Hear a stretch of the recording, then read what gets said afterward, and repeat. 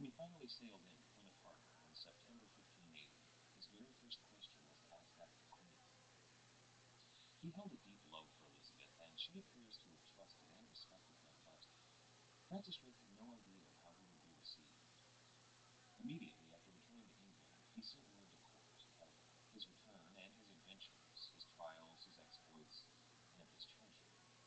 Now, King Philip II of Spain and the Spanish ambassador in England, they demanded the return of all Spanish property stolen by Francis Drake. They had before them a restitution that had been drawn up for their eyes, and they argued bitterly over whether or not to sign it and appease the King of Spain. Now, some of these privy councillors argued that the treasure should be locked up in the Tower of London, perhaps along with Francis Drake, to await return for King Philip. Others, including Lords Leicester, Walsingham, and Hatton, well, they refused Welcome, to how are sign you? the surrender. They were, after all, financial backers of Drake's voyage, and they stood to lose a fortune if the treasure were found. Now, all this bickering was really ultimately pointless. These men were powerful and influential, but Elizabeth was queen. She sent personally a missive to Francis Drake, summoning him to court, asking that he please bring a sample of the treasure from his adventure. For 6 hours, the two met in a private council. Drake certainly reported about the trial and summary execution of the lord and commander on his voyage. He would have told her of his exploits in the Pacific, and not to be discounted his many How you important doing? geographic discoveries, his conquest of Nova Albion and his Welcome. exploration of the potential western edge of the Northwest Passage. However, perhaps most notable and glaring were the trade deals that Drake had struck between the English and the Molucca Islands. These ensured future profit and goods Why? from the East Indies. Whatever. This future income, not to mention the windfall of Spanish gold and silver, must have been a bounty. Witticism, folks. I imagine she told Drake this as she described It's the unprecedented dire witticism. situation. She would have told him of the Cold War in the Netherlands that was threatening ever to break out into a firefight. She would have told him, certainly, about the death of the King of France and the raising of the new king, Henry III, which didn't bode well for England, seeing as how Henry III was so closely tied to Mary Queen's status. In addition to that, there were several plots on Elizabeth's life personally, as well as many Scottish plots to see her executed or overthrown. Beyond that, Ireland was a constant problem. The Spanish, French, and all the Catholic forces of Europe continued to use Ireland as a thorn in Elizabeth's side. Wilmington Rebellion, though, there was a plot where not only were the local Irish Catholic lords rising up, they were funded and sometimes bolstered by soldiers from all around the Catholic European nations. Francis Drake had been gone for years, and his absence had been felt severely in England. All men with older names and greater titles were lords of the Admiralty. It was to Francis Drake that Elizabeth turned again and again in her war with the Spanish, and after she had given him his rewards, she would send him back out and reavenge him. This is episode number 13. The world is not alone. On April 1st, 1581, the Golden Hind, Francis Drake's ship, traveled to Deptford for the Queen and all of London to see the ship that had traveled around the globe. The quay was filled with hundreds of onlookers, hoping to catch a glimpse of the captain that they all adored. Drake was not just a captain and not just a soldier, but he was really a celebrity in England. He was a man who was not unlike the common people, and he had been able to tell Philip exactly what he could do with his empire, with his pope, and with his ships.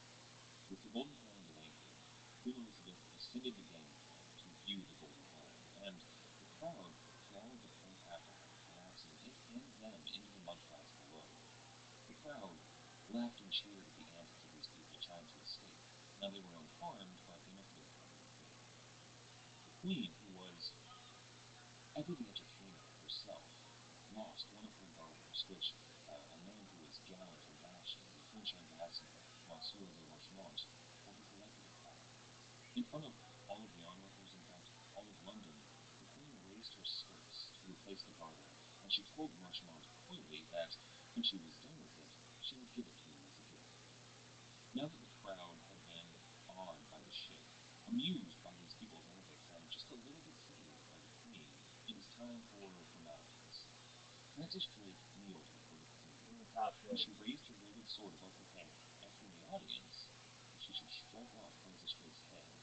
crowd, of course, bellowed a resounding no. The queen bowed her head again, passed her sword to Monsieur Marchemont, and asked him to perform the ceremony of knighthood on Francis Drake.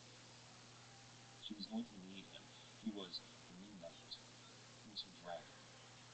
The threat to England that was posed by Spain really could not be understated. All of the things that she had told Francis Drake, be it the situation in the Netherlands, the rebellions in Scotland, the open rebellion in Ireland, or the many plots against Elizabeth's life, they were all backed by the Spanish. Be it financially, or with spies, or even with soldiers, the Spanish were behind everything. Spain was growing ever more powerful, too. While Francis Drake had been on his voyage in the year 1578, there was a battle on the shore of Morocco called the Battle of the Three Kings. There, King Sebastian of Portugal was killed. His elderly uncle, a deaf and blind old man named Cardinal Enrico, was raised to the throne. Now, it's arguable that he didn't have the best claim. In fact, both Catherine de' Medici and Philip II had more legitimate and better claims than him. However, Philip bided his time. He didn't want to be seen overthrowing an old man. And when the cardinal inevitably eventually died, Philip ordered the Iron Duke, the Duke of Alva, into Portugal. Now, most of the rural country in Portugal fell almost immediately, but Lisbon held out for their king, a man who was the bastard nephew of Cardinal Enrico, a man named Don Antonio. Now, Antonio was not a legitimate claimant to the throne. However, really, Portugal had nobody else to put forward. The throne was likely to go to either a French woman or the Spanish king himself, and that was something the Portuguese just couldn't stomach, seeing a foreign monarch sitting on their throne, so they supported this man, Don Antonio, fiercely. In Lisbon, the fighting was urban fighting. Soldiers with spears, arrows, and swords in the streets going home to home, killing anybody who stood against them. It was bloody, and it was violent, and it was terrible, but finally, the forces supporting Don Antonio were defeated. And on September 12th, 1580, Philip II was named King of Portugal.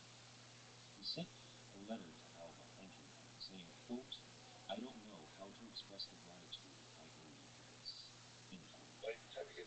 Spain had been up until now the richest and the largest empire in the world. With the Empire of Portugal added, with her possessions in Brazil, parts of Africa, and the greatest European holdings in Asia, Spain was now a truly global empire, the largest that the world had ever seen. After taking Lisbon, Philip found 12 very pleasing surprises. He found 12 brand new galleons ready to sail. The Portuguese galleon was really the greatest warship in the world, and these 12 had more guns, more men, and more sail than any other ships in Europe. With these, Philip could really crush the sea beggars. He could cripple this new English navy and, hopefully, reclaim the Mediterranean from the Turks. In land, in wealth, and now in naval power, they eclipsed England, France, and the Holy Roman Empire combined. They were now the world's only superpower. In Philip's eyes, were trained directly on English shoulders. Now, he wanted to avoid open war with Elizabeth, but he supported every Catholic plot against her and her nation. But despite their superiority, Philip was quickly going to be rivaled in naval power by the English. The Portuguese, who had become sort of allies with the English, had shared their design of the galleon with Elizabeth. John Hawkins, who was now the treasurer of the Navy, had been tasked with building England's fleet now. He went to work constructing these Elizabethan ships, this version of the Portuguese galleon. Now, their first ship completed bore a name that would become forever a defining trait of the Royal Navy. They called that first galleon Dreadnought. By the time Francis Drake was back in England, they completed several other ships, including the Revenge, the Scout, and work was progressing on even more English galleons. It's worth taking a second to look at exactly what a galleon is and why it is such a vast improvement on former English vessels like the Caravel, or even those ships like the Jesus of Lubbock, which had really massive fore and aft passes. If you picture those old-time medieval ships that have massive constructs on the back of them that look so imposing on the waves, well, that was what the old ships were like, and while they looked so domineering, they were really ungainly on the sea. These galleons, they had a smaller fore and aft pass, and they had a much longer keel relative to their width, which really made them extremely swift and very maneuverable. So in addition to the stability by shortening the fore and aft They had been given a much longer keel, which really let them cut through the water, and almost more importantly, these warships would give them a whole lot more room for guns. While the Portuguese and the Spanish and the English and perhaps the French were all now building these galleons, it was really in those guns where the English excelled. For years, perhaps decades in Europe, it had been agreed by every navy that the only proper material to build a cannon out of was bronze. Bronze guns were far superior to their precursors, the iron guns, in both their weight, their durability, and the lack of inability to explode on deck and kill all of the men on board. They were able to take the concussions from these explosions much better. Now, bronze guns were extremely expensive, though, and they were difficult to produce. The Spanish and the Portuguese relied almost exclusively on the German foundries making these bronze guns. The English, unfortunately, were unable to buy any more of these bronze guns. Due to the war in the Netherlands, they had had their trade cut off primarily with the continent, so they had to do something radical and produce their own guns. So John Hawkins turned to an old source. All the way back in the reign of Henry VIII, the king had turned to the foundries in Sussex in England and told them to start working on producing new guns, not made of bronze, but made of cast iron. Now this was agreed by all the navies to be inferior. However, he told them to develop a gun that could take these concussions and was less likely to break and also extremely maneuverable on board a ship. When John Hawkins turned to them, he found that while their guns were still inferior to the bronze guns, they were able to produce them much more safely than they had before, and much more quickly and cheaply than anybody who produced bronze guns in Europe. These guns were lighter than their forebears, more maneuverable, and most importantly, capable of rolling from one side of the ship to the other. They were now built along extremely strict plans that were much more stable and less prone to destruction. These cast iron guns were all identical. All of the galleons they were building were also made by very specific plans that matched these new iron cannon. So you could fit so many of these guns on board that really they looked like monsters glistening with bronze. These new English galleons had more firepower than any other ships in Europe, all due to these improvements on their iron cannon. So the Queen and John Hawkins now had all of these brand new ships with brand new guns, and the question remained, though, what exactly to do with this new and powerful navy. The ships that were owned by Drake and the Hawkins family and the Winter family continued their activities in and around Europe, fighting in primarily the North Sea and the Channel, and in the West Indies. They would take prizes, they would take plunder, they would sack ships, and they would raid villages. But these were really nothing more than precursors to Spain's all-encompassing empire. They needed a true plan to showcase their naval might and to deal a real blow to King Philip of Spain, something that would make him stand up and take notice. This new navy was a big deal, and whatever their plan was going to be was discussed all around the world.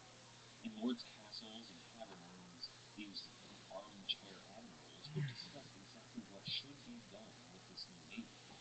But the men who were really in charge then, men like William Winter, John Hawkins, and Francis Drake, well, they came up with many plans, and some of these plans they even planned out meticulously, down to where they would get all of their materials from. However, again and again, these plans were vetoed by sometimes the Privy Council, but more frequently by Elizabeth. The new navy was expensive, and she didn't want to see it wasted in some reckless naval action. She needed proof to be convinced that whatever their plan was, it would go without a hitch. The first and most audacious of these plans, to at least be seriously considered by the Privy Council and Elizabeth, was brought to the council by Sir Francis Drake. Now, Drake had befriended and made an ally of Don Antonio de Clare, the dethroned and exiled king of Portugal.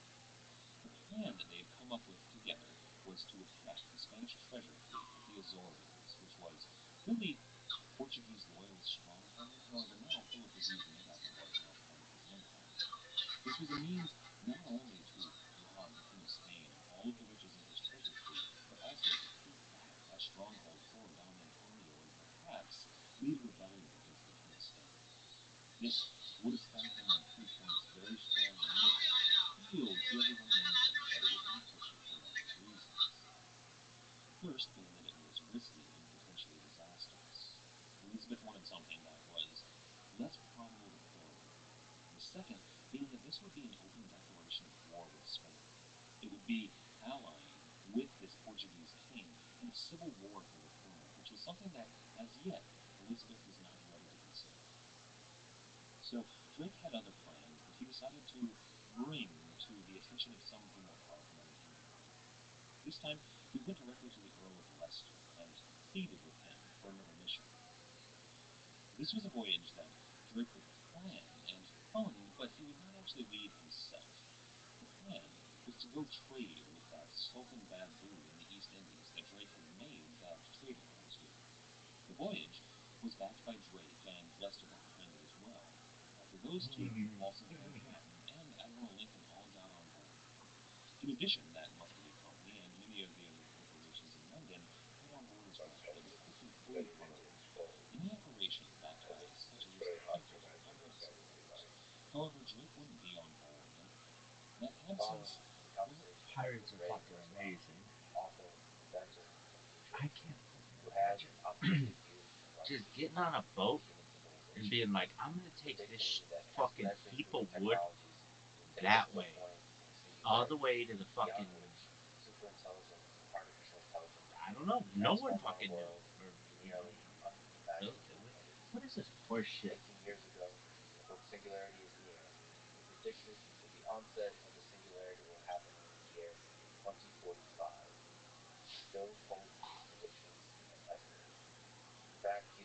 I think that's a good estimate.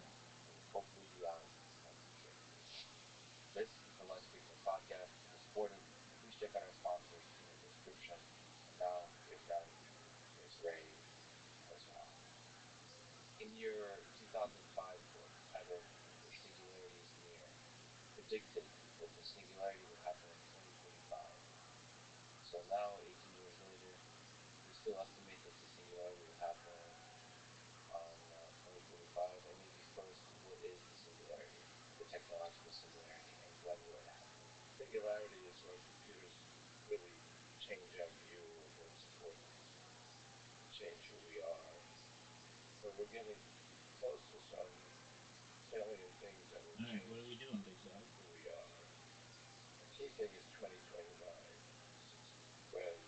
This is so I have no idea, brother.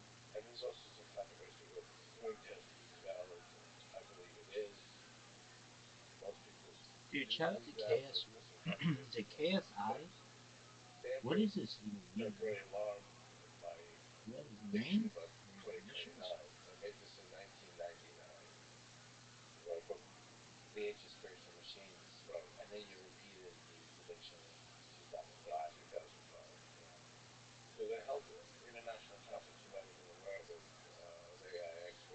Knowledge, strength, and integrity. That's stupid as fuck. Oh, he's Nigerian. That's tight.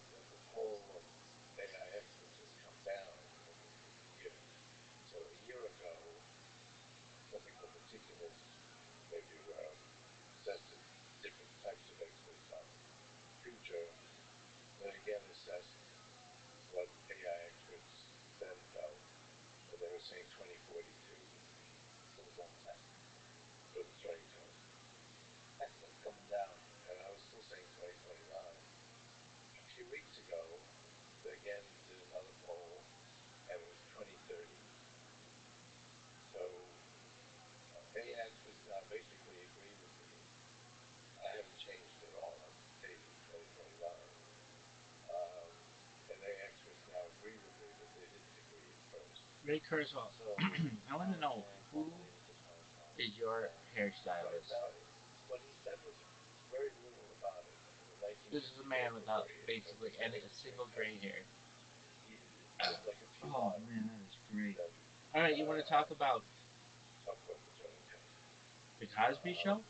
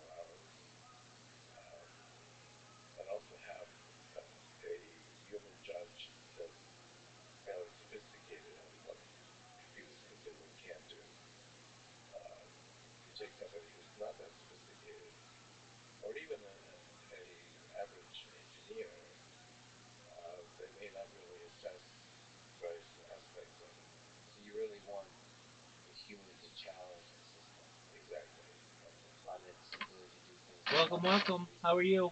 Rabbi, can you hear me? Oh, Rabbi! How you living, pimp? How are you? Kicking ass, taking names. I'm pretty good. I'm pretty good. How are you? Excellent. How'd you hear about me, my friend? You don't remember me, huh? You don't remember me? Wow. I meet a lot of people, my friend. Wow. Remind me. No. No, you don't. No. You don't meet any people. No one's in here except me. All right. Well, what other people are you talking to? Right now, I'm live in 13 different Discords and 11. Okay, but how many viewers do you have? Like 165 right now. You got any proof? Yeah, go to my YouTubes. I'm live on 11 different YouTubes. I'm live on Rumble. If I go to your YouTube and there is 0 viewers, I'm gonna get a little pissed, okay? I'm gonna get a little pissed. Well, you'll probably be pissed. You won't be looking at the right streams. I'm on Rumble. At least on some of these Asian ones. No one's on Rumble, boy. No, listen to me. No one's on Rumble. At least on some of these Asian platforms, they start with like 50. So I'm live on, if you include those, maybe 600 people, maybe 650 people. Okay. So we're just watching Ray Kurzweil on the Lex Friedman podcast. I hope you're having a good day. Wait. Brittany wants to talk to you. What up, Brittany? How you doing, girl?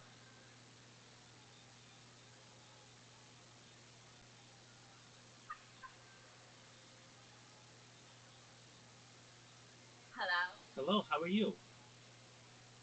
I'm good. How are you? I'm amazing. Am I talking to Rabbi? You are. You have the privilege. What's good in your neck of the woods, girl? Oh, well, just eating lots of food, drinking some booze. Excellent. Chilling out. How's it going? Kicking ass, taking names. Every day's a holiday, every meal's a feast. Do you know much about me?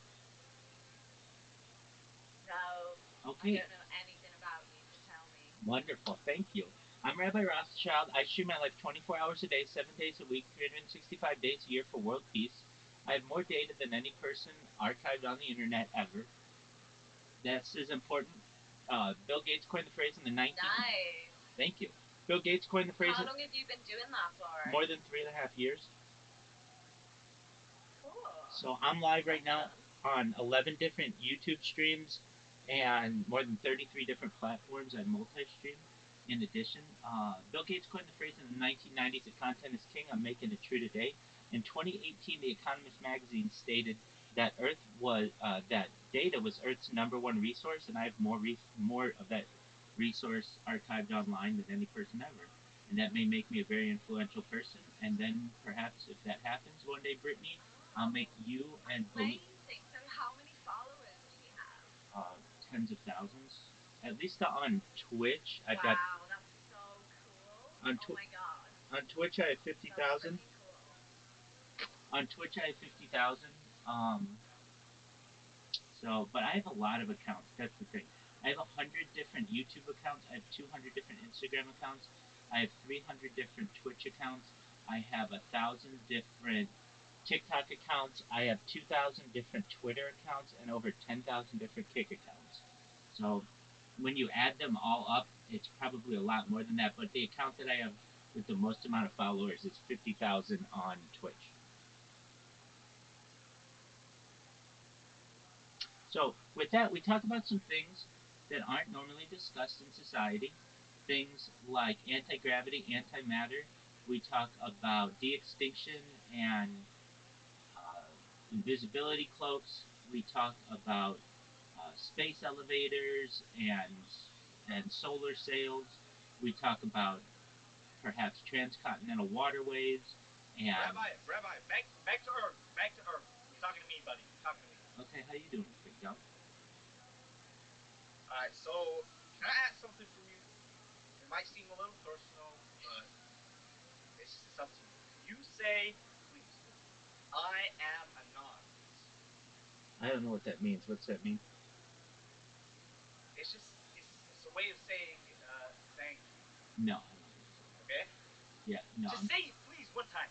No. One time, please. No, dog. Please. No, I'm not gonna do that. If I don't know what it means, I'm not gonna say it. Then search it up.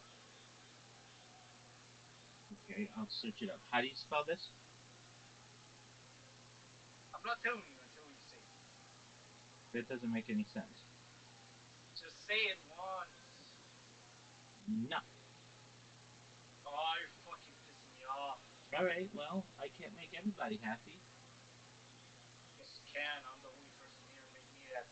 Fuck. Are you kidding? I was bonding with Brittany. Brittany?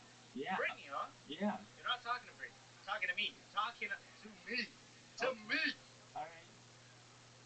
Well, I was talking to her about future technology. So, how long have you been Jewish for? My entire life. Actually? Or are you lying? Yeah, I don't like liars. That's cool. I can follow my bloodlines back to the Bible. My grandmother's grandmother. Get proof. Get proof, please. I Do have. an ancestors test right now. I don't need to. I've had people in my family do it, and I do have proof of that as well. Wait. You have people in your family. What? You could have been adopted. Okay. Might not just told you. That's fine. I mean, I could be an alien from another planet as well. I could be. You're not no goddamn alien, you fucking retard. Dude, listen to me. Hey, I don't have to put up with this.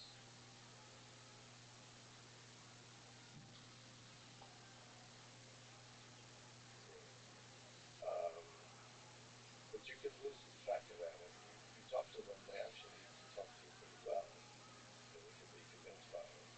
But it's somebody that would really convince you that it's a human, whatever that takes. Maybe it would take days, maybe weeks, but it would really convince you that it's human. Large language models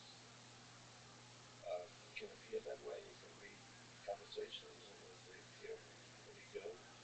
There are some problems with it. It doesn't do math very well.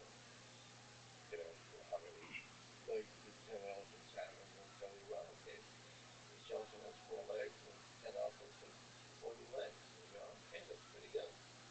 How many legs do 11 elephants have? And they'll tell you, they don't seem to understand the question. Do all humans understand that question? No. That's the key thing. I mean, how advanced a human do you want it to be?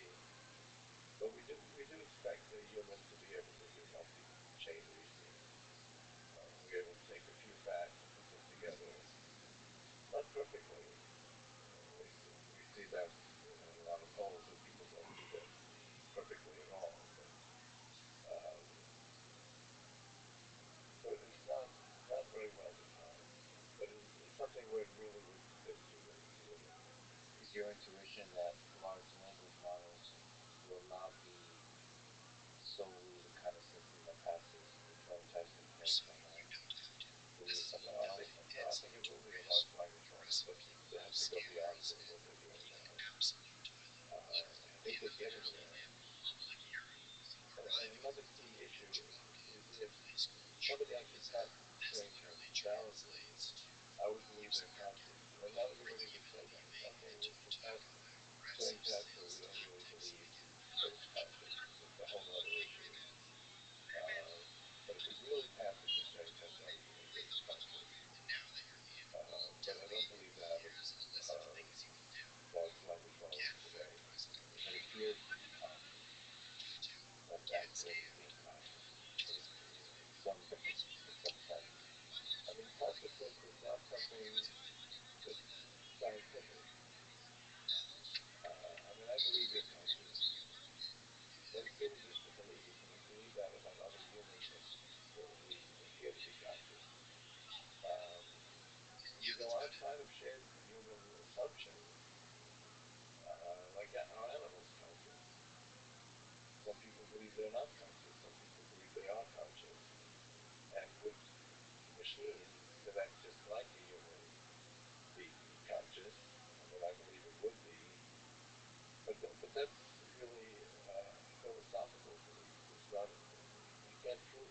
take an entity and prove that it's conscious, there's nothing that you can do that would indicate that. It's like saying a piece of art is beautiful. You can say it, multiple people can experience a piece of art as beautiful, but you can't prove it. But it's also an extremely important issue. I mean, imagine if you had something with nobody's conscious. The world may as well not exist. Um, and there's some people like, say, Marvin Minsky, um, said, well, consciousness is not logical, it's not scientific, and therefore we should dismiss it. And any talk about consciousness is just an obviously believed. But when he actually engaged with somebody who was conscious, he actually acted as if they were conscious. He didn't ignore that. He acted as if consciousness does matter. Exactly. Whereas he said it didn't matter.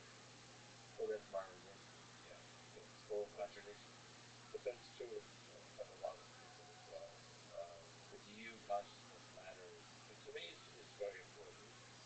But I would say it's not a scientific issue.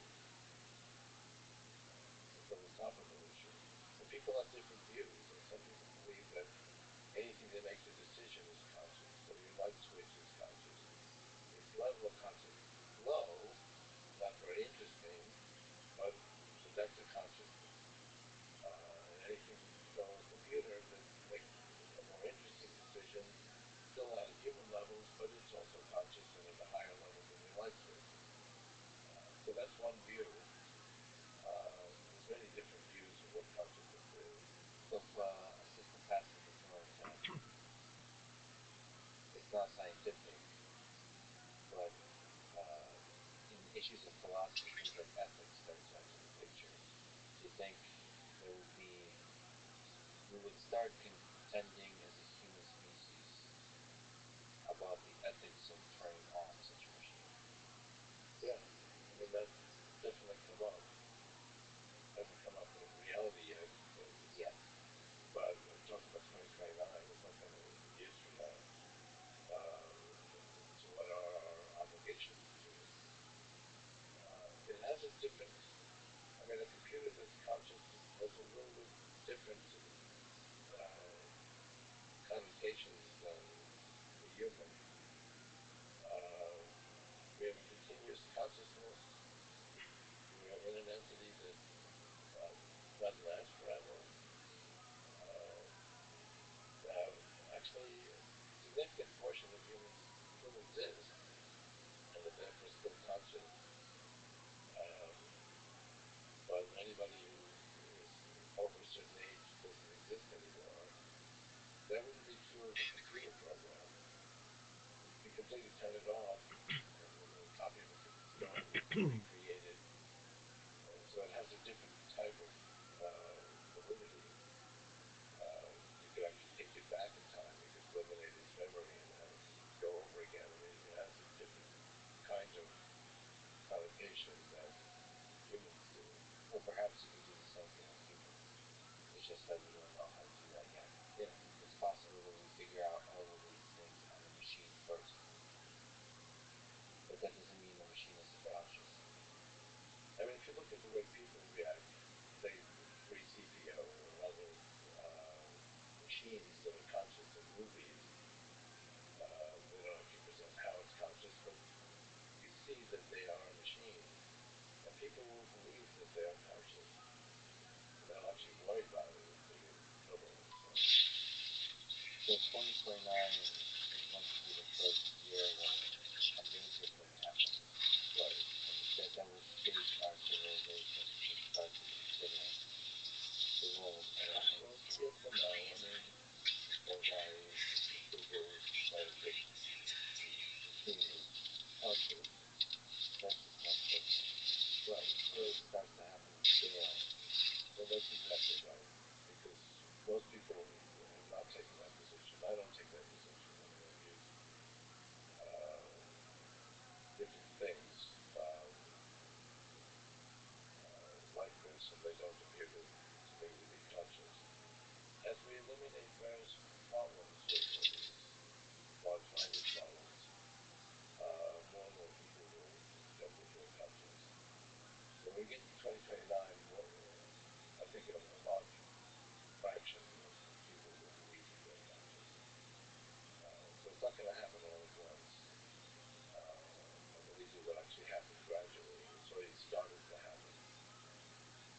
that takes us one step closer to the singularity. Another step then is in the 2030s when we can actually connect our neocortex, which is where we do our thinking, to computers. And I mean, just this actually gains a lot from being connected to computers that will amplify its abilities. I mean, if this did not have any connection, it would be pretty stupid. It could not answer any of your questions. If you're just listening to this, by the way, we're holding up the all-powerful smartphone. So we're going to do that directly from our brain. These are these already have amplified our intelligence. I'm already much smarter than I would otherwise be if I didn't have this. I remember when I first taught the age of intelligent machines, um, there was no way to get information from computers. I actually go to a library, find a book, find a page that had an information I wanted, and I go to the copier, and the most significant information tool was a roll of quarters where I could feed the copier. So we're already greatly advanced that we have these things. There's a few problems with it. First of all, I constantly put it down and I have to get it right. But I've actually never lost it. But you have to find it and then turn it on. And there's a certain amount of steps. It would actually be quite useful if someone would just listen to your conversation and say, oh, that's, so-and-so actress, and tell you what you're talking about. So going from active to passive, where it just permeates your whole life. Yes, exactly. The way your brain does when you're awake. Your brain is always there. Right.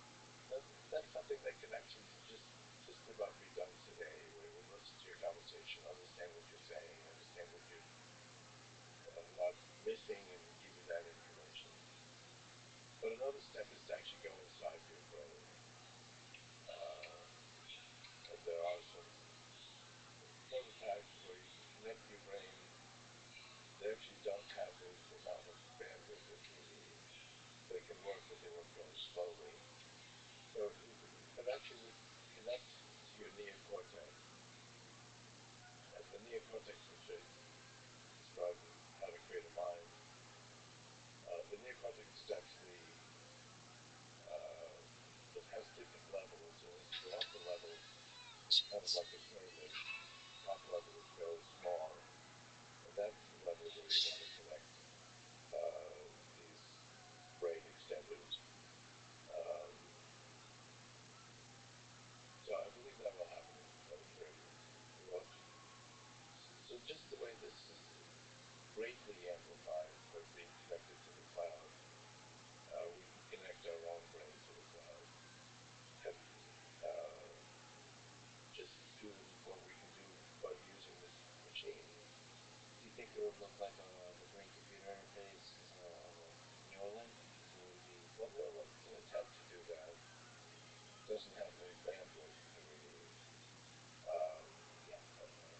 Right. But I think, I mean, they're going to get permission for this because there are a lot of people who absolutely need it because they can't communicate. And I know a couple of people like that who have ideas and they don't, they cannot move their muscles, so they can't communicate. So for them, this would be very valuable. But we can all use it. Basically, it would be turned into something that would be like we have the phone, but it would be in our minds and it would be kind of instantaneous.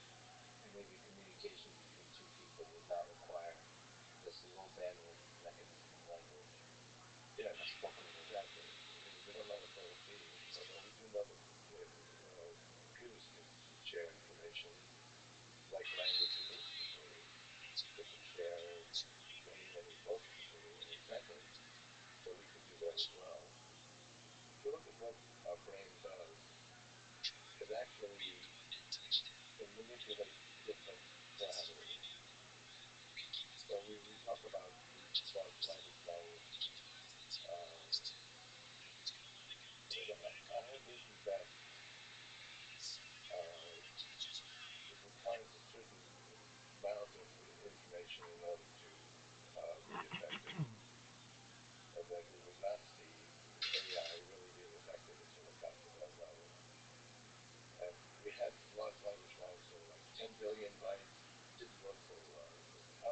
100 billion bytes, and now they work fairly well, and now we're going to a trillion bytes. Say Lambda has 100 billion bytes. What does that mean? Well, what if you had something that had one byte, one parameter? Maybe you want to tell whether or not something's an elephant or not. Let's say you put in something that will detect its trunk.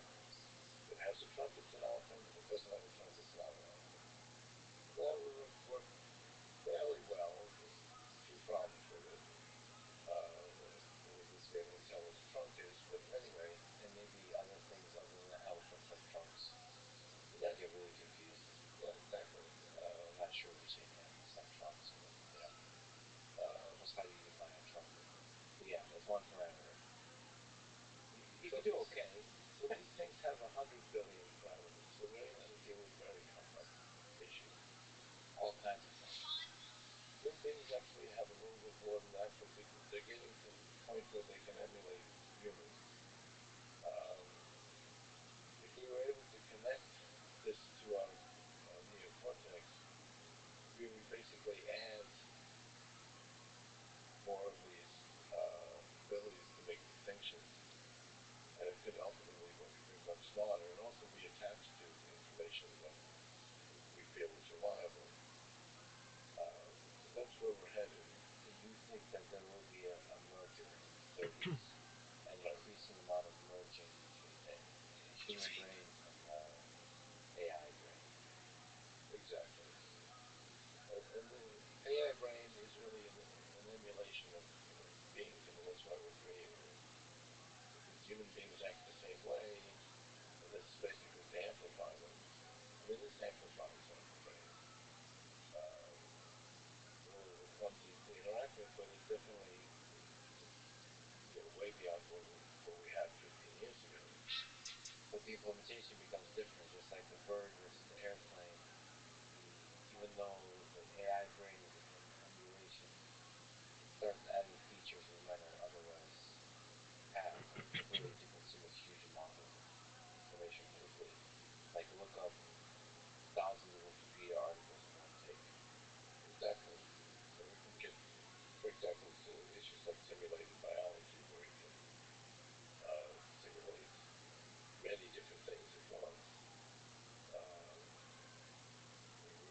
We already have one example of simulated biology, which is the Moderna vaccine. And that's going to be now the way in which we create medications. But they were able to simulate what each example of an mRNA would do to a human being, and they were able to simulate that quite reliably. And we actually simulated billions of different mRNA sequences.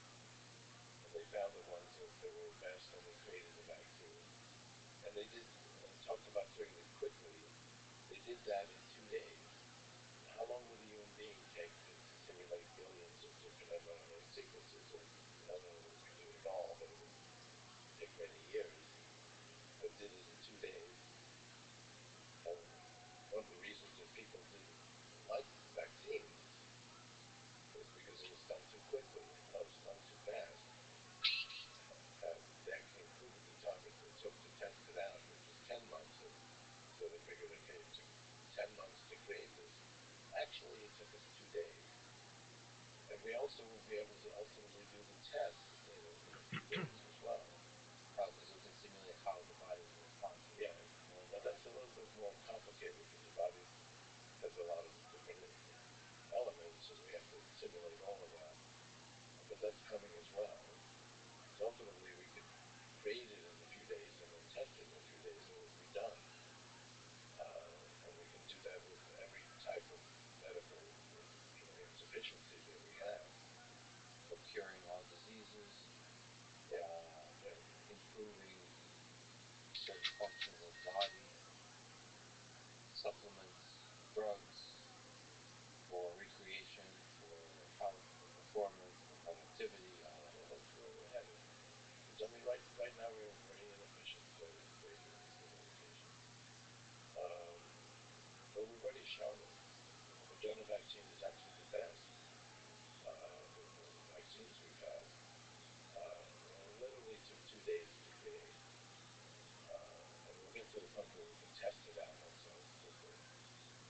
first by AlphaFold and this solution to the protein folding, which essentially is simulating, modeling this permanent building block of life in protein as the 3D shape.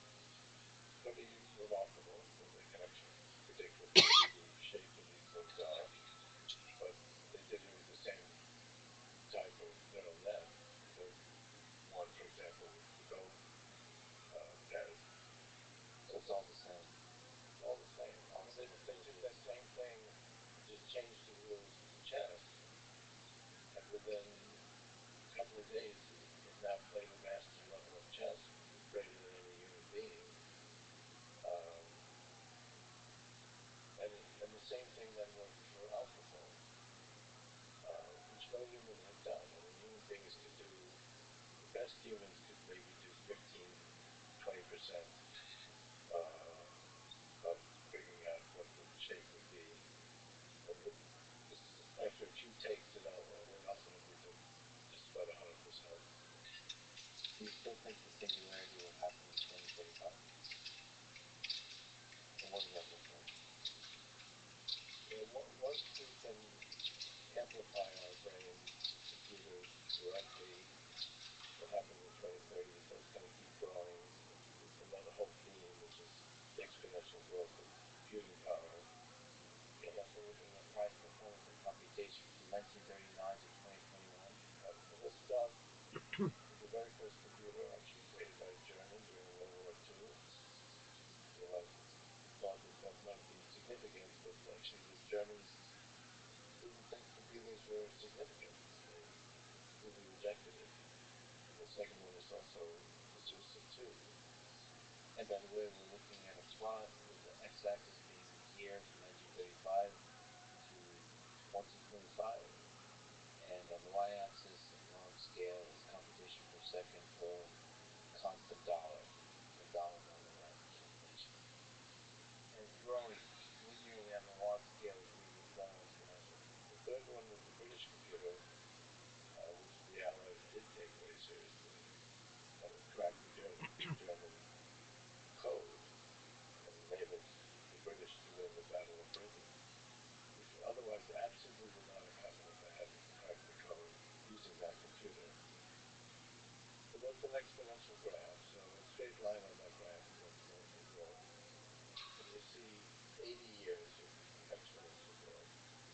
And I'd say about every 5 years, and this happened shortly before the pandemic, we've been saying, well, they call it Moore's Law, which is not incorrect, because that's not all Intel. In fact, it started decades before Intel was even created. It wasn't with transistors formed into a grid. It's not just transistor count or transistor size. Right. It started with relays, then went to vacuum tubes, then went to individual transistors, and then to integrated circuits. And integrated circuits actually starts like in the middle of this graph. And it has nothing to do with Intel. Intel actually was a key part of this, but a few years ago they stopped making the fastest chips. If you take the fastest chip of any technology in that year, you get this kind of graph. And it's definitely continuing for 80 years. You don't think Moore's Law broadly defined this graph?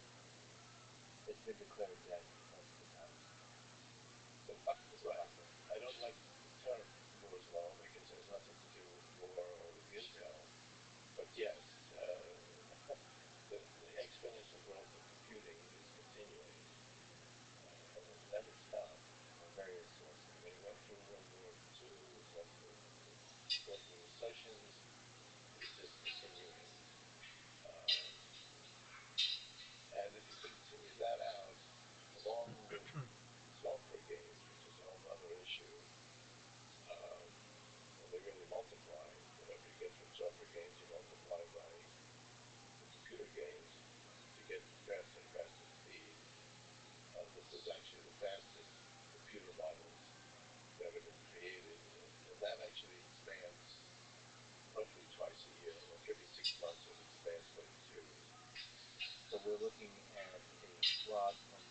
10, 2022.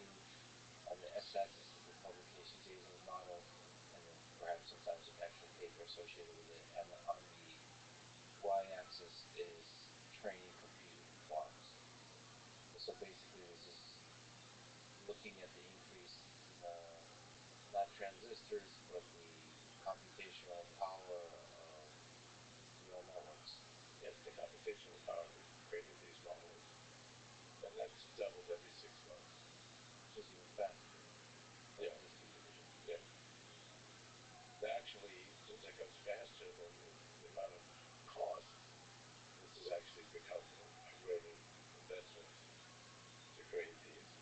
But at any rate, by the time we get to 2045, we'll be able to multiply our intelligence many millions fold. And it's very hard to imagine what that would be like. And that's the singularity where we can't even imagine.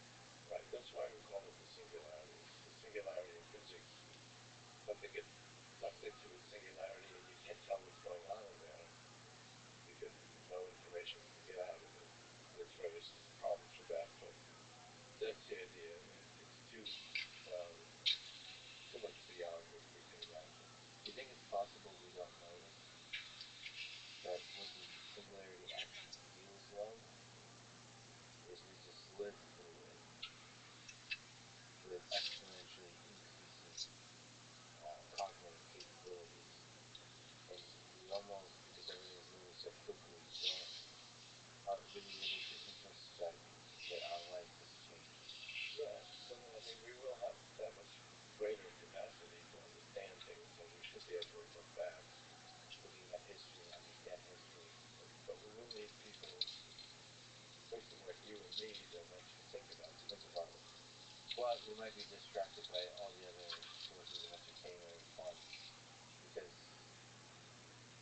the exponential power of intellect is growing. What else is it? It'll be a lot of fun. The amount of ways you can have, I mean, we already have a lot of fun with computer games and so on. They're really quite remarkable. What do you think about the digital world and the metaverse, virtual reality? Will that have a component in this, or will most of our advancement be physical? Well, that's a little bit like Second Life, although the Second Life actually didn't work very well because it didn't actually handle too many people. And I don't think the metaverse has come to being. I think there will be something like that. It won't necessarily be from just one company. There's going to be competitors. But yes, we're going to live increasingly online. And particularly if our brains are online. I mean, how can we not be online? Do you think it's possible that, given this merger with AI, most of our meaningful interactions will be in this virtual world? Most of our life, we fall in love, we make friends, we come up with ideas, we do collaborations, we have fun. I actually know somebody who's marrying somebody that they never met. I think they just met her briefly before the wedding, but she actually fell in love with this other person, never having met them. And I think I think the love is real. So That's a beautiful story, but do you think that story is one that might be experienced as opposed to by hundreds of thousands of people, but instead by hundreds of millions of people? I mean, it really gives you appreciation for these virtual ways of communicating. If anybody can do it, then it's really not such a big story. So I think more and more people will do that. But that's turning our back on our entire history of evolution. Well, the old days, we used to fall in love by holding hands, sitting by the fire, that kind of stuff. Actually, in 5 patents, somewhere you can hold hands, even if you're separated. Okay. So the touch, the sense, it's all just sensing. It's all just I mean, touch is, it's not just that you're touching someone or not. There's a whole way of doing it, and it's very subtle, but ultimately we can emulate all of that. Are you excited by that future? Do you worry about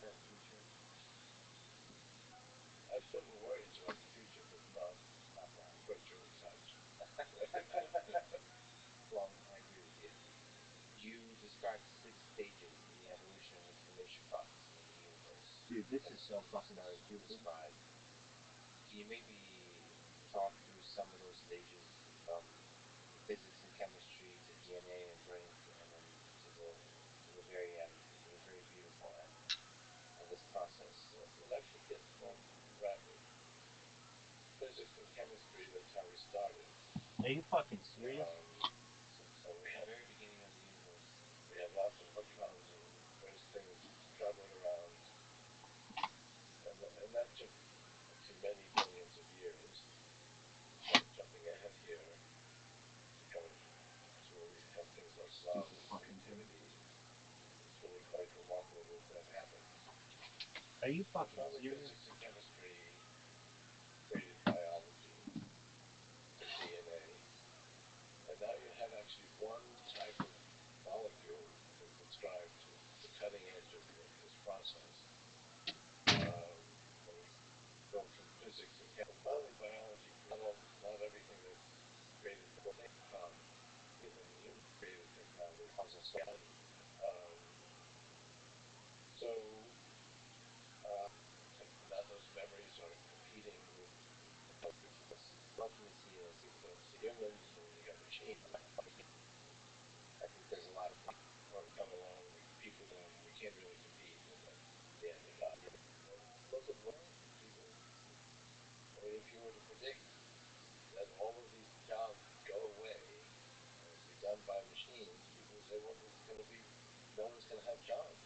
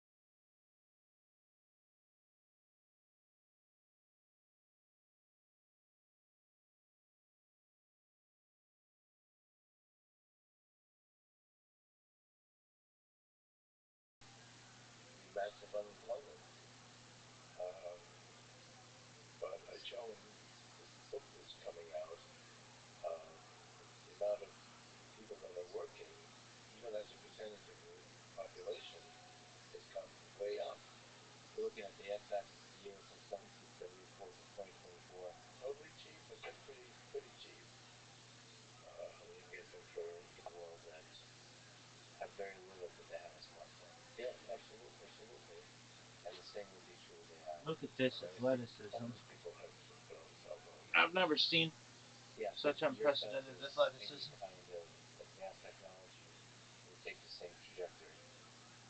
Right, and ultimately becomes cheap and will be affordable. I probably would not be the first person to put something in my brain to connect to computers, because I think it will have limitations. But once it's really perfected, at some point it'll be pretty inexpensive, I think, and pretty affordable. So, in which other ways does the online ebook has life getting better? Because I think, Well, I've got these charts there.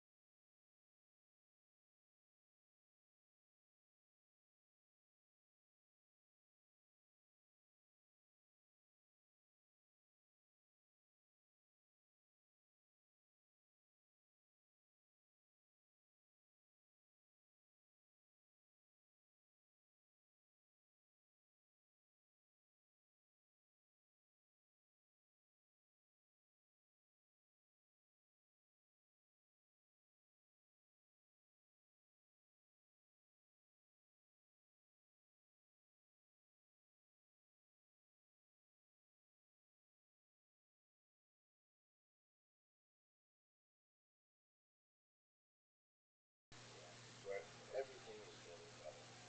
I think there's a kind of cynicism about even if you look at extreme poverty, for example, this is actually a poll taken on extreme poverty, and the people were asked, has poverty gotten better or worse? The options are, because we get into, see, these trends are the same for at birth, age 1, age 5, age 10, so it's not just the infant mortality. And I think we both were asked. What's up, big dog? How are you? Even spread of democracy. It's not Shabbat. Bring up some controversial issues. You're good. How are you? Well, that one is gone way up. That one is a bumpy road. How are you? Exactly. Somebody might represent democracy and go backwards, but we basically Tight. have no democracy. We're watching Creation of the United States. Ray Kurzweil on over 2 centuries ago. the Lex Friedman podcast. Enjoy, my man. Do you think superintelligence systems help?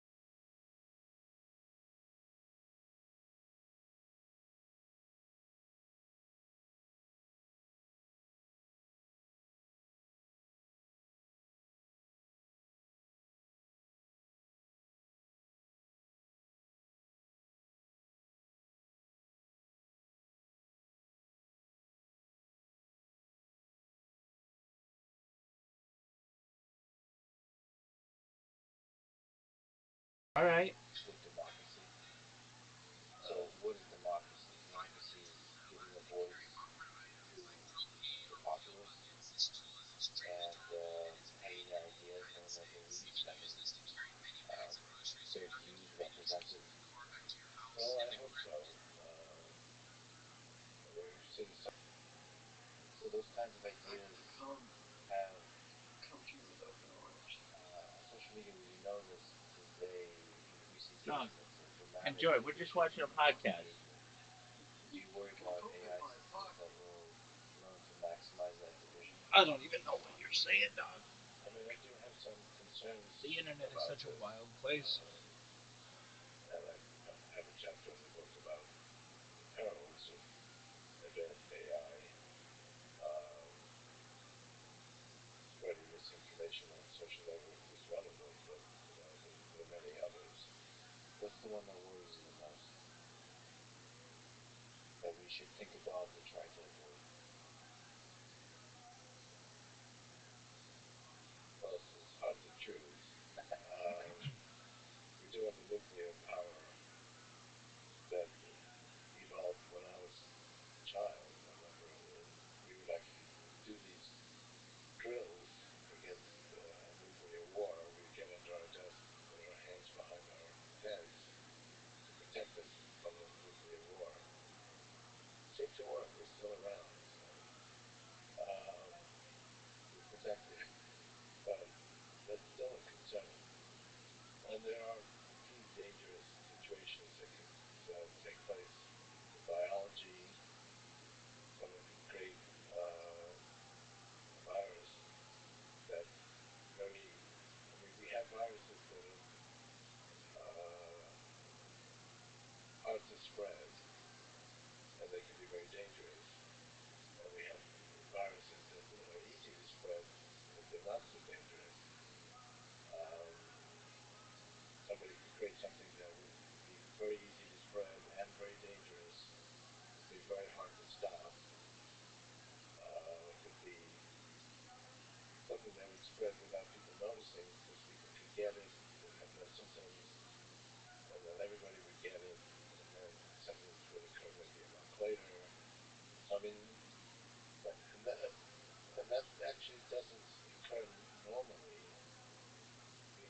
we were to have a problem with that, we wouldn't exist. The fact that humans exist means that we don't have viruses that can spread easily and kill us, because otherwise we wouldn't exist. Yeah, viruses don't want to do that. They want to spread and keep the host alive. Yeah. In some way. You can describe various dangers in biology, also nanotechnology, which we actually haven't experienced yet, but there are people who are creating nanotechnology that destroys atoms. Now you're excited by the possibilities of nanotechnology, nanobots, of being able to do things inside our body, inside our mind, that's going to help. What's exciting, what's terrifying about nanobots?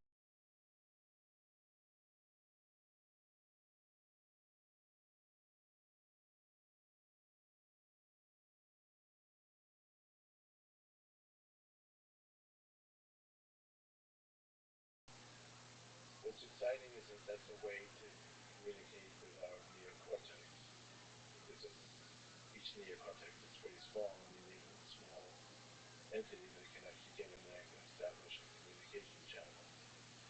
And that can really be necessary to connect our brains to AI within ourselves, because otherwise it would be hard for us to compete with it. In a high bandwidth way. Yeah, yeah. And that's key, actually, because a lot of the things like Neuralink are really not high bandwidth yet. But nanobots is the way you achieve high bandwidth. How much intelligence would those nanobots have? Yeah, they don't need a lot, just enough to basically establish communication channels to one nanobot. Primarily about communication. Yeah. Between external competing devices and our biological thinking machine. What worries you about nanobots? Is it similar to with the viruses? Well, I mean, it's the great glue challenge. If you have a nanobot that wanted to create any kind of entity and repeat itself and was able to operate in a natural environment, you could turn everything into that entity and basically destroy all biological life. So you mentioned nuclear weapons. Yeah. I'd love to hear your opinion about the 21st century and whether you think we might destroy ourselves. And maybe your opinion, if it has changed by looking at what's going on in Ukraine, that we could have a hot war with nuclear power involved, and the tensions building, and the seeming forgetting of how terrifying and destructive nuclear weapons are. Do you think humans might destroy ourselves in the 21st century? And if we do, how? And how do we avoid it? I don't think that's going to happen, despite the terrors of that war. It is a possibility, but I mean, I don't. It's unlikely in your mind. Yeah, even with the tensions we've had with this one nuclear power plant that's been taken over, it's very tense. But I don't actually see a lot of people worrying that that's going to happen. I think we'll avoid that. We had two nuclear bombs go off in 45, and now we're, I mean, 7 years later. Yeah, we don't think that we've never had another one go off in Iraq yet. People forget. People forget the lessons of history. Yeah, I mean, I am worried about it. I mean, it's definitely a challenge. But you believe that we will make it out, and ultimately super intelligent AI will help us make it out, as opposed to destroy us. I think so. But we do have to be mindful of these dangers. And there are other dangers besides nuclear weapons. So to get back to merging with AI, will we be able to upload our minds in a computer?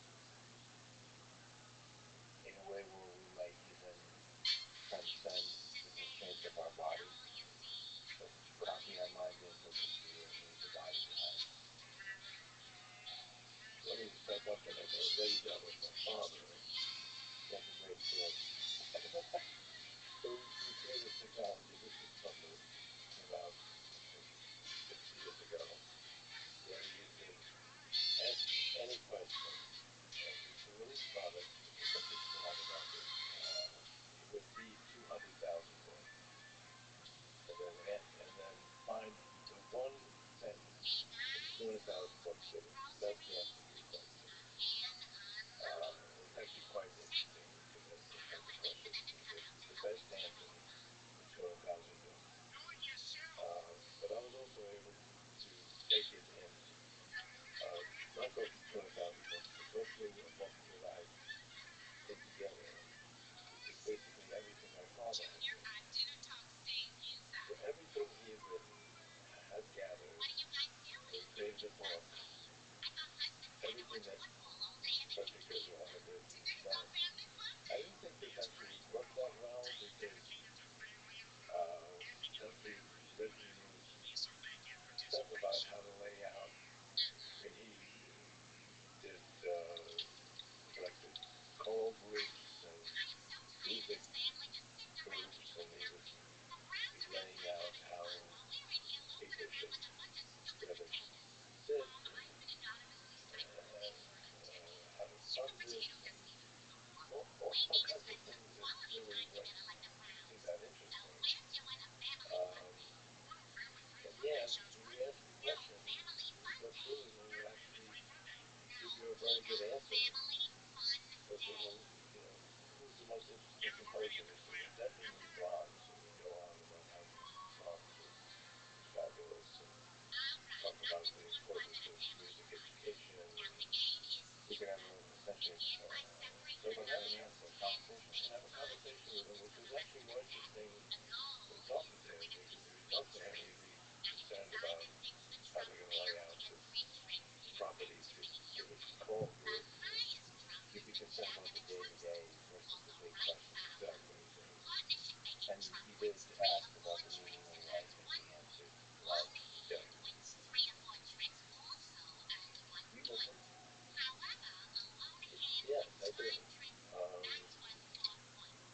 get used to missing somebody after 52 years. And I didn't really have intelligent conversations with him until later in life. The last few years he was sick. It meant he was home a lot, and I was able to talk to him about different things like music and other things. I miss him very much. What did you learn about life? What part of him interested you now? Devoted to music, and when he would create something to music, it put him in a different world. Otherwise, he was very shy. And if people got together, he tended not to interact with people just because of his shyness. But when he created music, he was like a different person. Do you have a music? Yeah. Kind of light that shines? I mean, I got involved in technology at like age 5. Can you fall in love with it the same way you did with me? Yeah. So I remember this actually happened with my grandmother. She had a manual typewriter, and she wrote a book, When Life Is Not Enough. It's actually a good title for a book I might write. But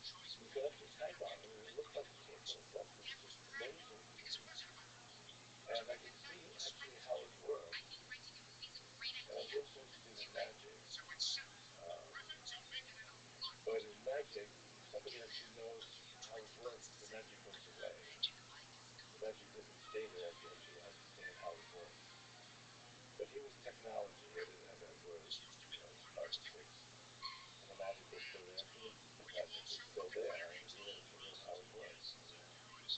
So I became totally interested in it. Went around collecting little pieces of mechanical objects, bicycles, broken radios, go through the neighborhood. This was in an era when you would allow 5 or 6-year-olds to roam through the neighborhood and do this. You don't do that anymore. And I didn't know how to put them together. I could just figure out how to put these things together and I could solve any problem. And I actually remember talking to these very old machine men and telling them if I could just figure this out, we could fly, we could do anything. And they said, well, you've got an imagination. And then when I was in 3rd grade, there was like 8, created like a virtual reality theater where people could come on stage and they could move their arms. And all of it was controlled through one control box. It was all done in mechanical technology. And it was a big hit in my 3rd grade class. And then I went on to do things in junior high school, science fairs, and high school science fairs. I remember working on science fair on stage. So, I became committed to technology when I was 5 or 6 years old. He's talked about how you use lucid dreaming to think, to come up with ideas and then turn them into abilities. Could you maybe talk through that? Maybe the process of how to, you've invented a lot of things. You came up and found some very interesting ideas. What advice would you give, or can you speak to the process of thinking, how to think, how to turn thinking? Well, sometimes I will think through a dream and try to interpret that, but I think the key issue that I would tell younger people is to put yourself in the condition that what you're trying to create already exists. And then you're explaining like how it works. Exactly. That's really interesting. To paint a world that you would like to exist, you think it exists, and reverse engineer that. You have to imagine you're giving a speech about how you created this. So you have to then work backwards to how you create it in order to make it work. That's brilliant. And that requires pure imagination to first think, thinking, to visualize that world. That's really interesting. And generally when I talk about things that sound intense, I would use present tense as if it already exists. Not just to give myself confidence, but everybody else who's working on it. You just have to kind of do all the steps to make it actual. How much of a good idea is about timing? How much is it about your genius versus something that your timing is on? Timing's very important. That's really why I got into futurism. I wasn't trying to be a futurist. That's the first time really my goal. Really to figure out when things are feasible. You see this now with large-scale models. The first large-scale models like GPT-3, it started 2 years ago. 4 years ago it wasn't feasible.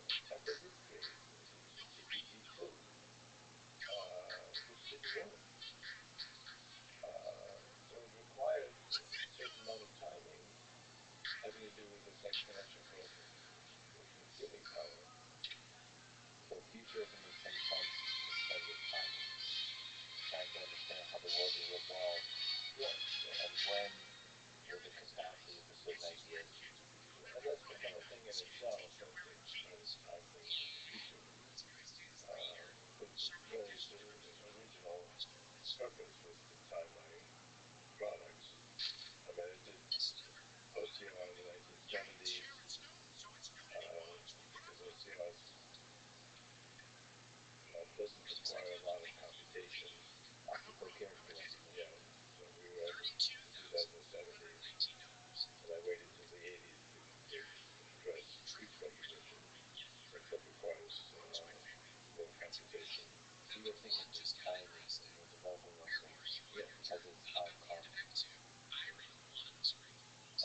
how you develop that brain power to start to think in the future, like when, how would the world look like 2035 and look backwards, how it gets there. But that has become a thing in itself because looking at what things will be like in the future reflects such dramatic changes in how humans will live. That was worth communicating also.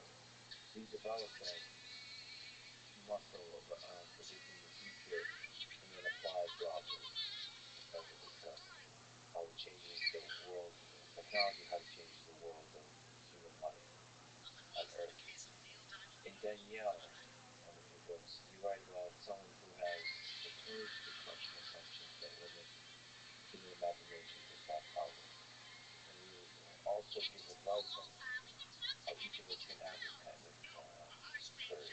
If you pick that quote, because I think that does symbolize what you say about courage.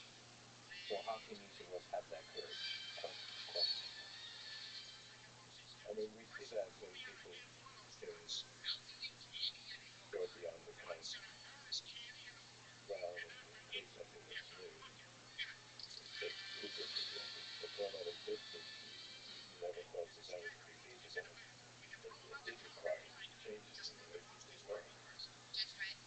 Is there practical advice that you give in the book about what each of us can do with Danielle? Well, she looks at the situation and tries to imagine how she can overcome various obstacles, and then she goes for it. She's a very good communicator, so she can communicate these ideas to other people.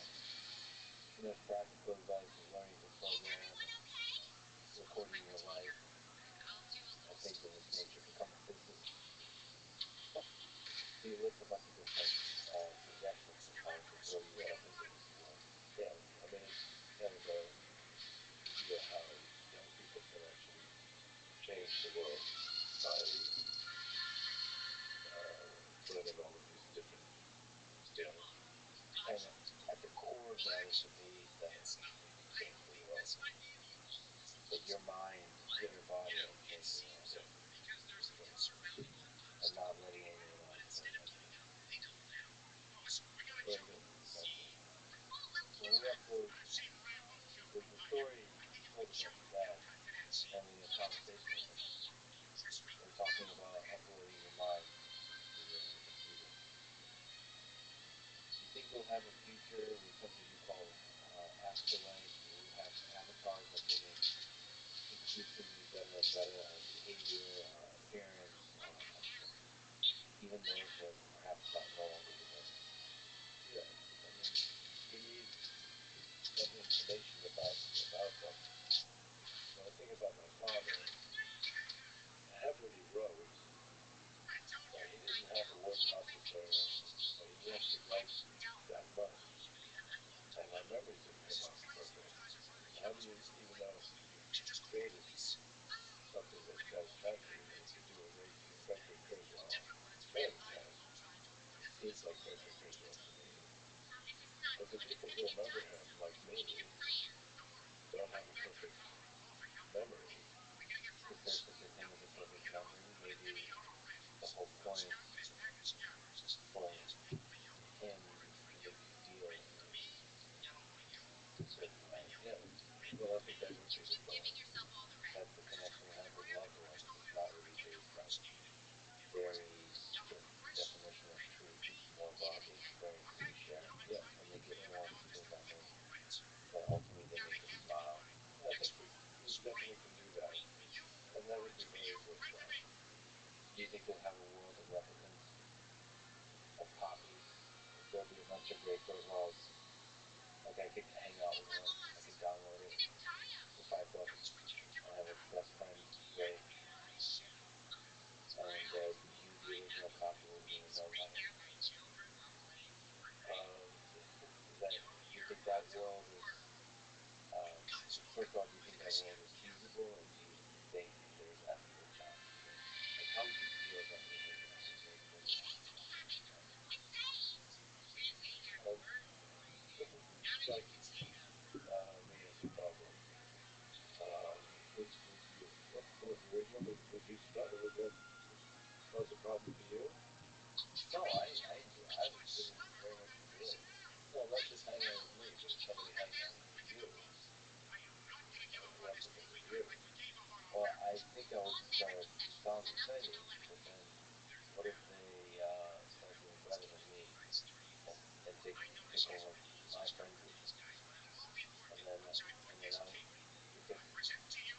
they may be an imperfect copy, but it may be more social, all this kind of thing. And then I become like the old version. It's not nearly as exciting. Maybe they're a copy of the best version of me. Have a good day, you know. But if you have representative me, that turned out to be successful, I feel proud of that person because it's based on me. But it is a kind of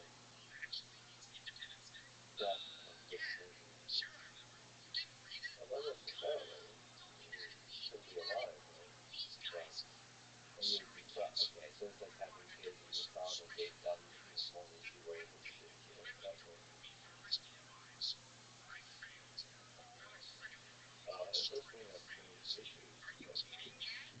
but it feels like an opportunity. But that replicant should probably have the same rights as you. But that gets into a whole issue because when a replicant declares, they're not necessarily going to have the rights. But if a replicant declares that somebody is already dead, they have all the obligations and the decisions that they have. They have all the agreements that they have. So I think you're going to have laws that say yes.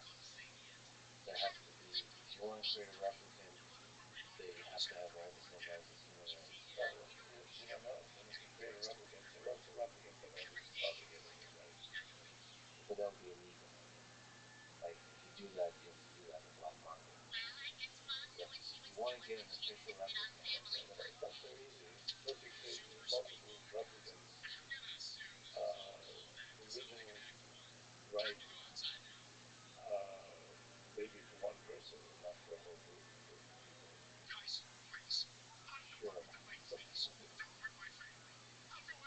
So there has to be an equal one. And the other ones kind of share the rights. Yeah, I just don't think that's very difficult to conceive most things. The idea Well, you create a replicant and have certain. I mean, I talk to people about this, including my wife, who would like to get back her father. And she doesn't worry about who has rights and what. She would have somebody that she can visit with that might give her some satisfaction. And she wouldn't care about everybody. What does your wife think about my story and your life? Oh, do we have that discussion? I wasn't finished that yet. I think ultimately that's an important question. Loved ones, how they feel about it. There's something about love. Well, that's the key thing, right? Like, if the loved one's invested in somebody, so the loved ones really are the key evidence of everybody, believe it or not. But there's also ethical rules. Kind of the idea, and you have to confront that idea with AI. But what's going to motivate it? I mean, I talk to people who really miss people who are gone, and they would love to get something back, even if it isn't perfect. And that's what's going to motivate them. And that person lives on something else. And the more data we have, the more we're able to reconstruct that person. And allow them to move on. And eventually, as we go forward, we're going to have more and more of this data because it's going to help none of us that are inside our neocortex are going to collect a lot of data. And anything that's data is always collected. There is something a little bit sad, which is becoming maybe hopeful, which is more and more common these days. When a person passes away, you have their Twitter account, and you have the last tweet they tweeted. And you can recreate them now with large language models and so on. You can create somebody that's just like them and can actually continue to communicate. I think that's really exciting because I think, in some sense, like if I were to die today, in some sense I would continue on if I continue tweeting. I tweet, therefore I am. I mean, that's one of the advantages of a lot of the methods that we use in communication with that person. You think you hope that humans will become more dependent. They talk about the phases, the 6 epochs, and one of them is reaching out into the stars. Yes, but the kind of attempts we're making now to go down to planetary objects doesn't excite me that much. It's something that is going to succeed in. It's not ambitious enough. Yeah, we're also putting out other human beings. It's a very inefficient way to build these other objects. What I'm really talking about in the sixth epoch, the universe wakes up. It's where we can spread our super intelligence throughout the universe. And that doesn't mean sending very soft, squishy creatures like humans. The universe wakes up. We send intelligent masses of nanobots which can then go out and colonize these other parts of the universe. You think there's intelligent alien civilizations out there that are powerful enough? My hunch is no.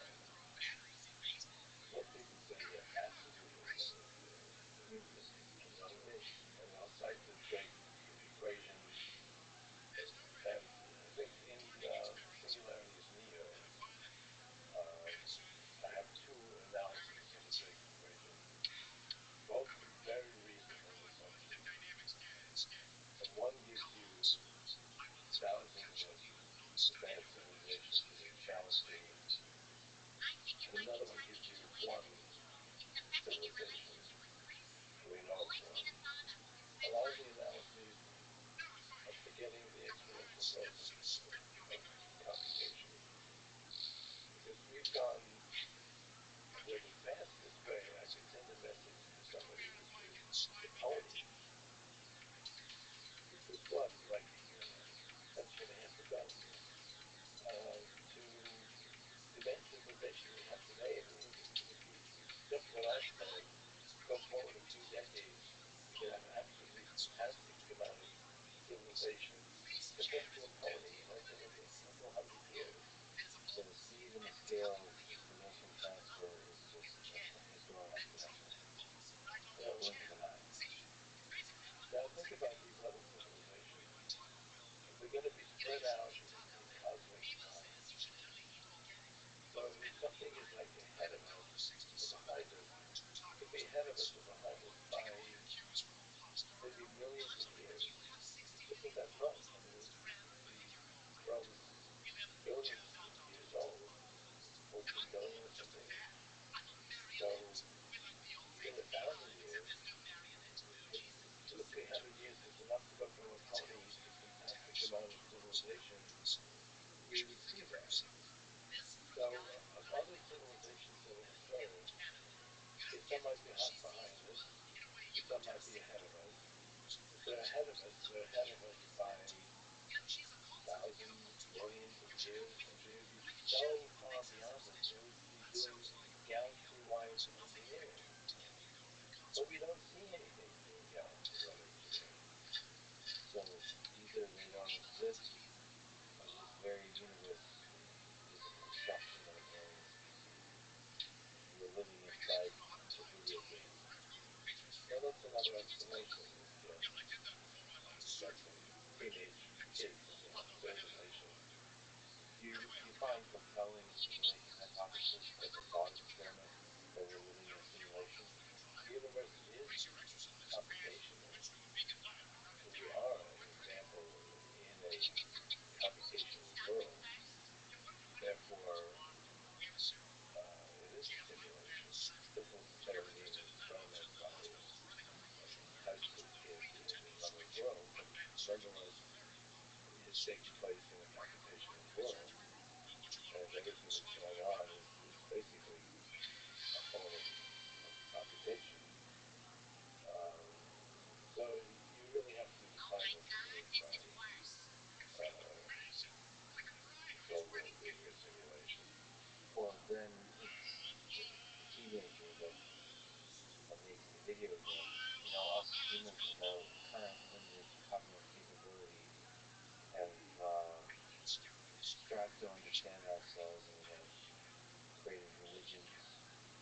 think of God, whatever that is,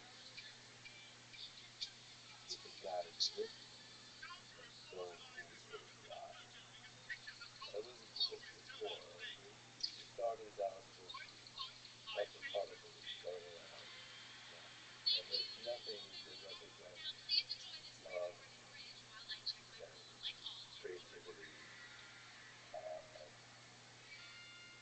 And somehow we've gotten to a world where love actually exists. But that has to do actually with consciousness, because you can't have love without consciousness. But to me, that's God. The fact that we have something where love, we can be devoted to someone else and really feel what is love. That's God. And if you look at the Old Testament, it was actually created by several different rabbinists who were there. But I think they forget about three of them. One of them dealt with God as a person that deals with and gets angry and exacts vengeance on those people. But two of them actually talk about God as a symbol of love and peace and harmony and so forth. That's how they describe God. But that's my view of God. God is a person in the sky that somebody deals with. It's whatever the magic that goes from basic elements to things like consciousness and harmony. Do you think one of the things I find extremely beautiful and powerful is cellular automata, which you also touch on? Do you think whatever the heck happens in cellular automata where interesting, complicated objects emerge, God is in there? The emergence of love in this seemingly Well, simple that's the goal situation. of creating replicants, to think they would love you and you would love them. There wouldn't be much point in doing it if that didn't happen. But all of it, I guess what I'm saying about cellular automata, it's primitive building blocks, and they somehow create beautiful things. Is there some deep truth to that about how our universe works? The emergence of simple rules, beautiful complex objects, is that the thing that made us? Yeah, So we went through all of the 6 phases of reality. that's a good way to look at it. It does make some point to the whole value of having a universe. Do you think about your own mortality? Are you afraid of it? Yes, but I keep going back to my idea of being able to expand human life quickly enough. And death and our getting there, longevity escape velocity. Um, we're not quite at yet, but I think we're actually pretty close, particularly with what's happening in today's biology.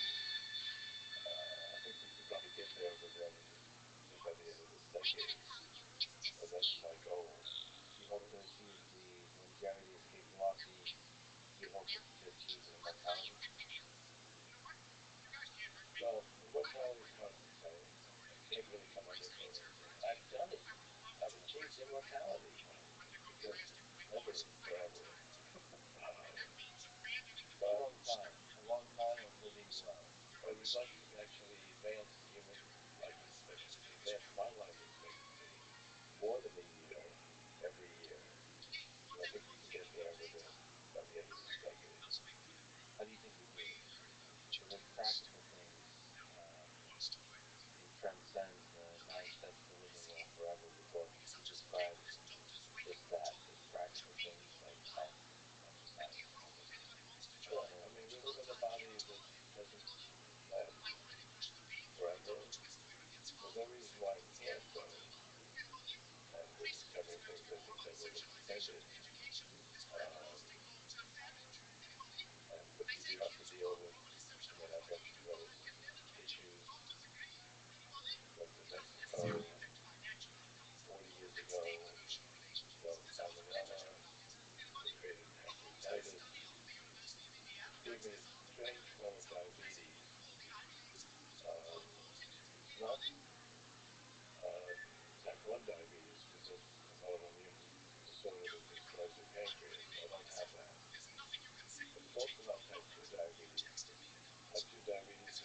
take time to start the research on it. I don't have that either. The pancreatitis I had partially damaged my pancreas, but it was a one-time thing, didn't continue, and I've learned now how to control it. But so that's just something that I have to do in order to continue to exist.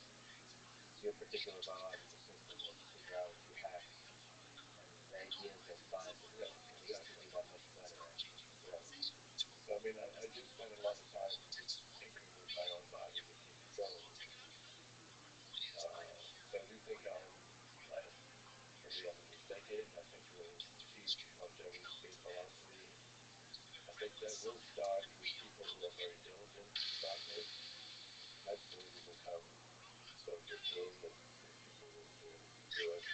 If you're talking about kids today, or even people in their 20s or 30s, it's really not a very serious problem. I've had some discussions with relatives who are almost 100, and we're working on it as quickly as possible, but I don't know if it's going to work. Is there a case, this is a difficult question, but is there a case to be made against living forever? That a finite life and mortality is a feature kind of thing? That living Well, a shorter, so dying makes ice cream taste delicious, makes life tempting to people, more than, the way to believe that way, except if you present the death of anybody they care about or love, they find that extremely depressing. And I know people who feel that way 20, 30, 40 years later, they still want them back. So, I mean, death is not something to celebrate. But you live in a world where people just accept it. Life is short. You see it all the time on TV. Yeah, life's short. We should take advantage of it. But nobody accepts the fact that you could actually go beyond normal lifetime. But anytime we talk about death or death of a person, even one death is terrible tragedy. If you have somebody that lives 100 years old, you're still lucky in return.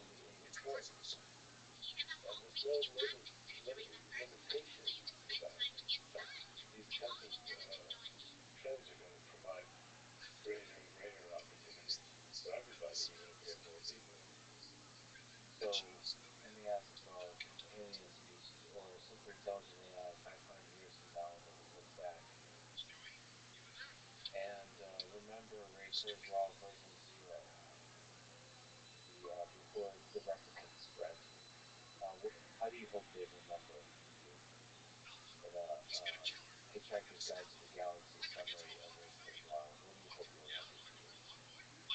Well, I mean, I do hope to be around for some version of you. So, Do you think you'll be the same person around? I mean, am I the same person I was when I was 20 or 10? You would be the same person in that same way, but yes, we're different. All you have of that, all you have of that person is your memories, which are probably distorted in some way. Maybe you just remember the good parts, depending on your psyche. You might focus on the bad parts. I focus on the good parts.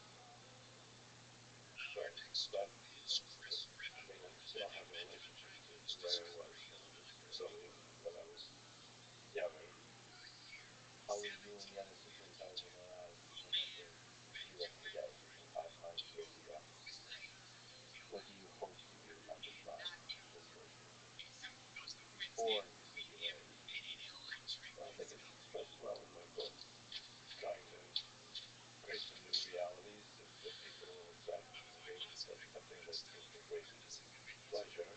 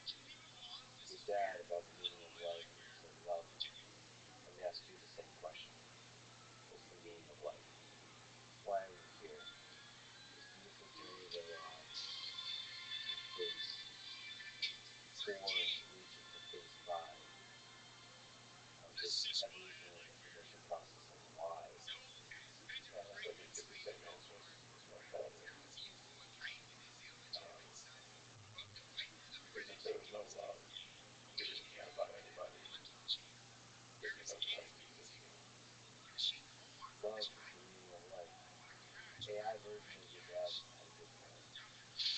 Well, I think that's a beautiful way to end it.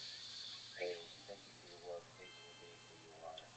Thank you for dreaming about a beautiful future and creating it along the way.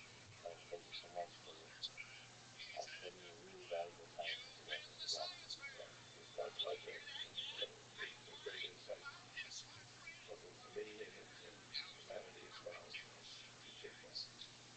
Thanks for listening to this conversation with Ray for his time. For this podcast, please check out our sponsors in the description. And now, let me leave you with some words from the heart of the Capricorn.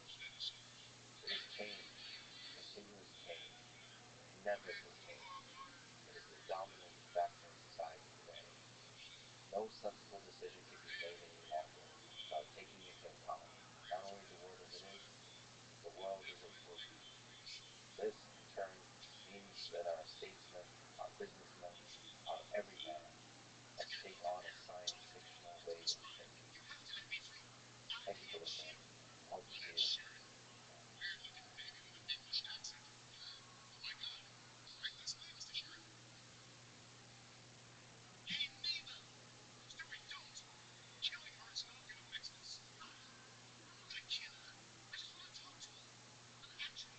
So not that I would want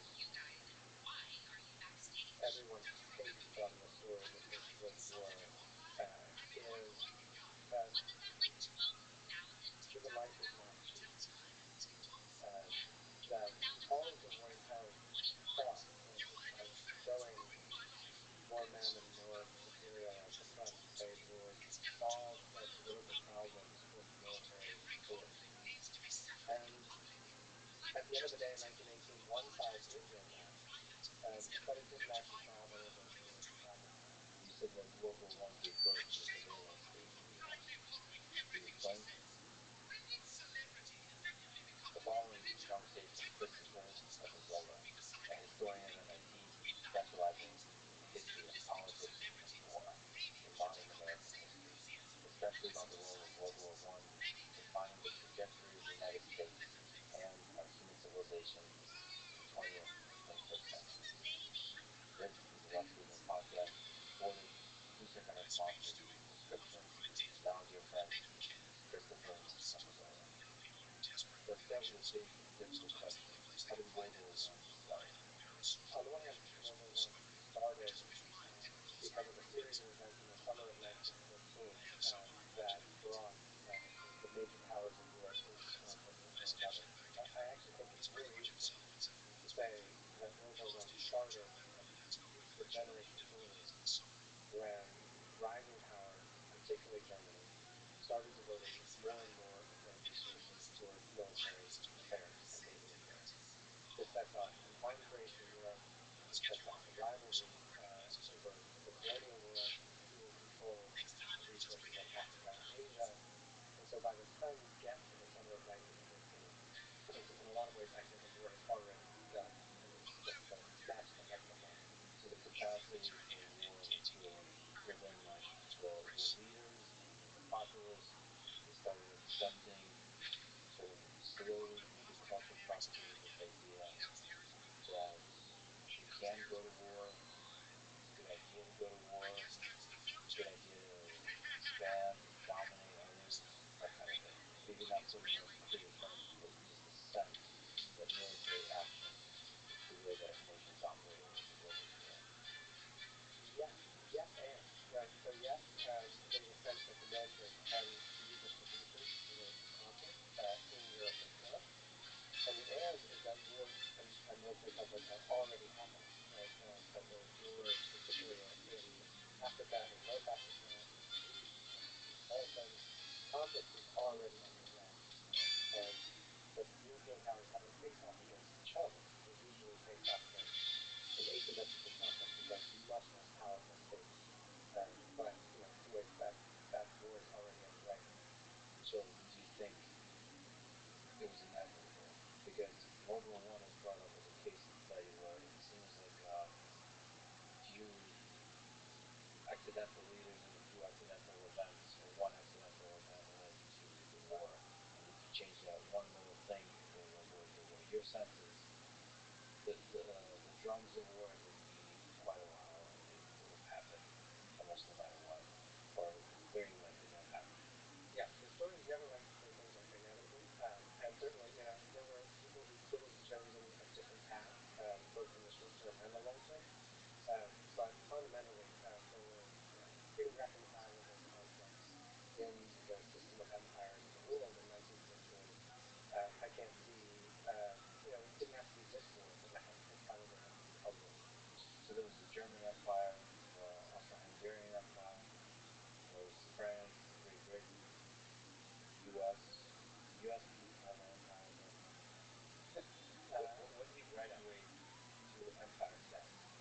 Well, certainly after 1898, with the acquisition of the former territories of the Spanish Empire, the United States has formal colonial possessions, and it has sort of mindsets of rule and military acquisition that would define empire in a kind of more general sense. So you would say you would put the blame or the responsibility of starting World War I into the hands of the German Empire, Kaiser Wilhelm II. That's a really tough call to make, and that defining that is what has kept historians in business for like 200 years. I think there are people who would lay all of the blame on the Germans, right? Would point toward a generation of arms buildup, alliances that Germany made, and promises that they made to their allies in the Balkans, to the Austro-Hungarians. And so, yeah, there's an awful lot of responsibility there. There has been a trend lately to say, no, this is no one's fault, right? That all of those early powers literally were sleepwalking into this war. Like they backed into it inadvertently. I think that lets everyone a little too brush-off, right? And so I think, in between is, I would put the blame on the system of empires itself, on the system. But in that system, the actor that sort of carries the most responsibility is definitely Imperial Germany. So the leader of the Austro-Hungarian Empire, Franz Joseph I, his nephew, Archduke von Ferdinand, he was assassinated. And so that didn't have the war. And then the leader of the German Empire, Kaiser Wilhelm II, pressured the started talking trash, and boiling the water that ultimately resulted in the explosion, plus all the other players. So what can you describe the dynamics of how that unfolded? What U.S. was the role of U.S., what's the role of France, what's the role of Great Britain, Germany, and Austro-Hungarian Empire? Yeah, over the course of about 4 weeks, right, following the assassination of the Archduke in Sarajevo, it sort of triggered a series of political conflicts and ultimately ultimatums, sort of demanding that one or other power sort of stand down in response to the demands of either Britain, France, or in turn Germany or Russia. At the same time that those alliances kind of trigger automatic responses from the other side. And so it escalates. And once that escalation is combined with this call-up of World War II, then none of those powers wants to be sort of the last one to kind of get ready for that. So even throughout it, they think they are getting ready in a defensive maneuver. And they think if there is conflict, well, it might be a skirmish, it might be a standoff, it could be solved with diplomacy later, but diplomacy fails now. And that turns out not to be the case. Diplomacy fails, it's not a skirmish, it becomes a massive war. And the Americans are watching all of this from the sidelines. They have very little influence over what happens next. How does it go from a skirmish between a few nations to a global war? Is there a place where there's a phase transition? Yeah, I think the phase transition is over the course of the fall of 1914. When the Germans make an initial sort of bold move into France. In many ways, they're fighting the last war, the Franco-Prussian War of 1870. And they really do sort of, kind of want to have a quick sort of lightning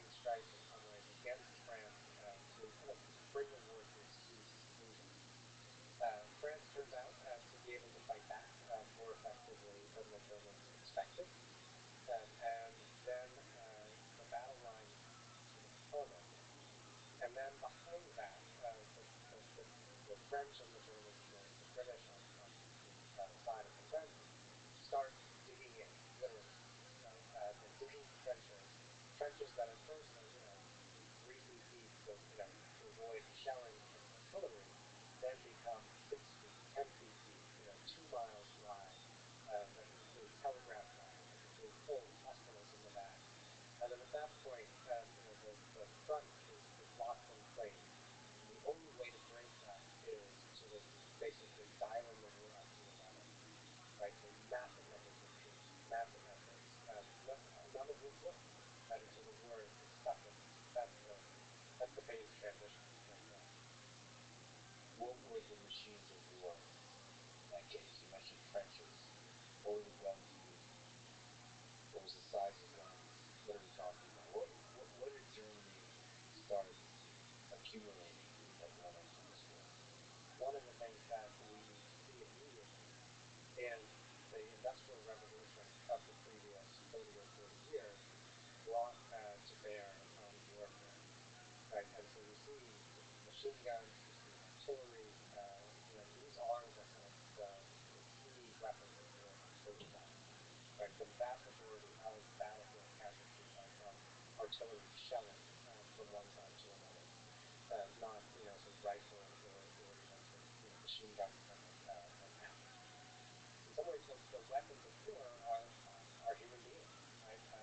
Tens of thousands of them poured over the top in these sort of waves to kind of try to break through the enemy lines, and it would work for a little while, but holding the territory that had been gained often proved to be even more demanding than gaining it, and so often each side would retreat back into the trenches and wait for another day. And how did Russia, how did Britain, how did France get put into the war? I suppose that France one is the easy one. But what is the order of events here? Right. How it becomes a global war? Yeah. So Britain, France, and Russia are at this time they're an alliance, and so the conflict, in the summer of 1914, the declarations of war happened sort of one after another, right? In August, in late August of 1914, and all three powers essentially come into agreement because they had promised to do so through a series of alliances conducted secretly in the years before 1914 that committed them to defend one another. Germany, Austria, Hungary, and the Ottoman Empire have their own sort of agreements that also commit them to defend one another. And what this does is it sort of brings them all into something at the exact same moment. They're also, for many of these countries, bringing not just their national armies, but also their empires into the conflict, right? So Britain and France, of course, have enormous sort of global empires where they begin mobilizing soldiers as well as raw materials. Germany has less of an overseas empire. Russia and the Ottoman Empire, of course, have their own sort of encroachment within the empire, and very soon, sort of all of the warring powers are bringing the entire world into the conflict. Did they have a sense of how deadly the war is? This is another scale of death and destruction. At the beginning, no, but very quickly. The scale of the devastation of these sort of massive over-the-top attacks on trenches is apparent to the military officers, and it very quickly becomes apparent even at home. There is, of course, censorship of the battlefield and specific details don't need to be known. But for civilians in any of the warring powers, they know very soon how destructive the war is. And to me, that's always been a real sort of puzzle, right? That by the time the United States comes to decide whether to join the war in 1917, they know exactly what they're getting into. Right? They're not backing into the war in the way most sort of European powers did. They've seen the devastation, they've seen photographs, they've seen injured soldiers, and they make that choice anyway. When you say they, do you mean the leaders of the people? Did the death and destruction reach the minds of the American people by that time? Yes, absolutely. We don't in 1917 have the mass media that we have now, but there are images in newspapers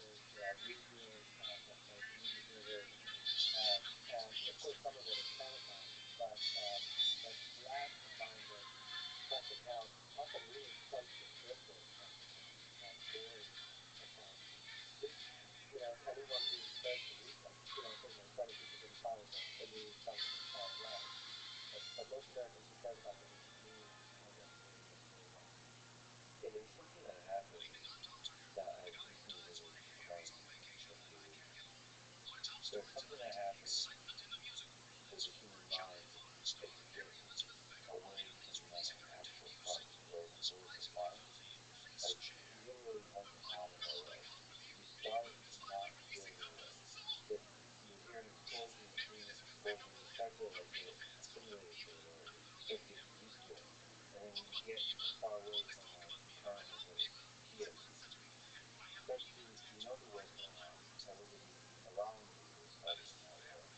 They still somehow exist. And I think in the United States, with the ocean between you, even if you have destroyers everywhere, it still is somehow distant, like the way a movie is. Maybe, yeah, like a movie or a video game, like somewhere else. Even if your loved ones are going, or you are going to fight.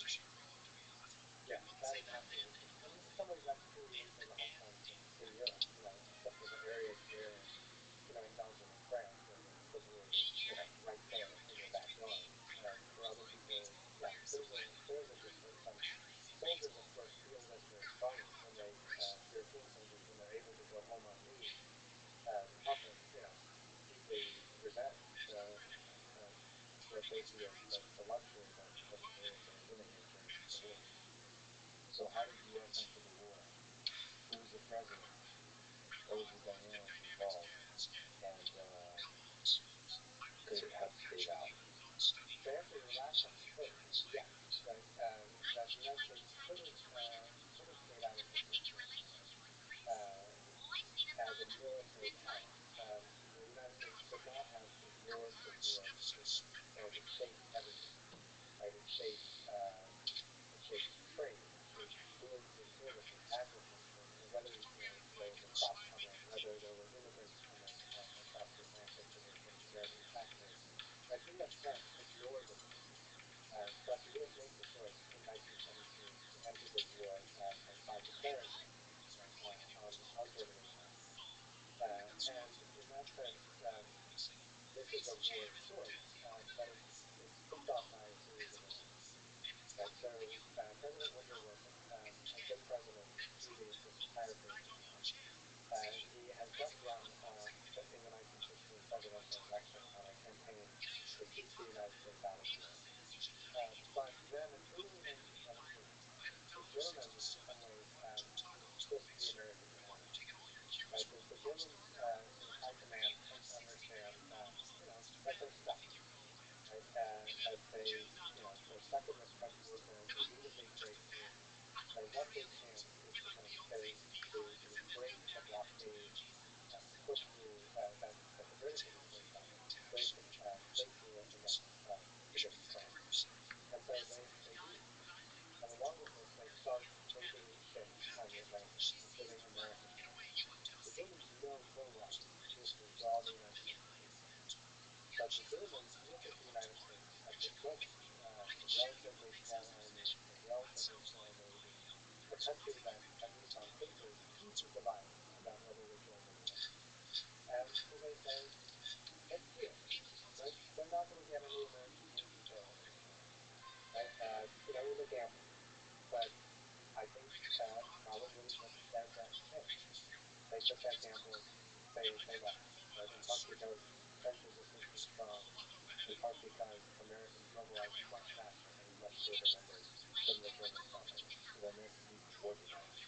The American people were actually divided about whether to enter this war. Right? From 1914 to 1917, there is searing debate across the political spectrum. It doesn't break down easily along party lines about whether it was in the U.S. interest to do this, whether American troops should be sent abroad, whether Americans would end up just being cannon fodder for the European empires.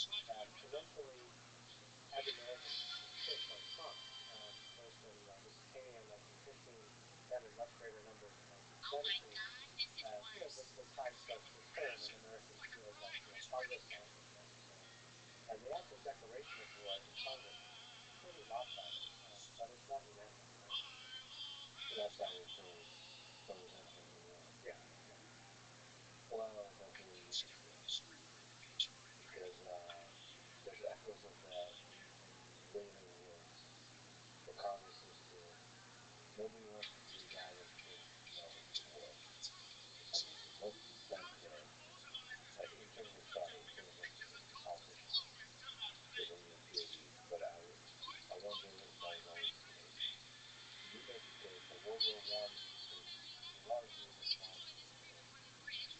defining what it means to be a United States. So in which way does it define the American citizen? When you think about citizenship, what it means is two things. First of all, what are your rights and obligations? What is the legal citizenship that you have as a citizen of the United States or any other state? And the second is, from a more amorphous definition, right? What do they mean to belong? Like to be part of America, right? To feel American, to love it or hate it or be willing to die for it, right? And both of those things really are crystal clear in terms of their importance here in the law, right? So both of those things are on the table. Being a citizen who is a citizen who isn't matters. For people who never carry passports or anything before suddenly have to, but also what it means to be an American, right? To feel like it's part of the fabric is also kind of being defined and enforced. It's broadly, it's a fun way to feel a global war, right? So to tell the story, perhaps is a great example of it, of the James Montgomery flag 1916 poster that reads, "I want you." Right? A lot of people know this poster, I think, in its original form or in the revised form, I don't know, but we know this poster and we don't know where it came from. But most Americans, I think, me included, didn't know where it came from. It actually comes from 1916. So this poster represents the birth of something new in America, which is a commodification or, I don't know, is that propaganda machine that says what it means to be an American is somebody that fights for their country. Yeah. So the image, I mean, it's in fact, I think one of the most recognizable images, not only in the United States, but in the entire world, right? And you can bring it almost anywhere on Earth in the street, and people will know what it means, right? So this is an image that circulated first as a magazine cover, later as a newspaper poster, where the figure is on the stand and he's pointing at the viewer with his fingers and pointing and saying, "I want you." Right? The "I want you" is a recruitment tool to join the U.S. Army. And this image, really kind of starts as a kind of, like I said, a magazine cover in 1916 by the artist James Montgomery flag. It initially appeared under the heading, "What are you doing for preparedness?" Prepare in case war comes to the United States. Right? At that point in 1916, people still knew this. In 1917, it's turned into a U.S. Army recruiting poster, and then it reappears in World War II, reappears generations after. Like you said, it's now gets remixed, unified all over the place. I think for me, it's a turning point. It's a sort of window into a very particular and crucial moment in our history, where the federal government is now embarking on a war that is going to make enormous demands on its citizens. And at the same time, where sort of technologies like mass production and mass media and what you would probably call propaganda are being sort of localized for the first time in this region of the world. For instance, is it fair to say that the empire is born? The expanding empire is born, and we know the tragedy that that's the kind of empire that seeks to have military influence on the world. Yes, but I think that first we need to be at least as interested in what happens to the people who are getting taken to by Uncle Sam, right? Rather than just whether he's simply an admiral. So yeah, he's asking us to do that, and how do we respond? And the people responded. So the people are ultimately the machines of history, the mechanism of history slammed to Uncle Sam. Sam can only do so much. The people aren't willing to step up. Absolutely. The American people responded for sure, but they didn't do what Uncle Sam asked them to do in that first moment, right? And I think that's kind of a crucial aspect that there never would have been sort of global U.S. power without the response that we hear in the war going on. What was the selective state of that in 1917? So one of the very first things that Uncle Sam wants you to do, right, is to register for selective service, for the draft, right? And the law is passed very soon after the U.S. enters the war. Demanding that all men purchasing 21 and 30, men between 18 and 35, register for the draft, and they'll be selected by the government agency as engineers. It's a requirement. It is a legal requirement to register. Because not everyone who registers is selected. But over the course of the war, 24 million men registered, almost 4 million women and men. What was the response? What was the feeling amongst the American people at the sign-up for the selection for the draft? Well, What's yeah, this is a bigger turning point than we might think. Right? In some ways, this is a tougher demand of the American public than Hampton is declaring war on women. Right? It's another thing to go down to your local police office and fill out the forms that allow your own government to send you there to sign up. And this is especially important at a time when the federal government doesn't really have any other way to tell you unless you actually go and register yourself. Right? And so, ordinary people are participating in the building of this war machine, but at least 500,000 of them don't, right? And simply never fill out the form. Move from one side to another. When you said 20 million, Yeah, about 24 million to register, only 500,000. is it surprising to you that that many registered? That the country was divided? It is, and that's what I think trying to dig in to figure out how did you get 24 million people to register for the draft, and it's simply not coming from the top down. Right? There may be 100 police agents and rationales of the FBI. It's simply not being enforced from Washington. It's being enforced through the eyes of everyday neighbors, through community surveillance, all kinds of ways. Oh, so there was like a pressure. There's a lot of pressure. So there's not a significant anti-war movement that you would see maybe later in Vietnam and things like this. There was a significant movement before 1970, but it becomes very hard to keep up an organized anti-war movement after that, particularly when the government starts shutting down things. So the Selective Service Act of 1917 does represent some of the freedoms, some of the rights that are defined in our founding documents. What was that cost like? What was sacrificed? What freedoms and rights were sacrificed? I think on some levels a fundamental right, is liberty. That Nixon sort of demands, sacrifice on the behalf of some for notionally for the protection of all. So even if you're against the war, you're forced. Right. Yeah. There were strong provisions for conscientious objections. Solely those who had religious objections to all war, right? Not political objections to this war. And so, several thousand were able to take those provisions, but even then, they face sanction, they face ridicule, in some cases intimidation. So there's liberty interests. There's individual freedom, religious freedom. Those are some of the first things to go. So what about freedom of speech? Social silence, freedom of the press, like the voices of the different people who object. Yeah, absolutely. Right, and so very soon after the Selective Service Act is passed, then you get the Espionage Act, which of course is back in the news in 2002. What's the Espionage Act?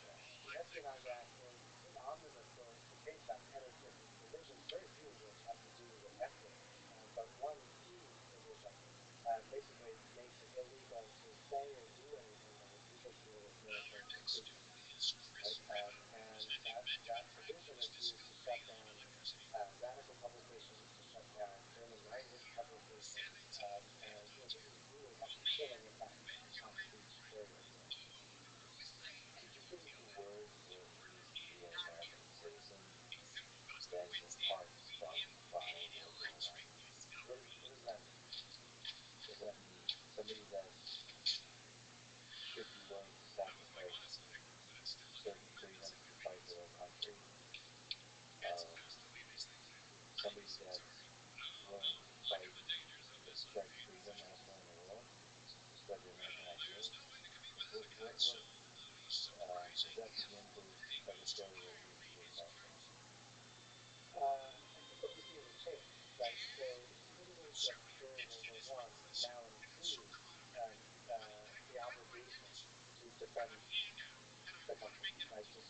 right, to advance survivalism, right? And we certainly see that. And I think the close linkage with military service and U.S. citizenship coming out of this time period. Um, but when you start making lots of demands on people instead of obligations, they're going to start demanding less.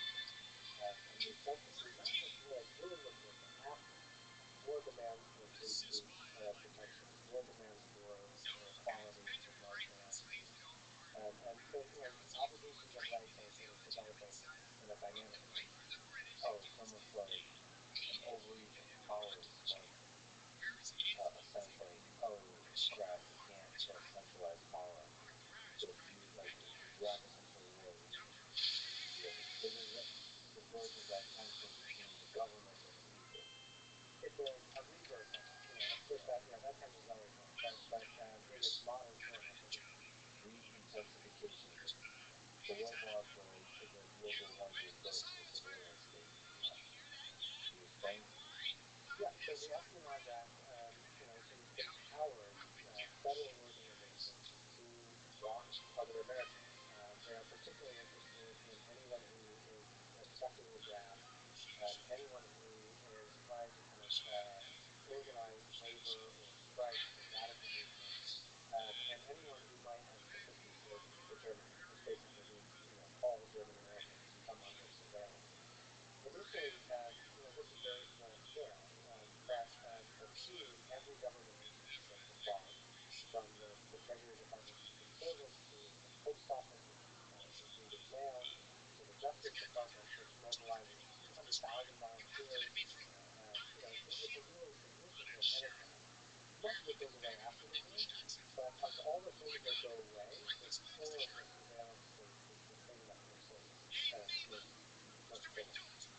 Is this also a place where government, the size of government starts to grow with our organization? So let me be clear to my mentally, the growth is what?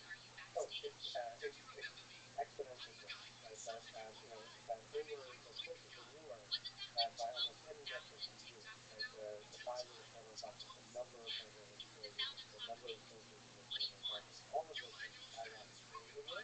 They go down after the war, but they never go down significantly. And probably bigger than that means growth. Yeah, absolutely. So World War I gave birth to the military-industrial complex in the United States. So war profiteering, expanding the war machine in order to financially benefit a lot of parties involved in it. I guess I would maybe break that into two parts, right? That on the one hand, yes, there is war profiteering. There are significations of it. In the years after the war, there's a widespread concern that the conflict may have played too much of a part in the war, and that's certainly the case. But I think when you try to think of this term military-industrial complex, it's best, to think of it as, at what point does one side not need the other, right? That military choices are shaped by industry, objectives, and vice versa. And I don't think that was totally lost in space during World War I. I think that's really a Cold War phenomenon when the United States is on this increase and is moving towards two generations at a time. So industrialism was organized or ethnic. So before then, weapons of war were funded directly by the government. So were like who was manufacturing weapons of war? They were generally manufactured by private industry. With arsenals, it was 19th century. Occasionally, the government would produce its own weapons, partly to make sure that they got what they wanted. But most of the weapons for all of the European powers, and the United States, were produced by private industry. So why do you say that the military-industrial complex didn't start then? What was the important thing that happened in the Cold War? I think one way to think about it is the Cold War is a transition from being a dial to a ratchet. Right? So during World War One, the relationship between military and industry dialed up. Fast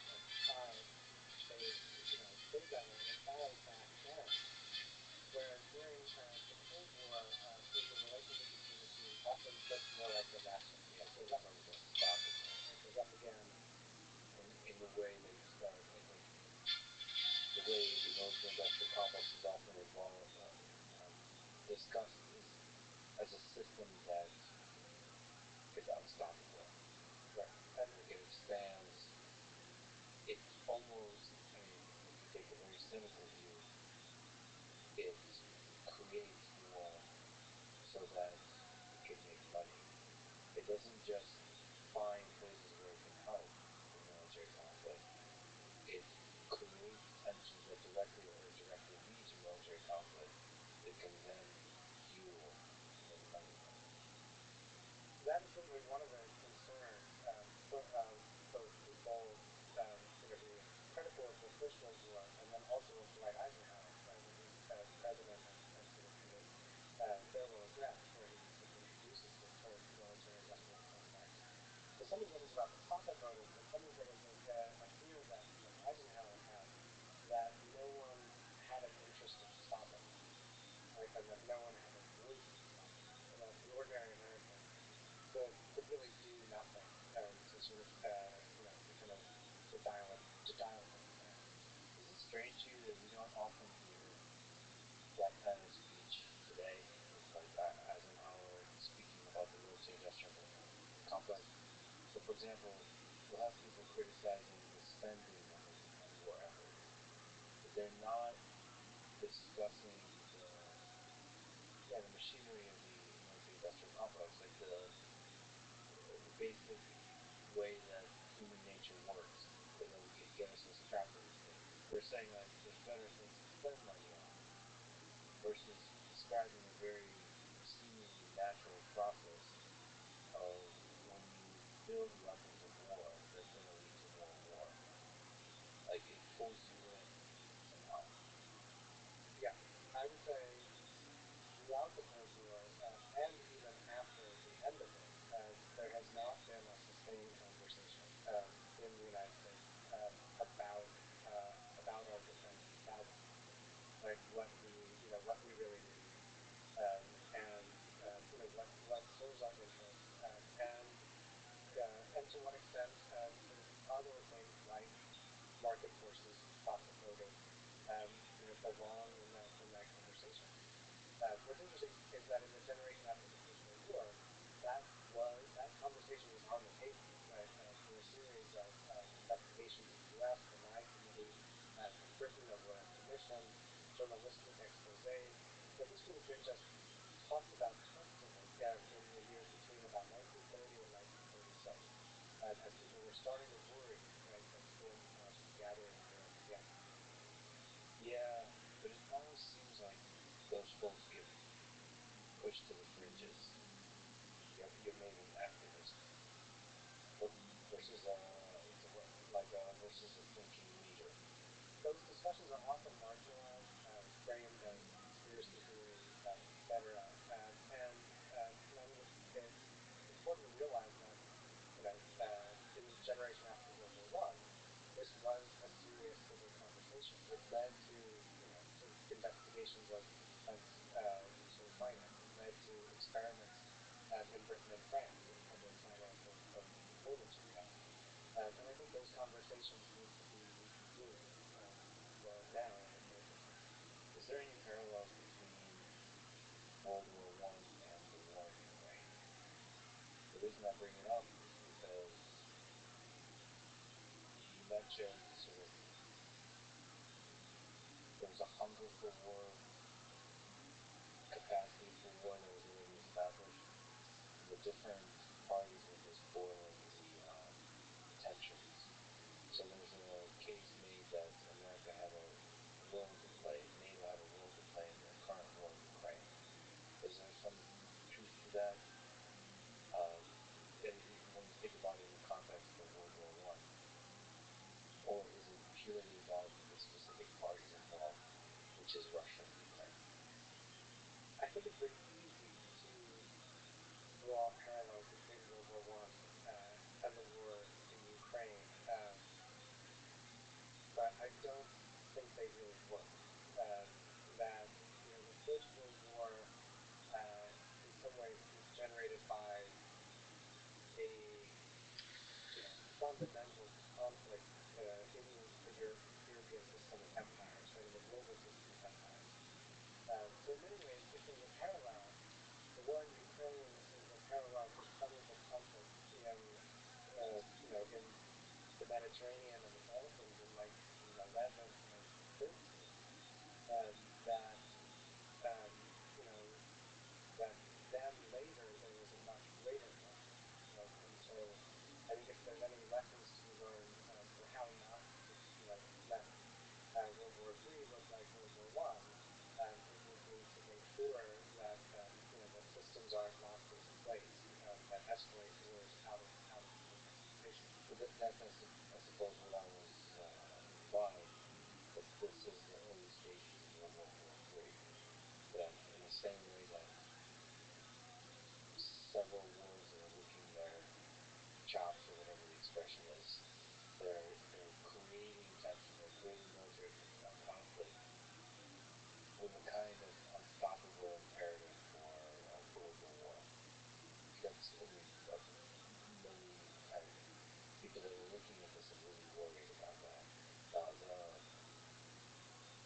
The forcing function to stop this war is that there's several nuclear powers involved, which has, at least for now, worked to stop full-on political war.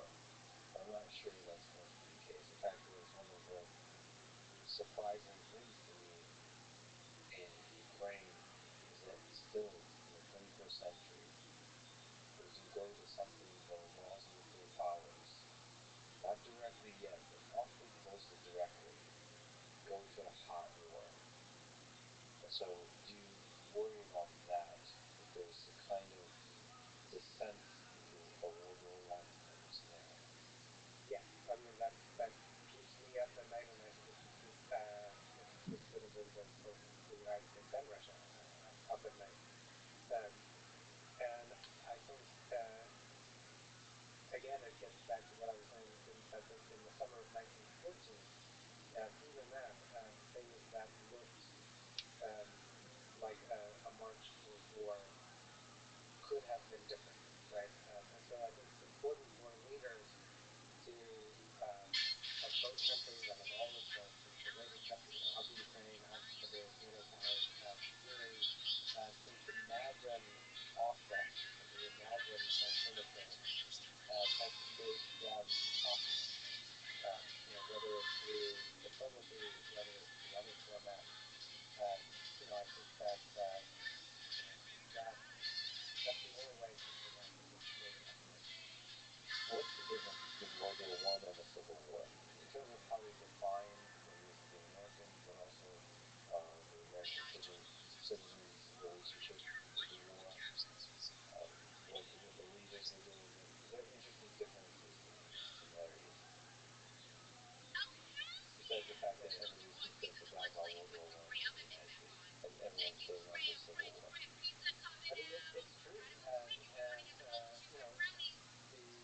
the American Civil War defined American identity in some ways, along with the Revolution and the Second World War, more so than any other conflict, right? And it's a fundamentally different war, right? It's one because it is a civil war, right? Because of secession, because of the Confederacy. This is a conflict happening on the territory of the United States through Americans. And so the dynamics are really quite different, right? So, the leaders, particularly Nixon, have a different relationship to the home front, to civilians, than maybe Wilson or Roosevelt had in the 1930s. Ultimately, they tell the story of the Civil War, perhaps similar to the way we tell the story of World War II. There's like a reasons that you can fight the war. The way we tell the story is we're fighting this idea that all men are created equal, that the war is over slavery. The part, perhaps that's a drastic oversimplification of what the war is actually about in the moment, of how you get pulled into actual wars, a hot discussion. And the same with World War II, people kind of framed the narrative that it was against evil. Hitler was evil. I think the key part of that is probably the Holocaust. Is how you can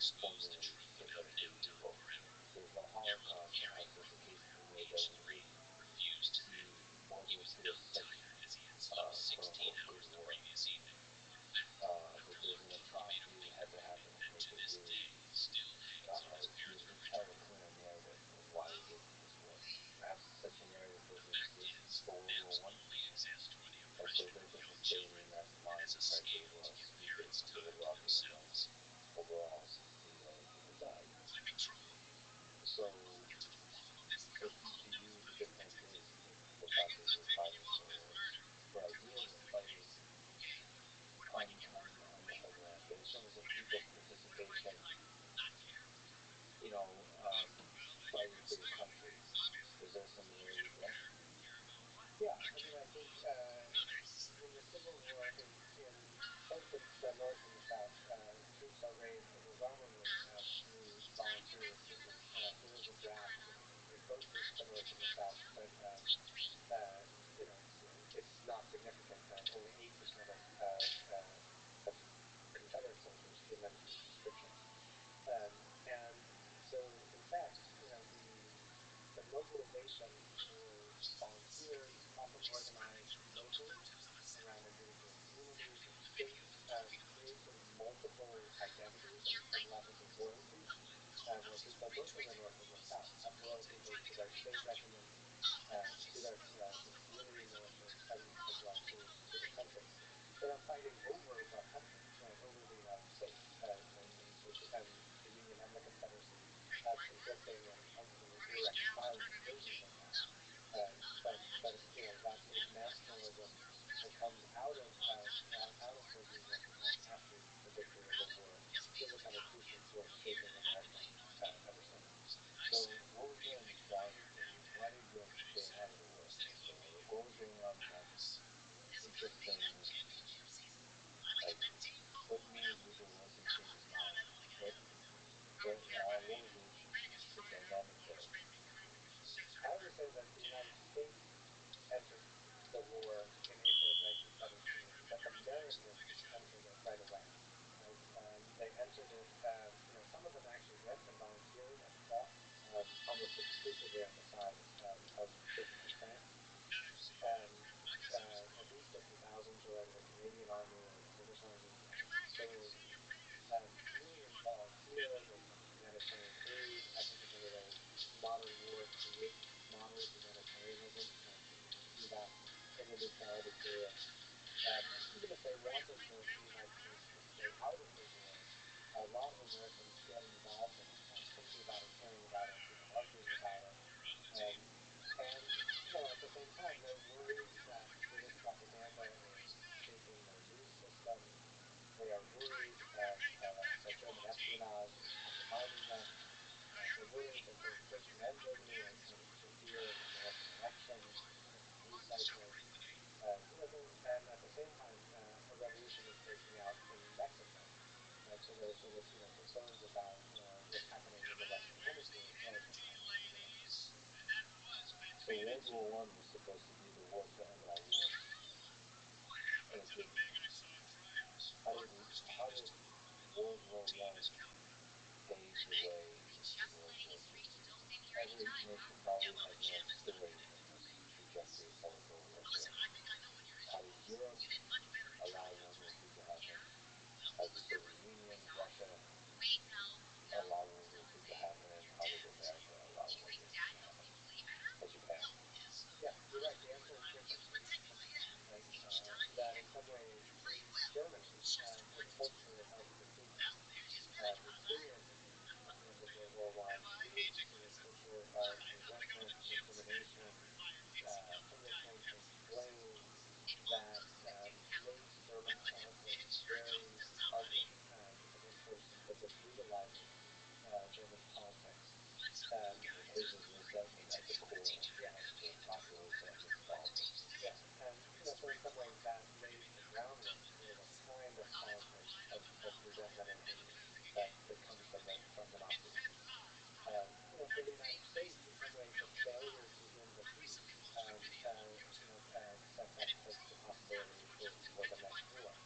Right? That the United States, through Roosevelt sort of crafting of the international order, in order that this would be the war to end all wars. But then the United States the United States really took on the hunt for another generation. In Asia, the story is more complicated, and I think it's worth bearing that in mind. That World War II is a two-front war. It starts in Asia for the same reason. World War I is transformative for Japan, right? It was a time of massive economic expansion, and a lot of that economic wealth is poured into sort of greater industrialization and militarization. And so when the military wing in Japanese defense was over in the 1930s, in some ways flexing muscle came out of the First World War. Can you talk about the end of World War I, what you read,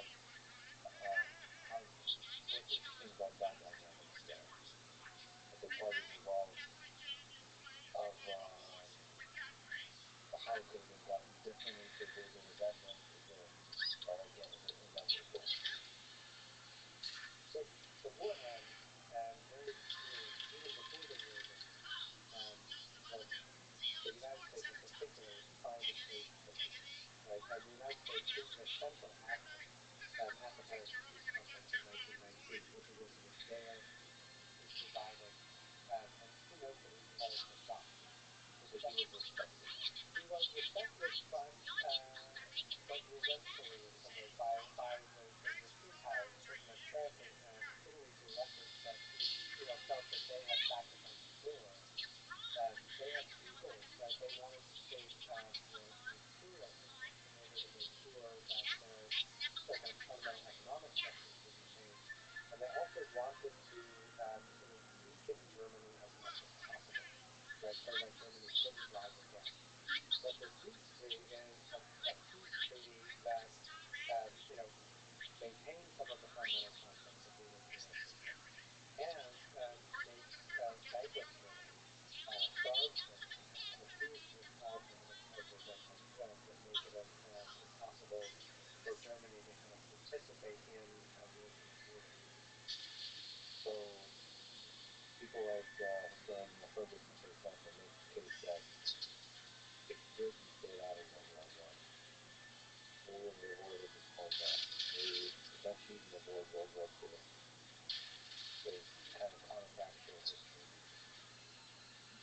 Could you talk with the case for that? That there was a moment, especially in that case, saying I'm going to work for Britain instead, the escalations of global war have been avoided, and one that ultimately ends in deep global resentment. So where Germany is resentful not just of France or particular nations, but is resentful of the entire, I don't know how you define it, the West, the entire global world. I do think that is, I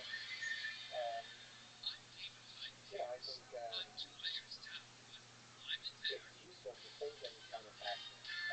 What if? And if you believe, as historians do, in causation, that one thing causes another, and you also have to believe in counterfactuals, right? That if something hadn't happened, then maybe that would have worked differently. But I think all the things that led to World War I are multi-causal and nuanced. This is what historians do. We make things more complicated. And so, there was no one thing that could have, that could have turned the tide of history. Until only Hitler had gotten into art school, and only Fidel Castro had gotten into the Major League. Those are interesting thought experiments, but he eventually was next on that list. Well, Hitler is an example of somebody who's a charismatic leader that seems to have really disproportionately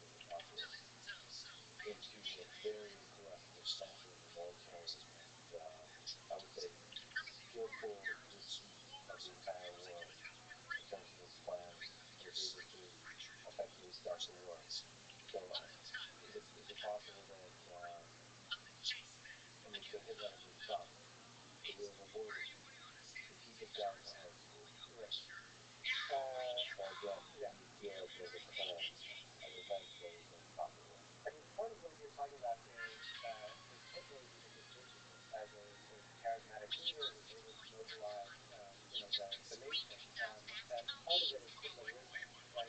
His own sort of individual ability to, right, for example, play off his subordinates against one another to set up a system and of that nature that in some ways escalates violence, including the violence that leads to the Holocaust. And some of it is also Hitlerism, as we would accept it, and we see this in many others. Where a political movement surrounds one particular individual who may or may not be replaceable. So yeah, the World War II we got would have been completely different if a different sort of faction had risen to power in Germany. But Europe, Central now Europe was so unstable, and democracies collapsed throughout Western Europe over the course of the 1930s. Whether they had charismatic Italian leaders or not. I actually read one book I just recently finished. I looked at this from a historian perspective. There's a book called Bliss: The French and the Third Reich by Norman Ohman.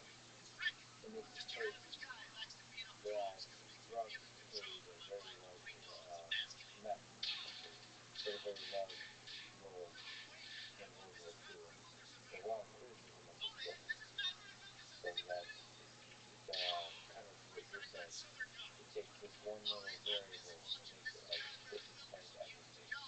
So everything about Hitler, everything about the Blitzkrieg, everything about the military, the way, the strategy, the decisions leads to drugs, or at least implies that kind of thing. And the interesting thing about this book is Hitler. Now Hitler is one of the most sort of mystified figures in history, and this was not. Drugs were almost entirely not written about in his father. So he was along with some historians. I don't think he was even a historian. He was a lot of his work is fiction. I hope I'm saying that correctly. But he tells a really that's one of his things. He tells a very compelling story that drugs were at the center of this period and also of the man. What are your sort of feelings and thoughts about I would say after reading this book, when I say this book you like it, it's an interesting perspective, changing the perspective on his life. Yeah, I mean, I have read it, and I also have this sort of eye-opening experience. I mean, sort of as a kid. I mean, like, why didn't we think about this, right? And I think whether the author Ulrich, he's not a great academic historian, but the joy of history is that you don't have to be one to write good history. And I don't think anyone, sort of criticizes him for that. I like the book as a window into history. And of course, drugs don't explain all of it, but it helps us see, it helps us see the people who supported Hitler, the ways in which, it was that these non-drug-related supporters on drugs was used to keep soldiers on the battlefield, the ways in which, I think that we don't fully understand sort of some of what those guys held together with tragically from from a pretty early stage, by like 1940 and 41.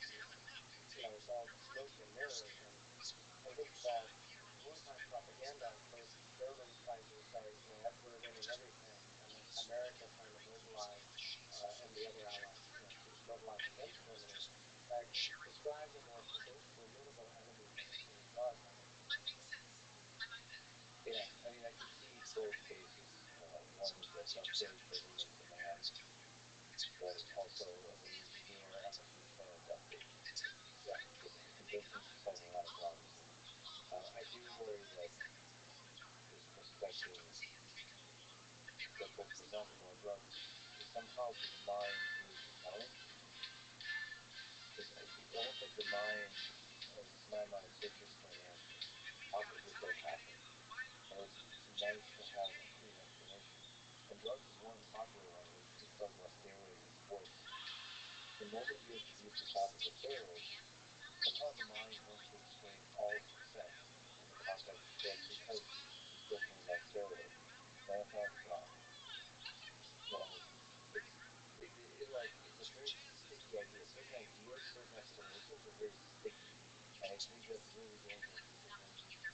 harmful context. But also in the case of drugs, it removes the responsibility to the person, both for the military genius and the evil. And I think, and this is a very dangerous thing to do, because something about the mind, maybe it's just mine, sticks to it. So drugs explain it. If the drugs didn't happen, then it would be very different. And it worries me how compelling it is as an explanation. Yeah. So that's why it's maybe better to think of it as a window into it than an explanation. But it's also a nice exploration of thinking about it. For some reason, discussing his habits, especially later in the war, his practices with drugs, gives you a window into a person. It reminds you of the human being. As a human being, he gets emotional in the morning, gets thoughtful in the morning, hopeful, sad, depressed, angry, like a story of emotion of the human being. This model construct that's a pretty dangerous thing to do, is construct an evil monster out of Hitler, when in reality, a human being like all of us. I think the lesson there is the Solzhenitsyn lesson, which is all of us, to some degree, are capable of evil. Or maybe you have to make it less powerful and stating many of our leaders are capable of evil.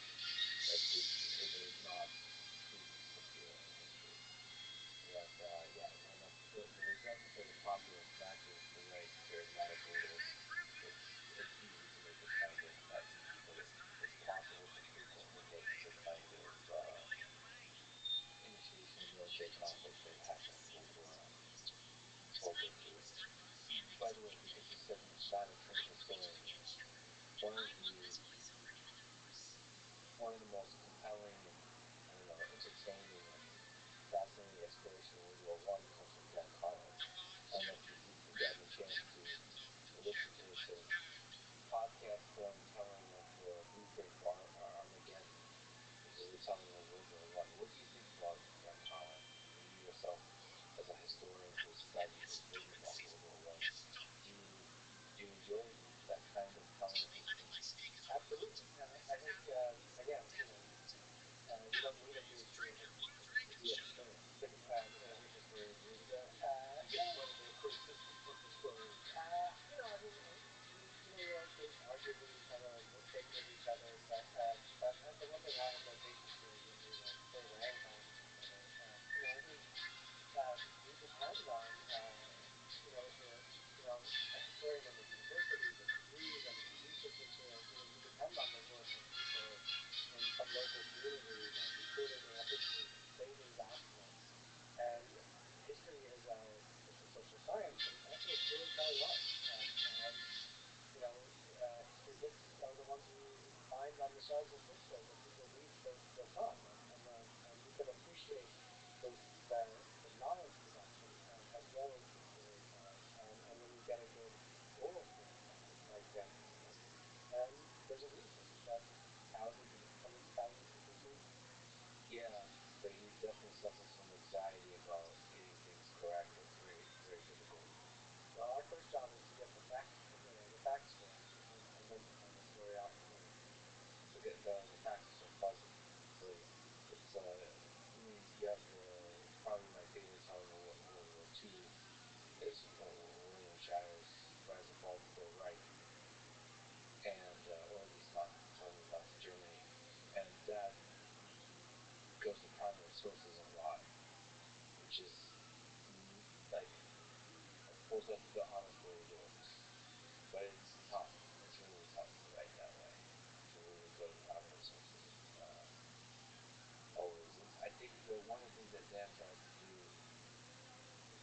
which is also really tough to do, and perhaps easier in oral history, is try to make you feel what it was like to be there.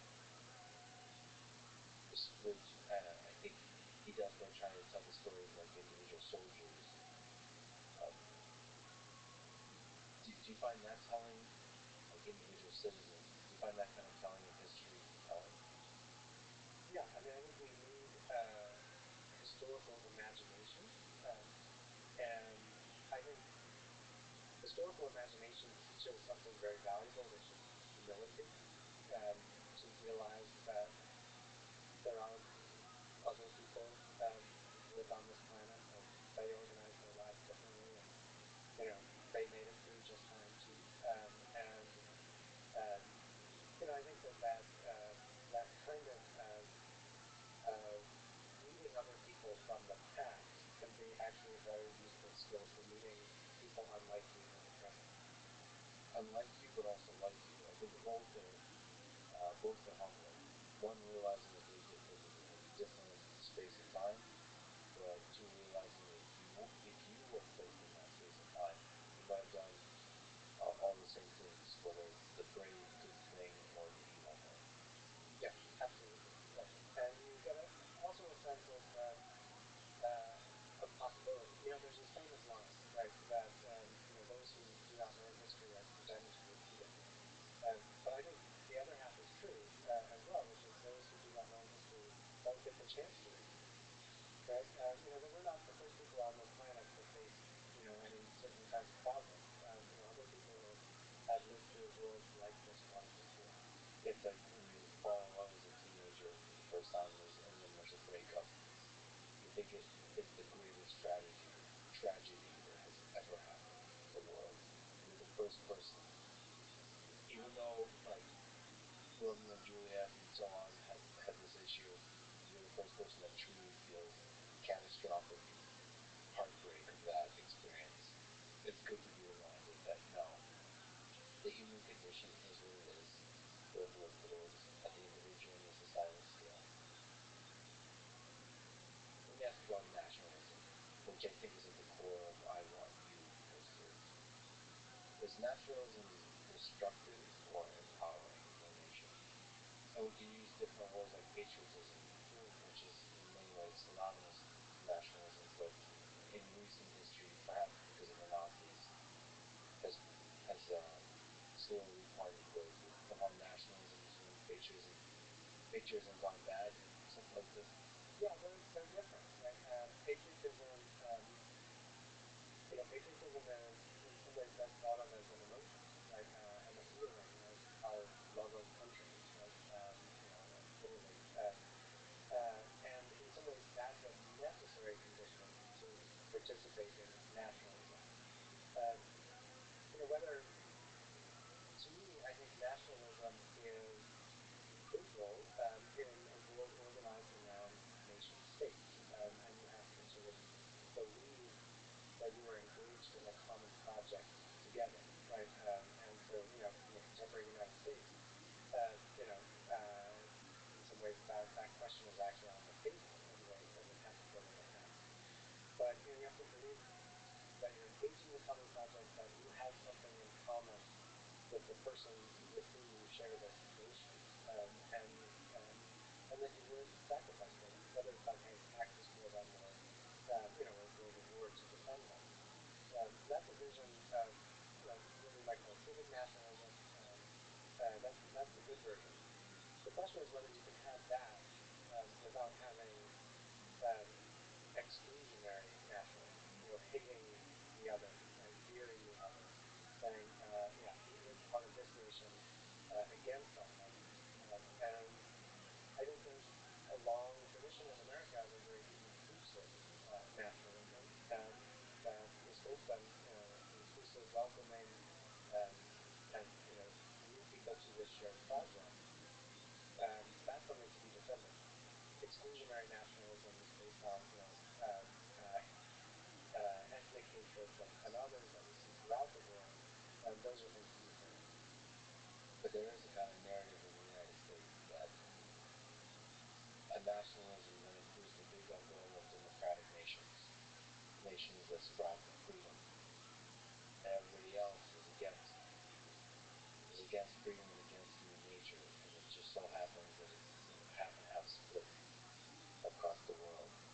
So that's imperialism. That feels like a deeper jump, doesn't it? Yeah, and I mean, I don't want to paint too rosy a picture, and certainly, the United States as a nation has often found it easier to define ourselves against something than to clarify exactly what we're for. Yeah, Cold War, China that's not only in the United States. I suppose that's human nature. It's when you're a competitor, it's almost like maybe the success of human civilization requires figuring out how to construct competitors that don't result in global war. Yeah, we're figuring out how to turn enemies into rivals and competitors. There's a real difference. You compete with competitors. You fight with them. Yeah, with competitors, there's a respect, maybe even a love underlying the competition. What are the biggest lessons you take away from World War I? Maybe we talked about several, but you look back at the 20th century. As a historian, what do you learn about human nature, about human civilization, about history from looking at this war? I think the lesson I would want everyone to take from the story of the First World War is that human life is not cheap. That all of the warring powers thought that just by throwing more men and more material at the front, they would solve their political problems with military force. And at the end of the day, in 1918, one side did win that, but it didn't actually solve any of their political problems. And in the end, the regular people paid the price with their lives.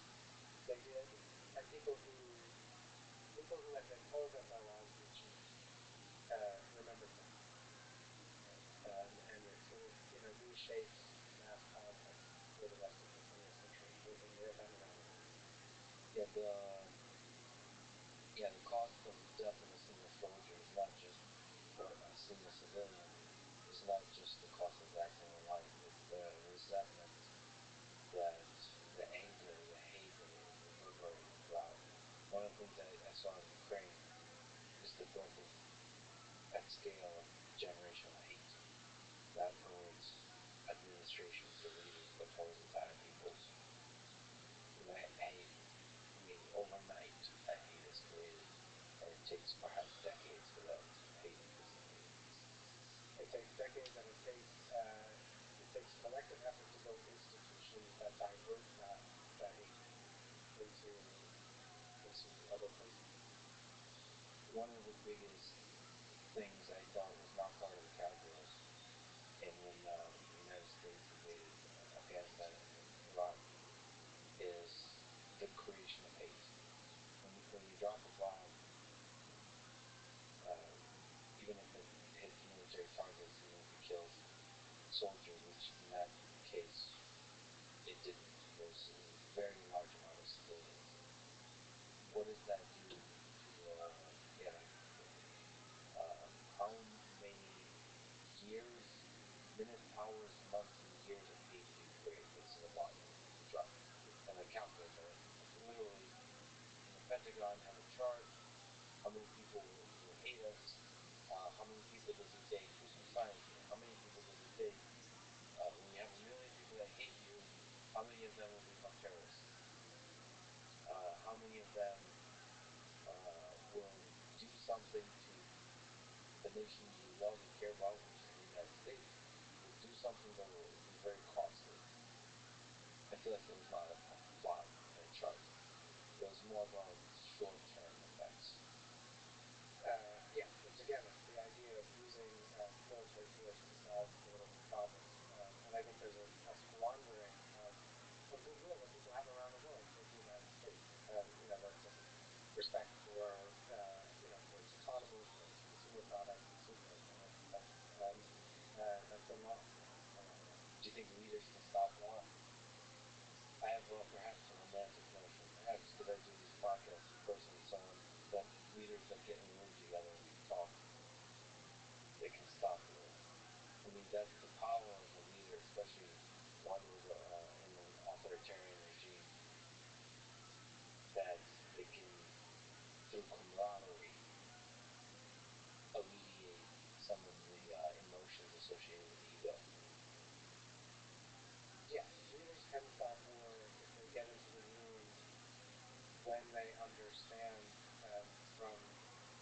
the masses in the country left for something that they want to buy. So these people ultimately have a really big say.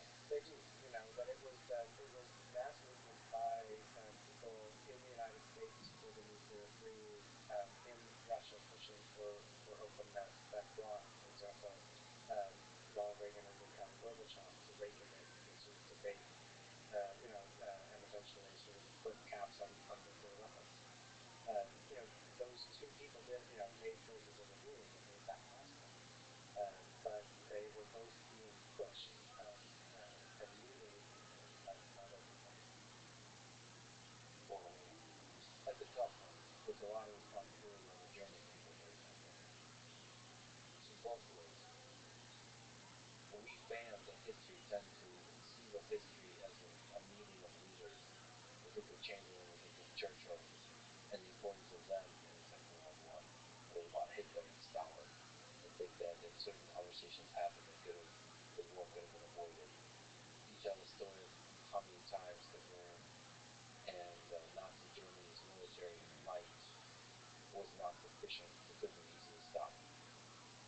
And the pacifists, the people who believed Hitler, were foolish enough to believe Hitler, didn't act properly, and the leaders just woke up to that idea.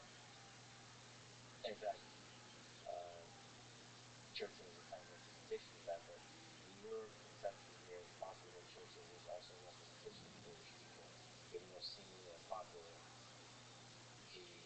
that force was, they gave birth to somebody like Churchill, who said we'll never surrender, right? Yeah. Show fight in the beaches. Yeah. And look, I think we're too good as well with that. It is clearly a dynamic leader who has his pulse on what the people want and demand and are willing to do. It's a dynamic art of leading that and thinking those thoughts at the same time as knowing that you're bound by them. Well, then, if we conceive of history in this way, let me ask you about our presidents. You are taking on the impossibly difficult task of teaching a course in a couple of years here, in 1 year, called The History of American Presidential Elections. So people are in part responsible for leaders. How can we explain what is going on in America that we have the leaders that we do today? So if we think about the elections of the past several cycles, I guess let me ask, are we a divided nation? Are we more of a divided nation than we were in the past? What do you understand about the American citizenry at the beginning of this century from the leaders we have elected? Yeah, obviously we are a divided nation in our rhetoric, in our day-to-day narrative, but we are nowhere near as divided as we have been in other periods in our history. The most obvious, of course, is the American Civil War, 150 years ago. And the distinction is not just that we haven't grown, but that we are fundamentally one society, one economy, and sort of deeply integrated as a nation, both domestically and on the world stage in ways that look nothing like the United States in 1861. Will there be, will political rhetoric continue to change? Of course. But we're not as divided as people. Well, if you actually look throughout human history, they would always get by the people. They also get as contentious as their reasons get. So there's a kind of perception that's been very close, and there's a lot of accusations and a lot of tensions. It's very eager to have purely sheer division. Has that often been the case? It has. It hasn't been having. I mean, I do think right now it's different. And Liz was distinguishing, are there deep social and economic divisions I don't actually think that there are versus partisanship in particular. The rivalry between these parties. And it's very clear that we are in an era of, this is what political scientists call hyper-partisanship, right? In that the two parties have taken these fundamentally different positions and really created attacks on one another. And that is what I think people talk about when they say our country is divided. The country may not be divided even if our politics are hyper-partisan. That is, a divergence from other countries in our history. So I wonder if this kind of political partisanship is actually an illusion of division. I sometimes feel like we mostly all agree on some basic fundamentals, and the things that people allegedly disagree on are really blown out of proportion.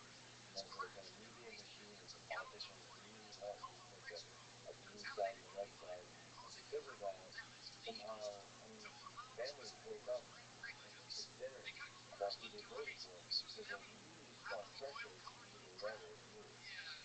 And I wonder if that's a feature of ourselves, whether it's part of a mechanism of democracy where we want to, even if there's not a real thing to be divided over, we need to construct it so that we can always have a tension of ideas in order to make progress, to figure out how to be best for the nation. I think we're figuring that out in real time, right? On the one hand, it's easy to say that it's a feature of a political system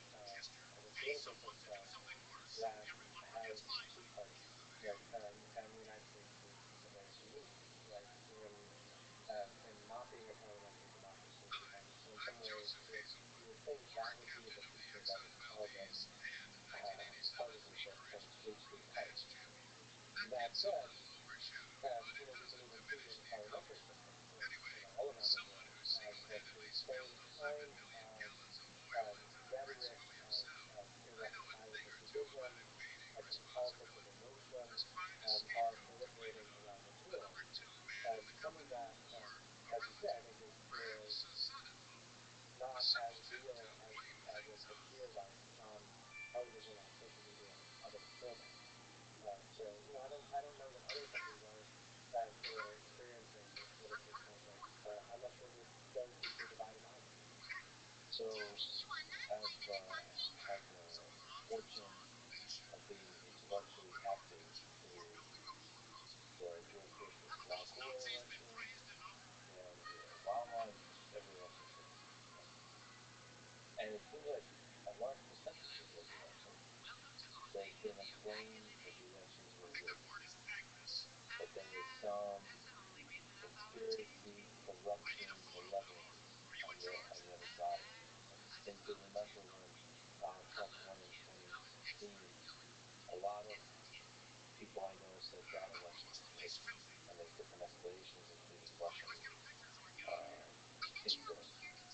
And then in 2020, I was just running in Austin along the river, and somebody said like, "Oh, he ran as a podcast," and they said like, "What do you think? This is just not right. What's happening in this country?" That the 2020 election was obviously rigged from their perspective in electing Joe Biden versus Donald Trump. Do you think there's a case to be made for and against each claim in the full context of history of our elections being rigged? I think the American election system is fundamentally sound and reliable. And I think that the evidence is clear for that, regardless of which election you're looking at, whether either the presidential election or even a local, county election for dog catching or something, right? That the amount of both time and resources and precision that go into voter registration, vote counting, verification processes are crucial to democratic institutions. I think when someone says rigged, regardless of which side of the spectrum they're coming from, they're looking for an answer. That they're looking for that one answer for what is in fact a complex system, right? So on the left, when they say big, they may be pointing to a wide range of ways in which they think that the system is potent through gerrymandering, sort of misrepresentation through the electoral college.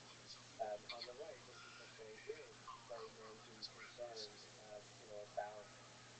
about sort of barrier security, about ways in which the media mainstream media may control messages, and in which in both cases the feeling is my it's articulated as my vote didn't get counted right, but the deeper concern is my vote got rejected.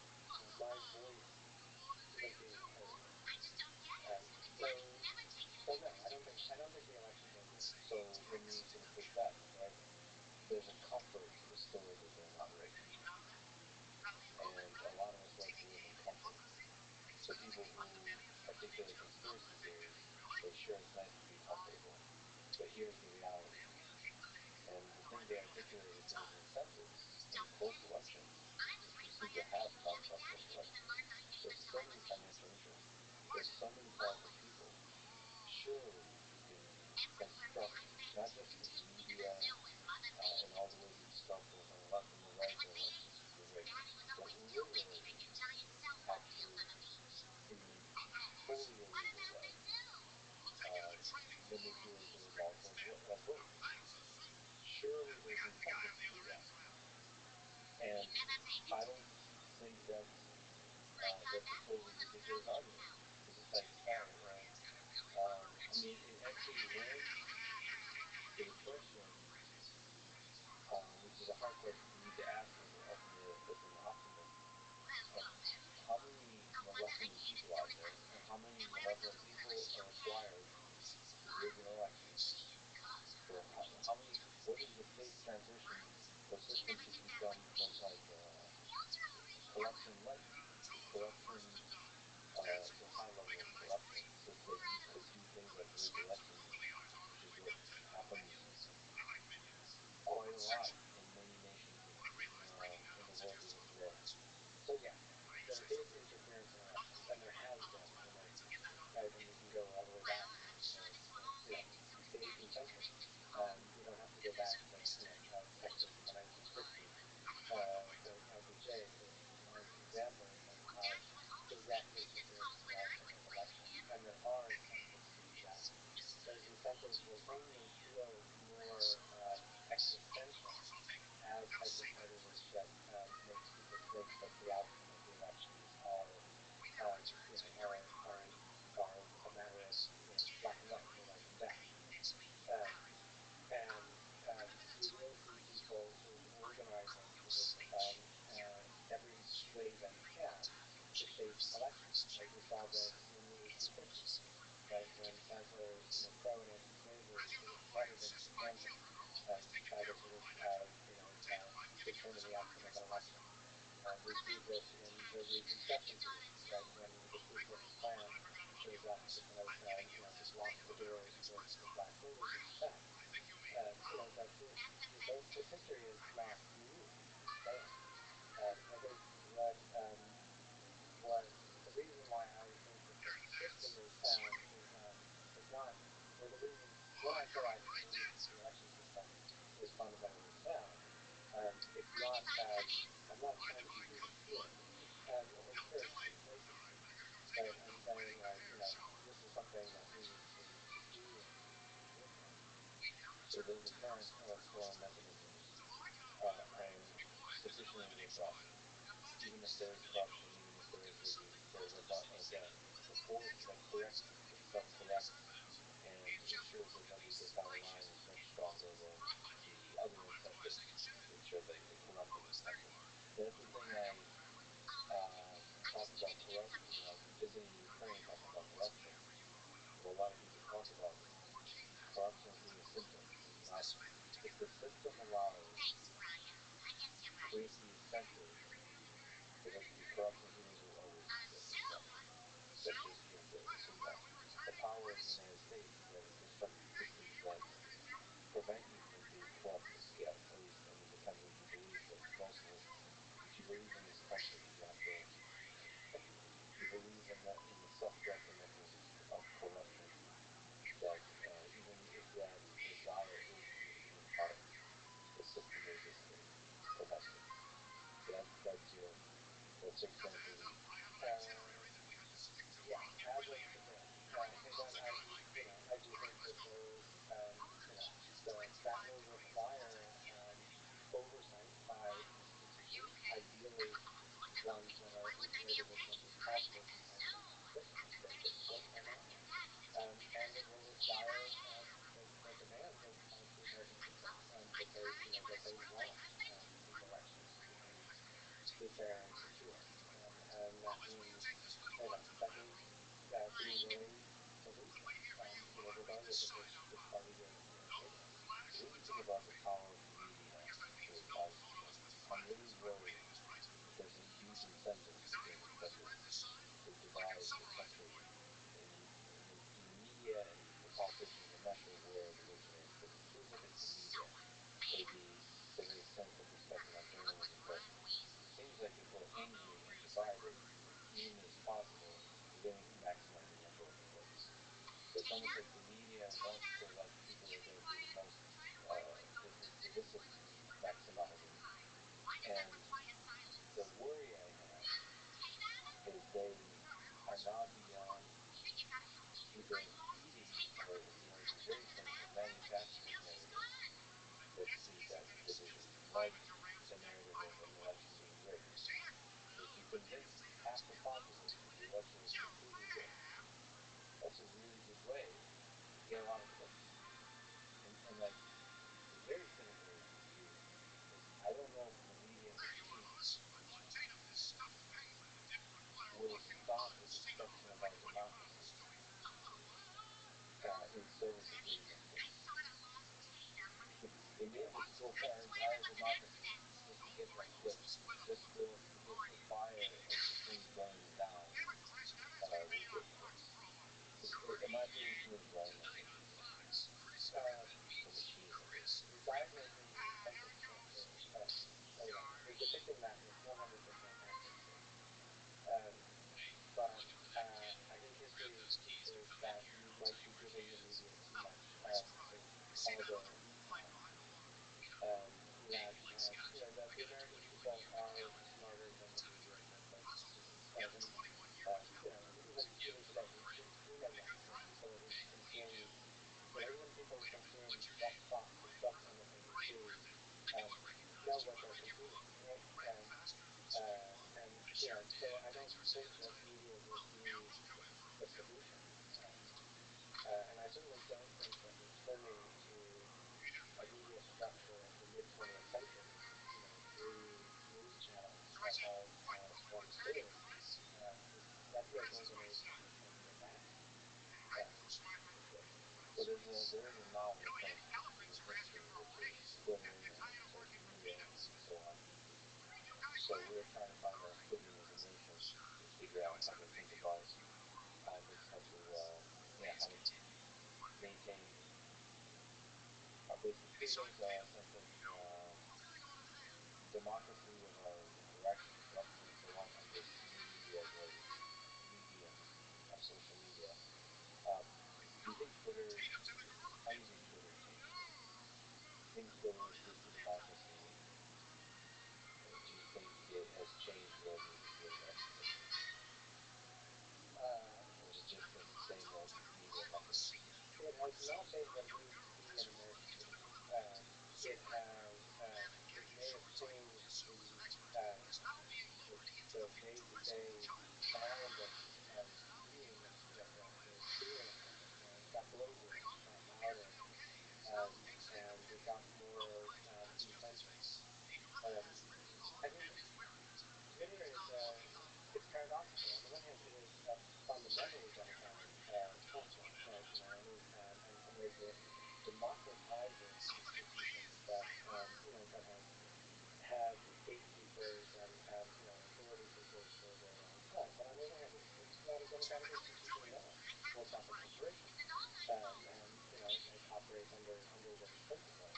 And so that said, it's this institution of American and Canadian life, that the people of the United States have the ability to regulate and reshape as they see fit, both that and other measures of restraint.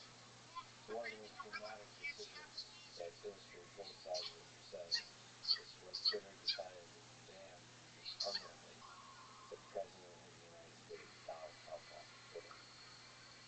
Can you make the case that that was a good idea and make the case that that was a bad idea? Can you see both perspectives on that? Yeah, I think the simple fact of the matter is, Twitter is a platform. It has rules of service. Twitter concluded that President Trump had violated the terms of service and blocked him. Right? I mean, these are what you have to stick to. Did it have consequences? It had direct and predictable consequences. That of creating a sense among millions of Americans that Twitter had taken a side, or confirming that the news was impossible.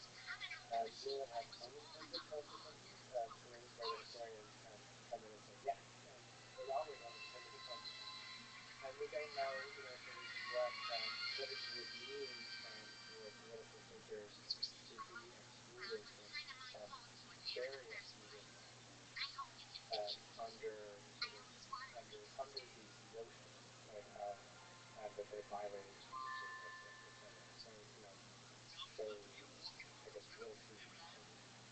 Well, to me, generally it against censorship, but to take Twitter's perspective, it's unclear to me in terms of unintended consequences whether censoring a human being from being part of your platform is going to decrease or increase the amount of hate in the world. So there's a strong case to be made that banning somebody like Donald Trump increases the amount of resentment among people, and that there are a very large number of people that support him, or even love him, or even see him as a great president, the greatest this country has had. So if you propose a public voice, you're going to intensify his support. He has from just the regular support of another human being to a wealthy president to somebody that becomes an almost heroic figure to them. Right? Now the flip side is removing a person from the platform like Donald Trump might lessen the megaphone of that particular person, might actually level the democratic notion that everybody has a voice. So basically removing the loud extremes is helpful to giving the censored, the calm, the thoughtful voices more power. So in that sense, that teaches a lesson that don't be crazy in your own direction. Don't go full, don't go Lenin, don't go Hitler, don't like you have to stay in the middle. There's divisions in the middle, there's discussions in the middle, but stay in the middle. That's sort of just doing that in case for censoring. But I destroy the censorship of slippery slope, and also for Twitter becoming a thing that's more than just a company. It seems like it's a medium of communication that is used for information, for knowledge, for wisdom even. During the period of COVID, we used it to gain an understanding of what the hell's going on. What should we do? What's the state of the art science? Science fundamentally transformed during the time of COVID because you have no time for the full review cycle that science usually goes through. And some of the best sources of information for me, from the conspiracy theory to the best doctors, is Twitter. The data, the stats, all that kind of stuff. And that feels like more than a company. It's more than a company.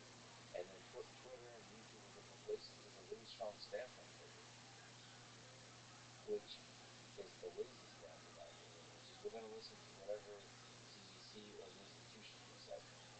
But the reality is, you're an institution of your own now. You're kind of the press. You're like it's a really difficult position. It's a really, really difficult position to take.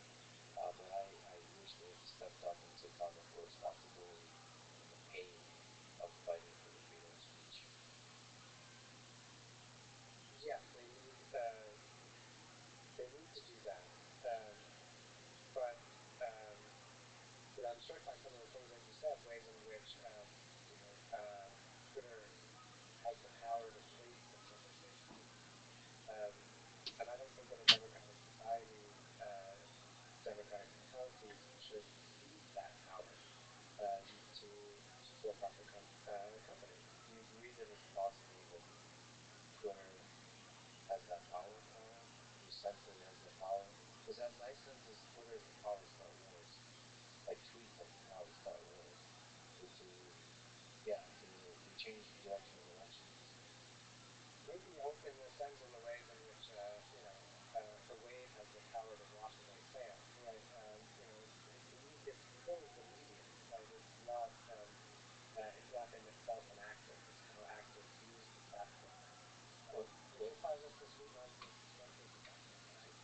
Unfortunately, it's not in these similar ways. It's not just a medium. It's a medium plus. It's a medium that enables virality, that benefits from virality and engagement. And that means singular voices can have a disproportionate impact. Like not even voices, singular ideas, dramatic ideas can have a disproportionate impact. And so that at its threat is almost like I don't know what equivalent in nature, but it's a way that can grow exponentially because of the intensity of the manipulative intensity of the waves. I don't know how to describe the dynamic of fiction, but it feels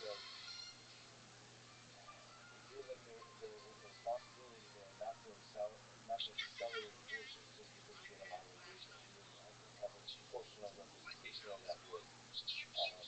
So you're saying that a strong democracy can do exactly that. A strong democracy can and should and will do. I mean, I think the other thing that Brian will tell you about Twitter is this too shall pass, right?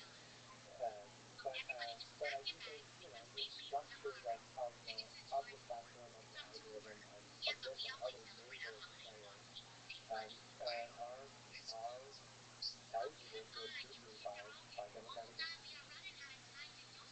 So, in comparing to, of course, the history of American presidential elections leading up to the 2024 election, so one of the lessons of history is this too shall pass. We're going to change everything about it. This is going to either save or destroy our nation if this is the message of every single election, as I'm doing Trump right now. Do you think Donald Trump? What do you think about this 2024 election? Do you think Donald Trump runs? Do you think the tension will grow? Was that a singular moment?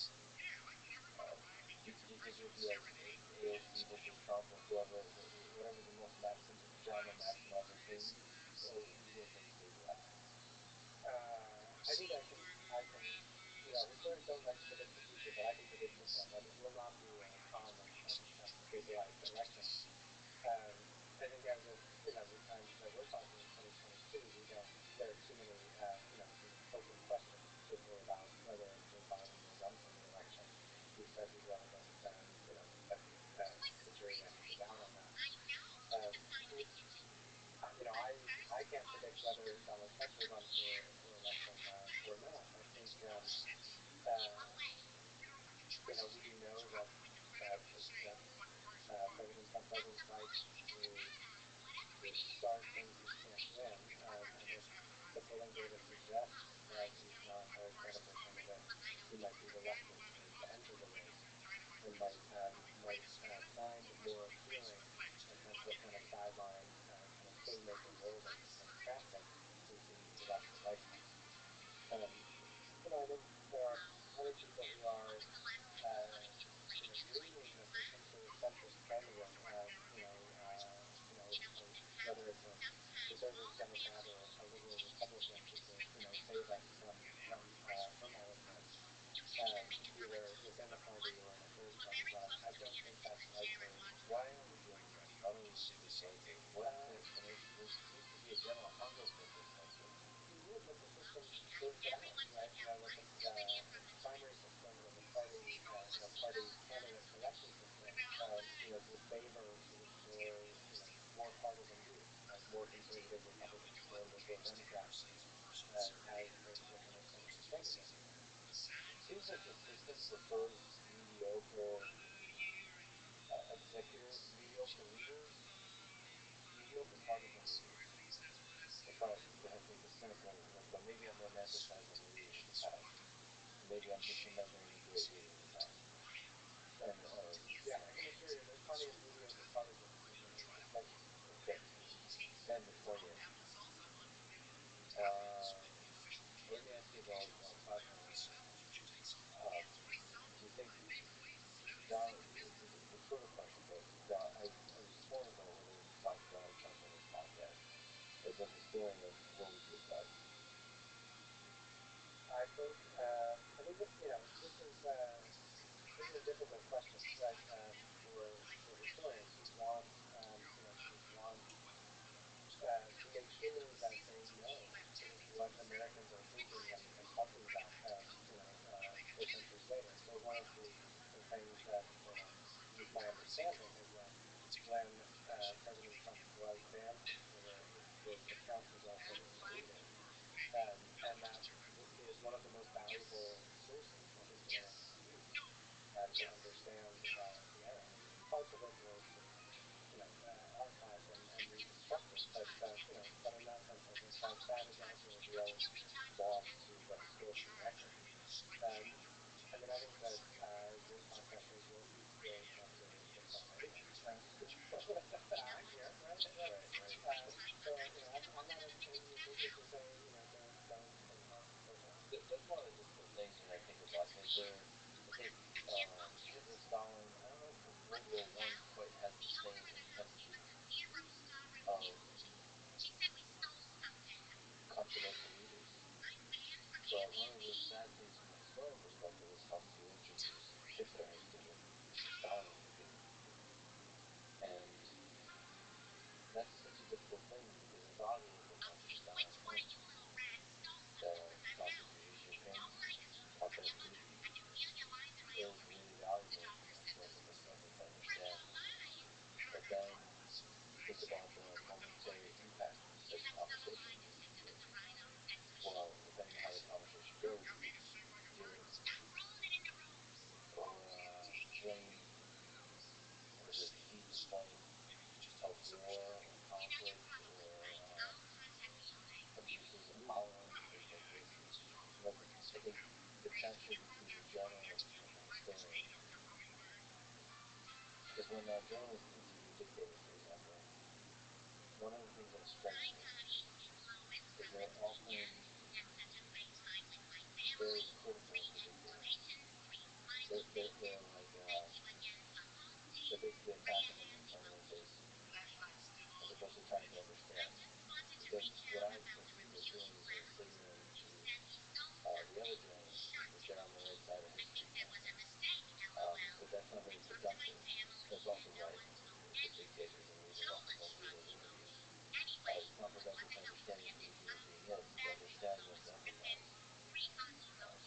Because few people, I think, few leaders view something from a place of malevolence. I think they really do think they're doing good. And not even for themselves, not even for self-improvement. I think they're doing great because they're doing the right thing for their country or for whoever it is they're leading. To understand that, you have to. And by the way, a large percent of the country often supports them. I bet if you legitimately poll people North Korea, they will believe that their leader is doing the right thing for their country. So to understand that, you have to empathize. So that's the tension with the journalist, I think, and the historian. Because obviously, the historian doesn't care. They really, they care obviously, but they know that history requires deep understanding of the human being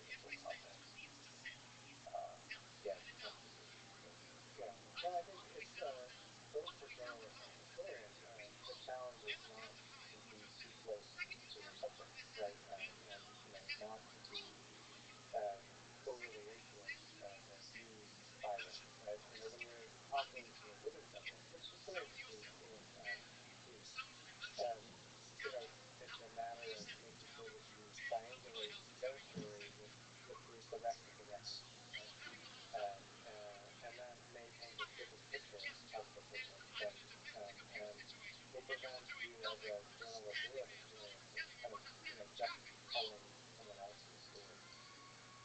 And so, and journalists also have the benefit of going back 30, 40 years and finding all the other stories and figuring out you know trying to prove from a lie which parts are accurate, which are not. And journalists do that work on a day-to-day basis. Like historians, we get a little more time to think about those things. I personally also think it's deeply disrespectful to the populace, to people to censor and ignore a person that's reporting their very life. I think it's just like that. You owe, I personally feel like you owe the citizens of this country a deep empathy and understanding of the leaders they support, even if you disagree with what they say. I mean, to me, I'm much more worried about the elections in this country than that it's to having a good conversation with Donald Trump and just going for the dollar.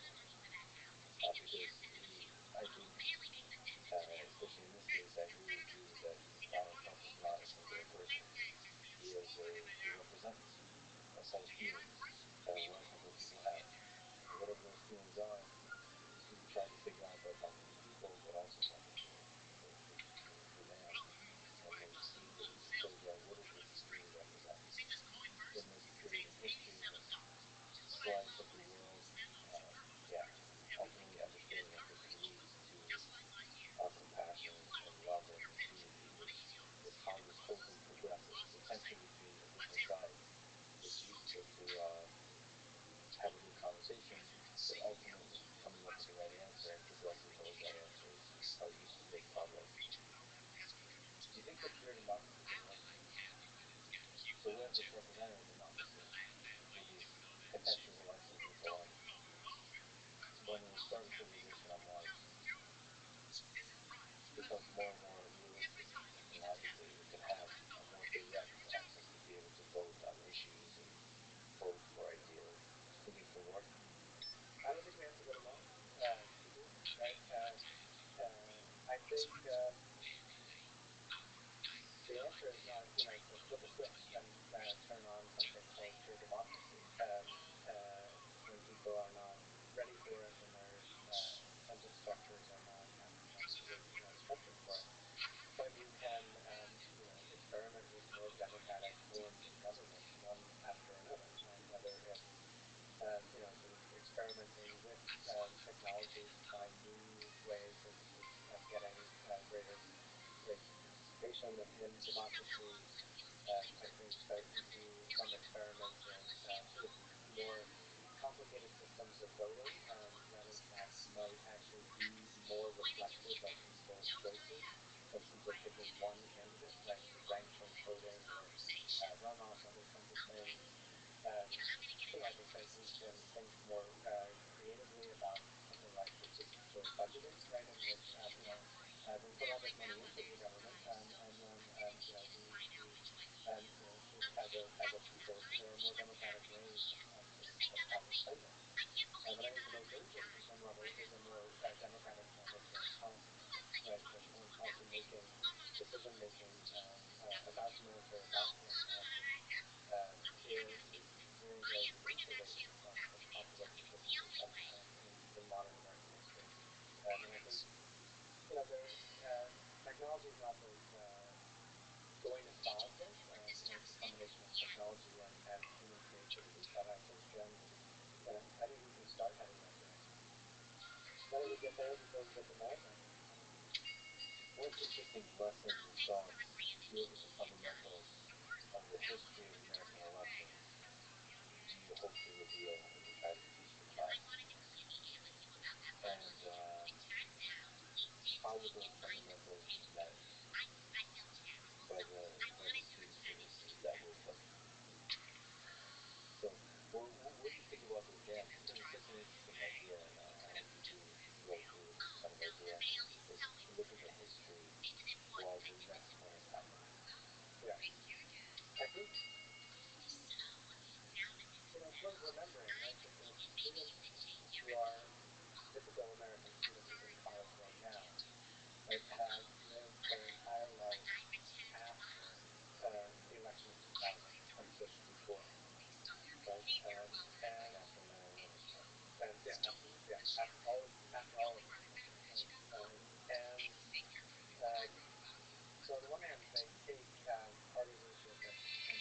or grandparents,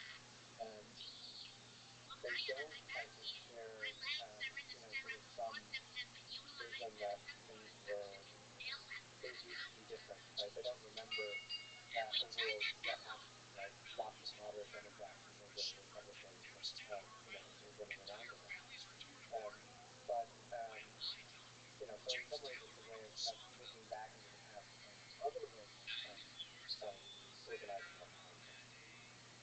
It's also a way of reassociating, right? We have been through contentious and even violent elections, secure elections, and that people have defended the right to vote. Right? People have risked their lives to vote, and I think they will understand that as well. And maybe knowledge of history here can help de-escalate emotions that feel of one country or another. And from a place of calmness, you can more easily arrive at wisdom. That's right. Just as a brief aside, but nevertheless, you wrote the book Bound by War that describes a century of war in the Pacific.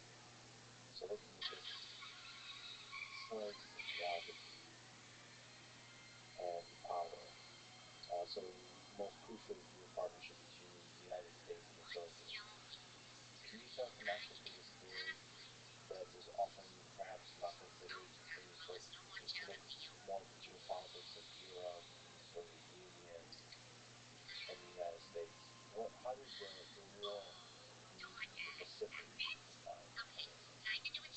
Yeah, I came to this book Bound by War in the sense that our stories were to me lopsided toward Europe, right? That American history, when viewed from the Pacific, specifically in the 20th century, helps us understand American power in some new ways, right? Not only American projection of power into Asia, right, but also the ways in which American power affected people in Asia, right? Because as in places like the Philippines, where the United States had a colony for almost 50 years, here the Americans, people migrated or their descendants in the United States, and those linkages between the United States and Asia, particularly the U.S.-Philippines connection, I think were something that needed to be traced across the 20th century. It's a way, sort of a new way of viewing American power, from a different angle. What are some aspects that define America from logistic perspective of the Pacific over military conflict and the asymmetry of power there? Right. So I start in 1898, with the U.S. invasion of the Philippines, its outright annexation, and I think in many ways this is a defining conflict in history that's often completely overlooked or described, I think incorrectly, as merely a war with Spain. Right? So the war in the Philippines is our first extended overseas conflict, our first conflict in a country called the developing world, the third world, form of counterinsurgency. This is the U.S. Army sort of learning lessons that are then repeated again in the Second World War, in Korea, Vietnam, and even after 9/11. What's the first one of those times then? Well, that's the interesting point, right? In that the book focuses in particular on Filipinos as with the Americans across, between the U.S. Army and Americans over the course of the 20th century, and they are in a fundamentally ironic position, right? They are from the Philippines and are fighting for the United States, which is the colonial power occupying their country. And I think that irony persists, right? So if you look at the polling data, where they asked people all around the world, do you think positively or negatively about the United States? That the highest response groups are from the Philippines. Filipinos view the United States more favorably than people from any other country, including Americans. Right? That think more favorably of Americans than Americans do. And so, sort of unpacking that irony, I feel is important. What was the people power revolution in those estimates to kind of assign an importance, a large value to it in terms of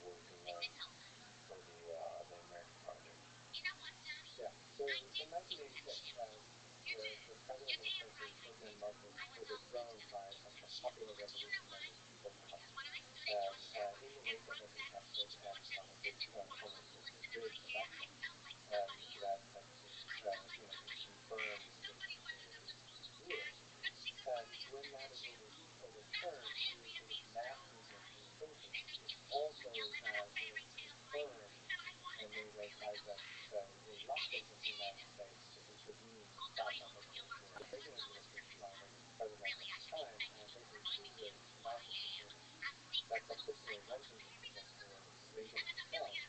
But it's deeply shaped in many ways by the worldviews that he is influencing in political, foreign policy choices in particular.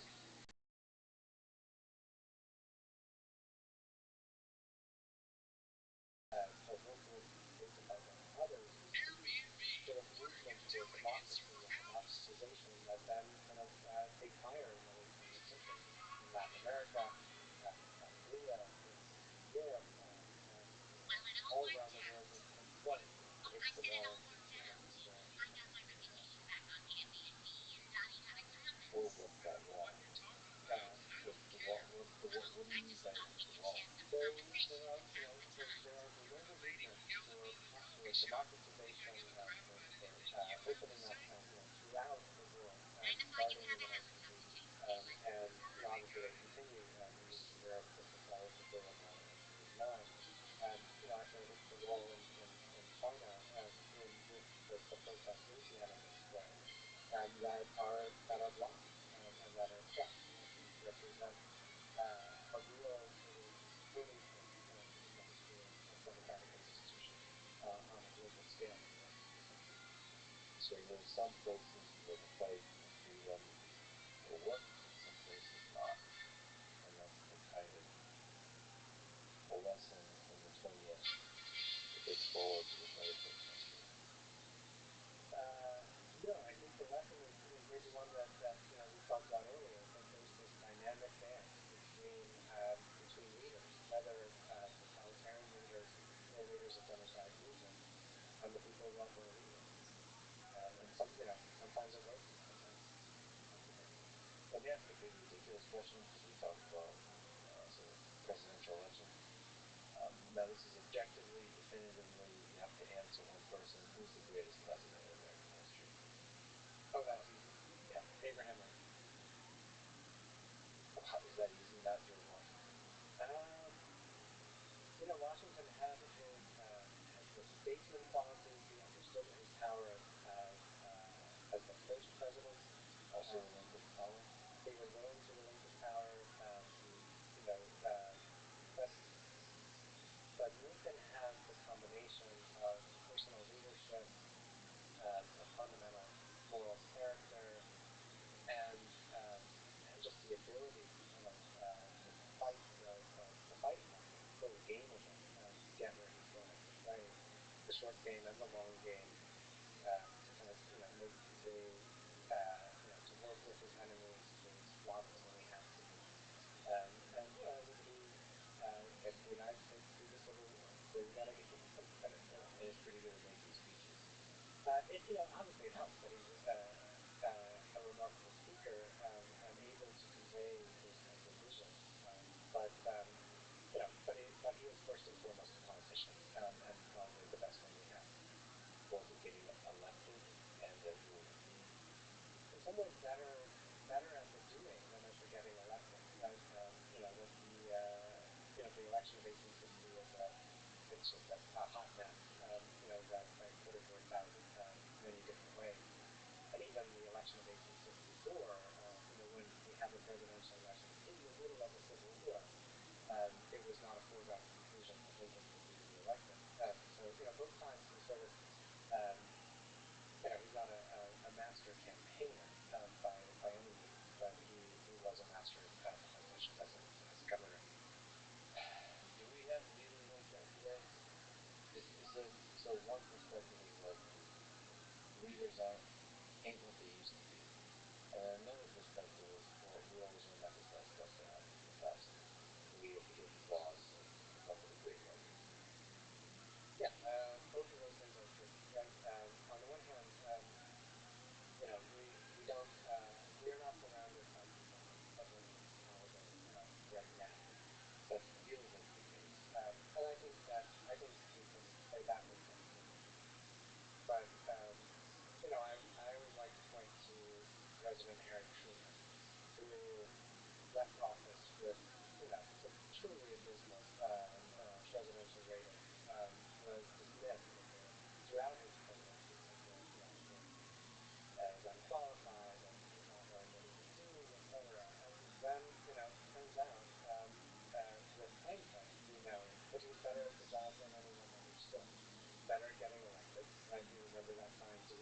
extreme, right? He shows that, right? And better at building power and better at sort of kind of building the kind of institutions that long after he's gone demonstrated that he won the long game.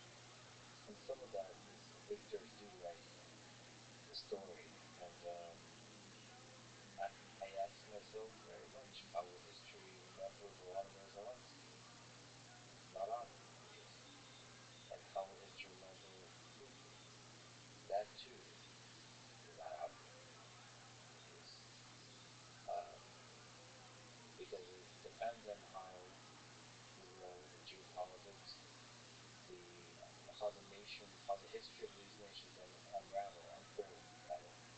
So it's very interesting to think about. And the same is true for Donald Trump, Joe Biden, Obama, George Bush, Bill Clinton, and so on.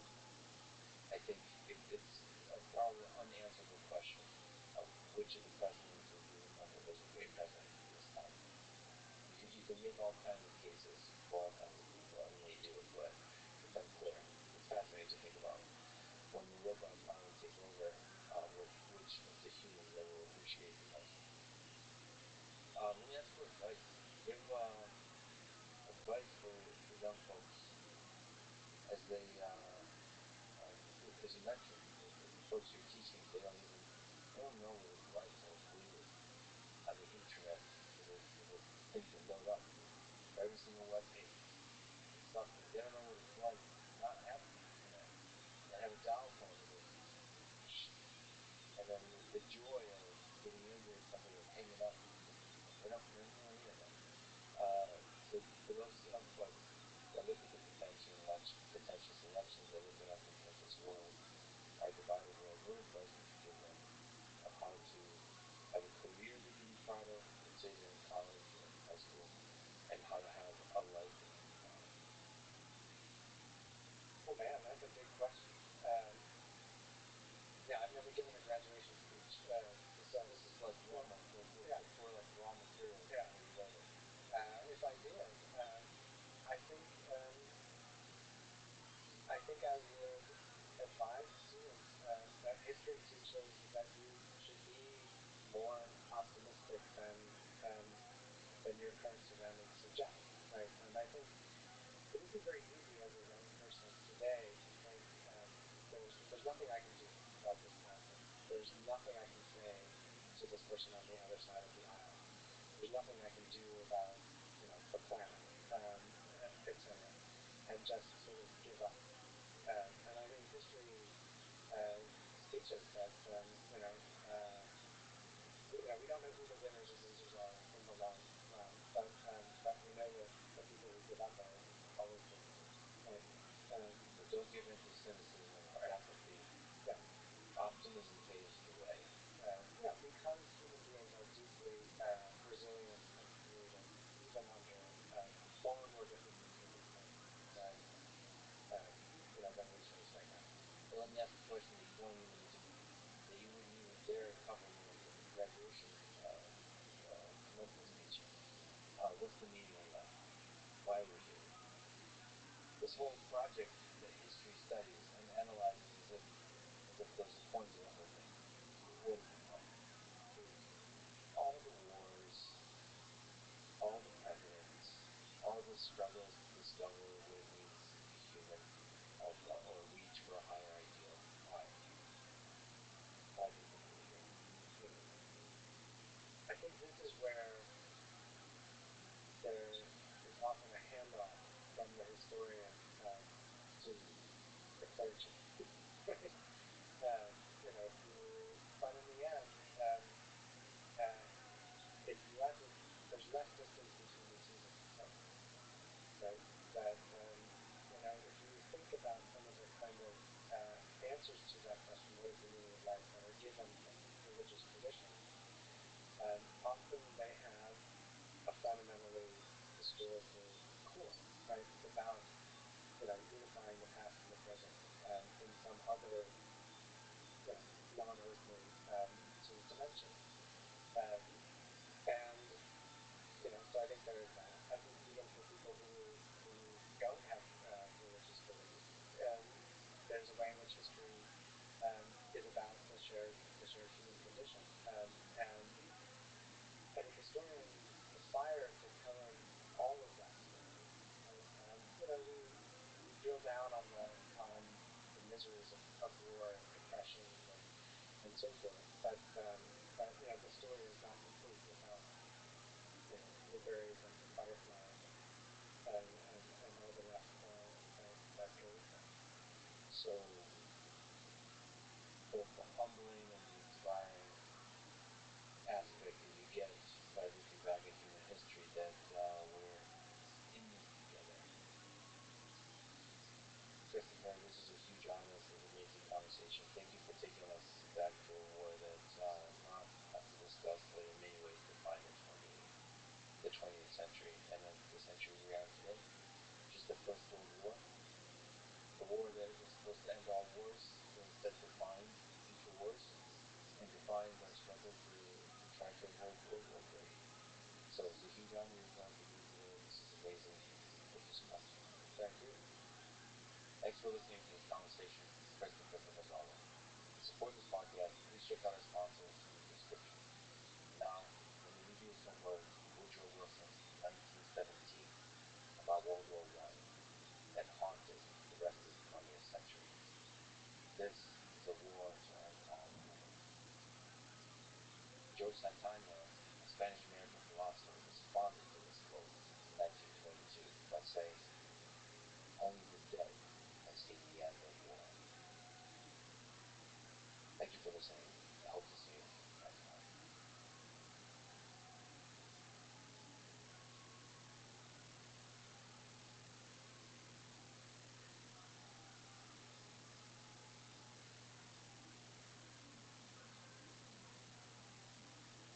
I mean, I've definitely experienced moments where I didn't want to do anything but chess.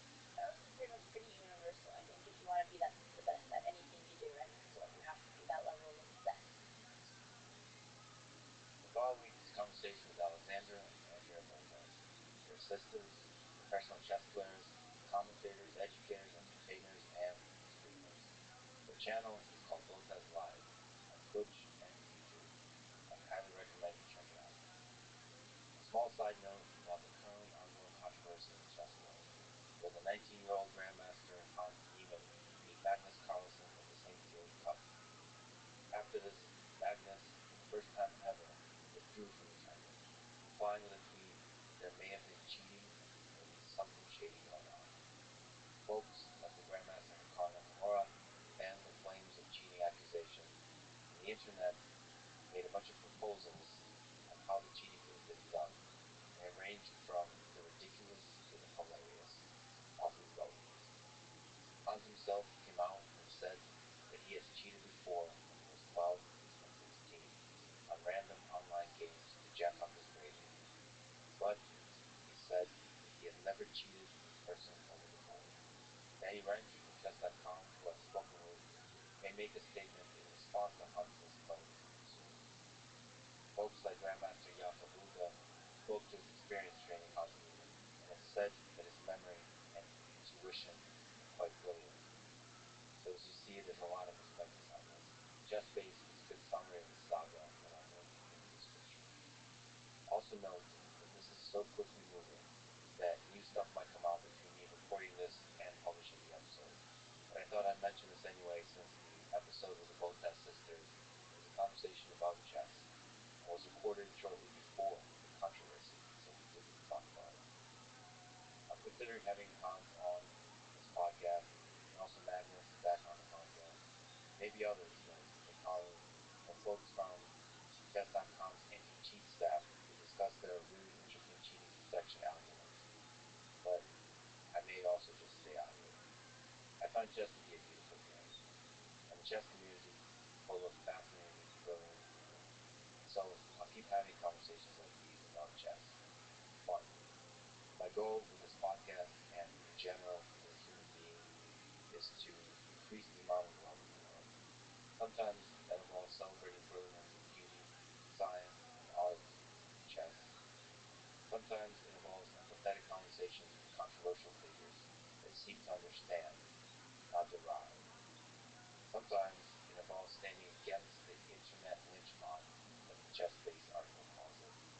hear the story of a human being who is under attack, even if it means I get attacked in the process as well.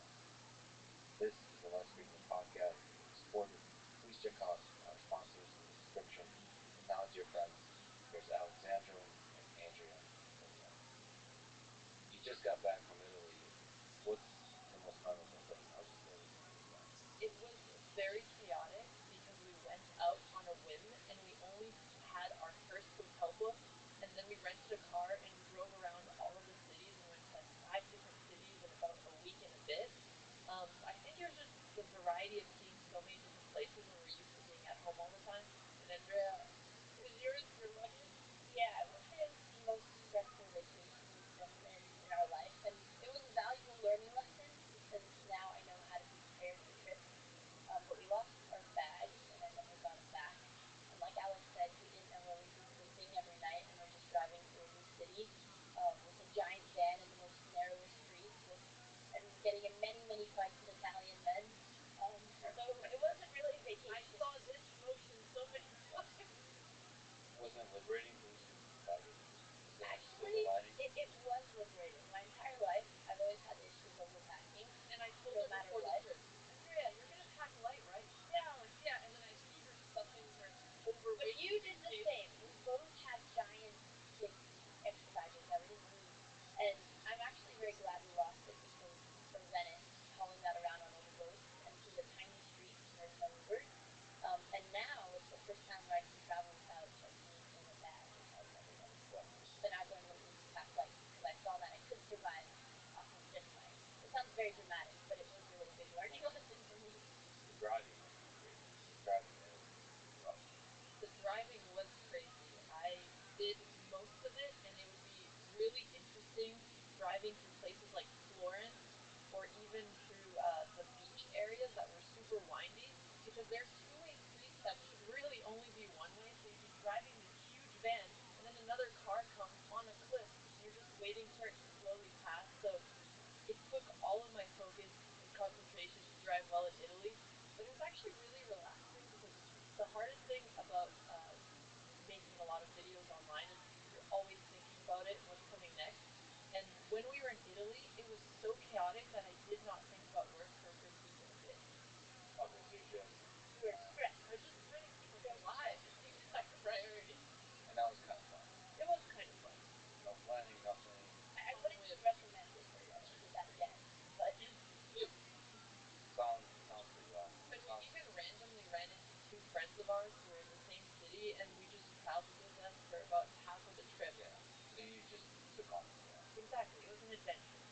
And I see like the moves you handle. You picked up some of the Italian gestures. I did. We did get yelled at by a lot of Italians, old Italian grandmas who come to us after breakfast because we leave something on the plate, and she'd be like, "You could feed an entire village with that. Tell your friends," and we'd feel so ashamed. yeah, we got cursed out a lot because we're reminded of where we grew up and how true. Yeah. Where you grew up? We're Romanian, but it was like an immigrant neighborhood. So, saying you don't finish your plate is disrespectful because people make it do. How's the food? I feel like the carbs tend to. There, yeah, I think there was a really loud food. So I'm actually not supposed to eat gluten because I have an allergy. Yeah. But I was in Italy and it's gluten galore. So I was actually eating a lot of it, and it was very interesting because I didn't get sick while I was in Italy, but I do while I'm in the U.S. So somehow the food was actually maybe more okay for me to digest, which I appreciated, but I didn't like it as much as I thought. Did you like the food there? Yeah, no, I did. I love carbs, but it feels like Vegas when I go there. Food is like if I stay here too long, I'm gonna do things I regret. That's what it feels like with the food. Because I don't know how to moderate, and everybody is pushing very large portions of wild kind of eating things on you. Pasta, pizza, so good. The bread is so delicious. So yeah, I love it, but I regret everything. So it's like I don't want to go to a place where I'm going to regret everything I do for too long time. Yeah, surprisingly, the pizza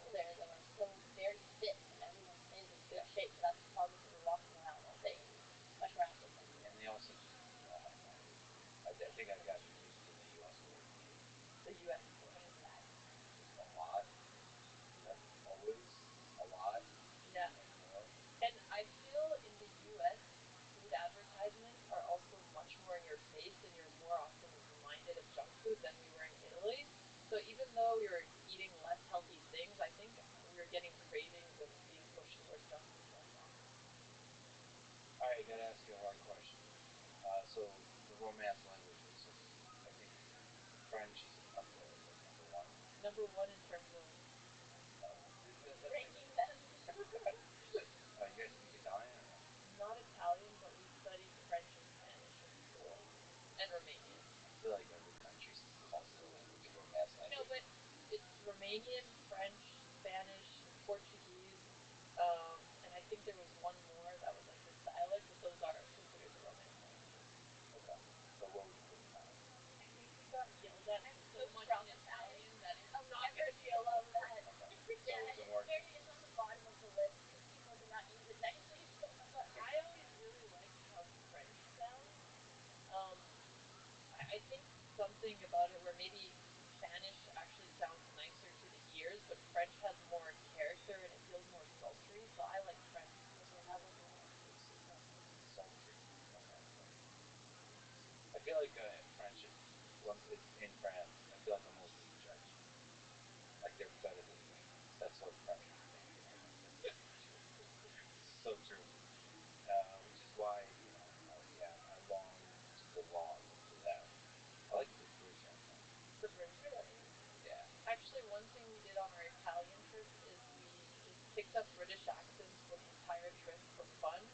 And we forgot we were doing them to the point where we talked to British people and they just asked us, "Why are you talking like that?" And we just couldn't stop. I did hear them feel much more elegant and That's mature. true. People, like, I don't know if they felt the same way about us, but it was more of, like a confidence. You do feel like you're more poised for sure. Yeah. So how'd you guys get into chess?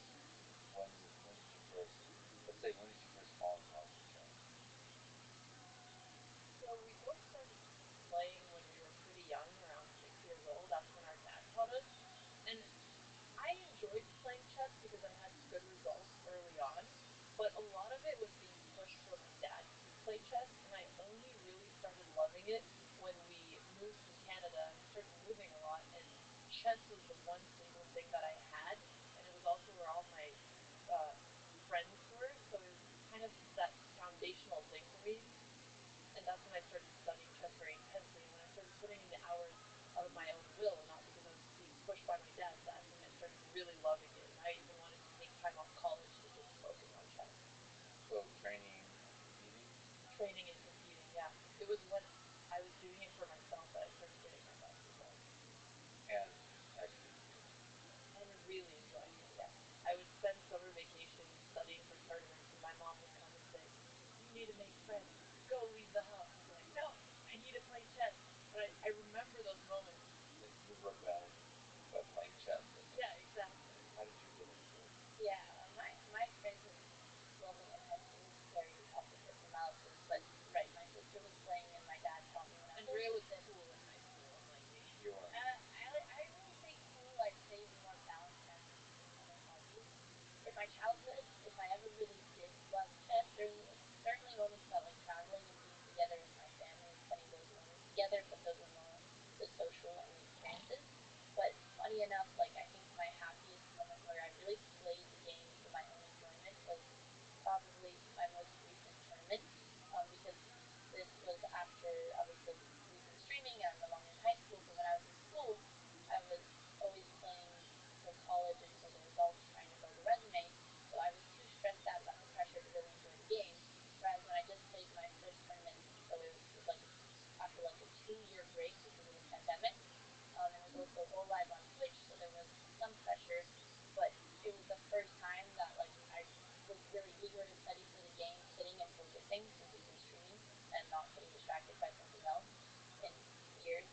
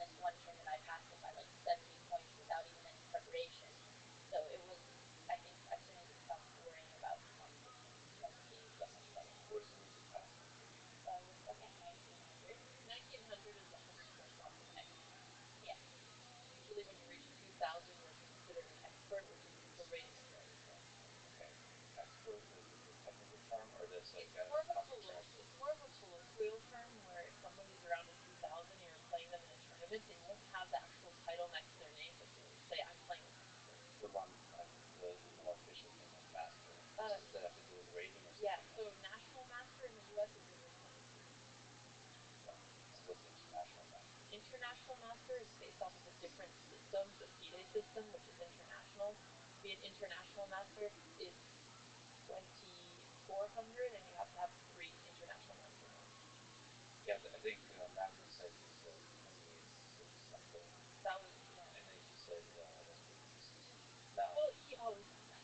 but see, the thing is, I think what he meant is that's a decent rating because it accurately captures his actual level. So it's not overinflated or underinflated and so on. And so the discussion there was how do you get to, can a human being get to 2,900? And he says because my current rating is pretty decent, representing my skill level is going to be a long road once you get there. Because it's like you have to beat people your same level that come from increasing level. Yeah. And you beat a bunch of people in the tournament, right? That are higher than Got your very level. lucky. I was playing casually in a category with like 200 players above my rating, and I was very lucky, and I'm playing in a big tournament. Do you feel the pressure when you're actually recording and for streaming? It was definitely so before every round I was vlogging and I was doing meet and greets and everything was I saw you do a meet and greet. You didn't know what the hell you're doing. It's great. yeah. Like, what am I? How do I do this? Yeah, I see. What do I do? It was actually really wholesome. The beginning was very silly because I was not expecting that it was going to be more of a seminar. I thought it was like, oh, just pose and take pictures. But they actually asked really nice, meaningful questions. But unfortunately, that is the perception that sometimes you don't get. Just the good long form conversation. Yeah. So there's like questions, Q and A type of thing. Exactly. You have to have those silences for YouTube and really talk to them. But not everything is like media, right? There's like two parallel things. Stuff that's fun for you too. Yeah. One day we can talk about that. Yeah, I mean, you guys like when you become like ultra famous, you're currently just regular famous. Then we His appreciate first the Q&A was content. And that the YouTube aspect, the creation aspect, does that add to the fun ultimately? Other chess, like your love of chess? For the love of chess in general, or just for competing in that tournament? No, love of chess in general. I think you said that for competing for that tournament was added pressure. Yeah, but actually, I really like the chess question. But yeah, this is where I differ to Alex because when I was just competitive when I was younger, I don't think I loved chess as much as when I started doing it for content because unlike her who a lot of her friends and social circle was other chess players, I never really traveled and built really solid friendships through chess until I started streaming and meeting other chess streamers and actually playing and talking to people for fun rather than just always being alone in the game, never really meeting other people my age or people with similar interests. So I would say Twitch was the thing that really changed how I approach the game. I think with some YouTubers, there's a pressure to be almost somebody else, create a persona, and you're stuck in that persona. I think I'm too much of a boomer to know what the hell Twitch is anyway. But it feels like when you're actually live streaming, you can't help but be who you really are. I think it's I think when you're live streaming, and I've talked to a lot of other streamers about this, you kind of just over exaggerate one side of your personality, and of course, it's kind of like being like on all the time. Like you're trying to be more entertaining, and sometimes you're being sillier at moments, or more. You take what character traits that people know you for, meaning one being like ADHD and the younger sibling who's very energetic and causes trouble, even though yeah. I'm sure she caused trouble just for the camera. Yeah, right. I think and of course, as a live streamer for like 4 or 5 hours, there's gonna be moments in the stream where you want to chill. But I think especially when you're like editing that content or you're doing bigger streams that are shorter, you are kind of playing up a side of yourself. Because of course, there's a lot of parts of me that I don't show to the camera because I'm not as entertaining or like the more serious parts. And also, there's things that you are really interested in about what you do. Like, I love competitive chess where I can sit and really think about it, but I know that that is not going to be as entertaining for stream. I know that's not going to be as entertaining for YouTube. So you kind of have to take what you like, but then really adapt it to whatever the format is. And sometimes that feels inauthentic, but other times it just feels like repackaging what you love for people in a more general audience, for sure. Do you feel like it's distracting a bit as you get going? Like, Oh, I think social media. Oh, sorry. Go ahead. social media in general is a trap, but at that time. Well, so we've been trying to switch to learn how to make YouTube videos so much of learning YouTube's tools is kind of the beastification of content where you try to get to the point of the video within like the first 10 seconds to not lose people. You try to You mean like Mr. Beast? Yeah. Okay. Yeah, where it's so fast paced, there's a reason to wait, there's high stakes. And everything is created to keep people watching the video and keep people on the platform. And in some ways, it is a trap because it's harder to do the kind of content you like because you really have to squeeze it to be like, okay, well, do we have a good thumbnail for this? Do we have a good title for this? And that's something that we're trying to figure out how to keep true to what we want to do. Yeah, the way I think about it is, yeah, there's a lot of stuff that creates, yeah, the mystification process.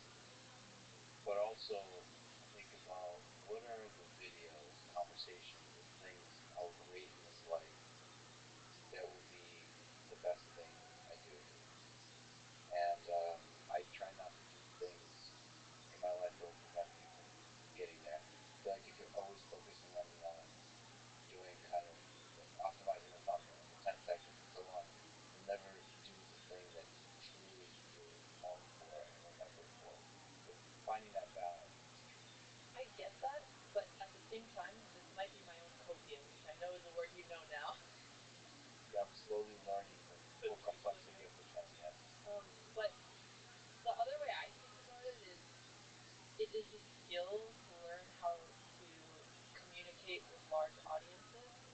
And first I started streaming chess, which is something I just did and really love. But now I have to learn how to translate that format, and if that's a skill that we can build, then we can use it to do really important things. And I've seen a lot of YouTubers who have done interviews about how, they didn't love the kind of content they did at first, but what they're doing right now is really meaningful. So I like to think of it maybe like skill development. Not everybody hits off podcasts where they can talk to super interesting people right off the bat. Yeah, you can be slow and boring in a podcast. You don't have to worry about the first 10 seconds. I mean, people like keep pushing me for this, but the first 10 seconds of the videos I do is what I know it's most important for YouTube, but I don't give a damn. I wrote a Chrome extension that hides all the views and likes.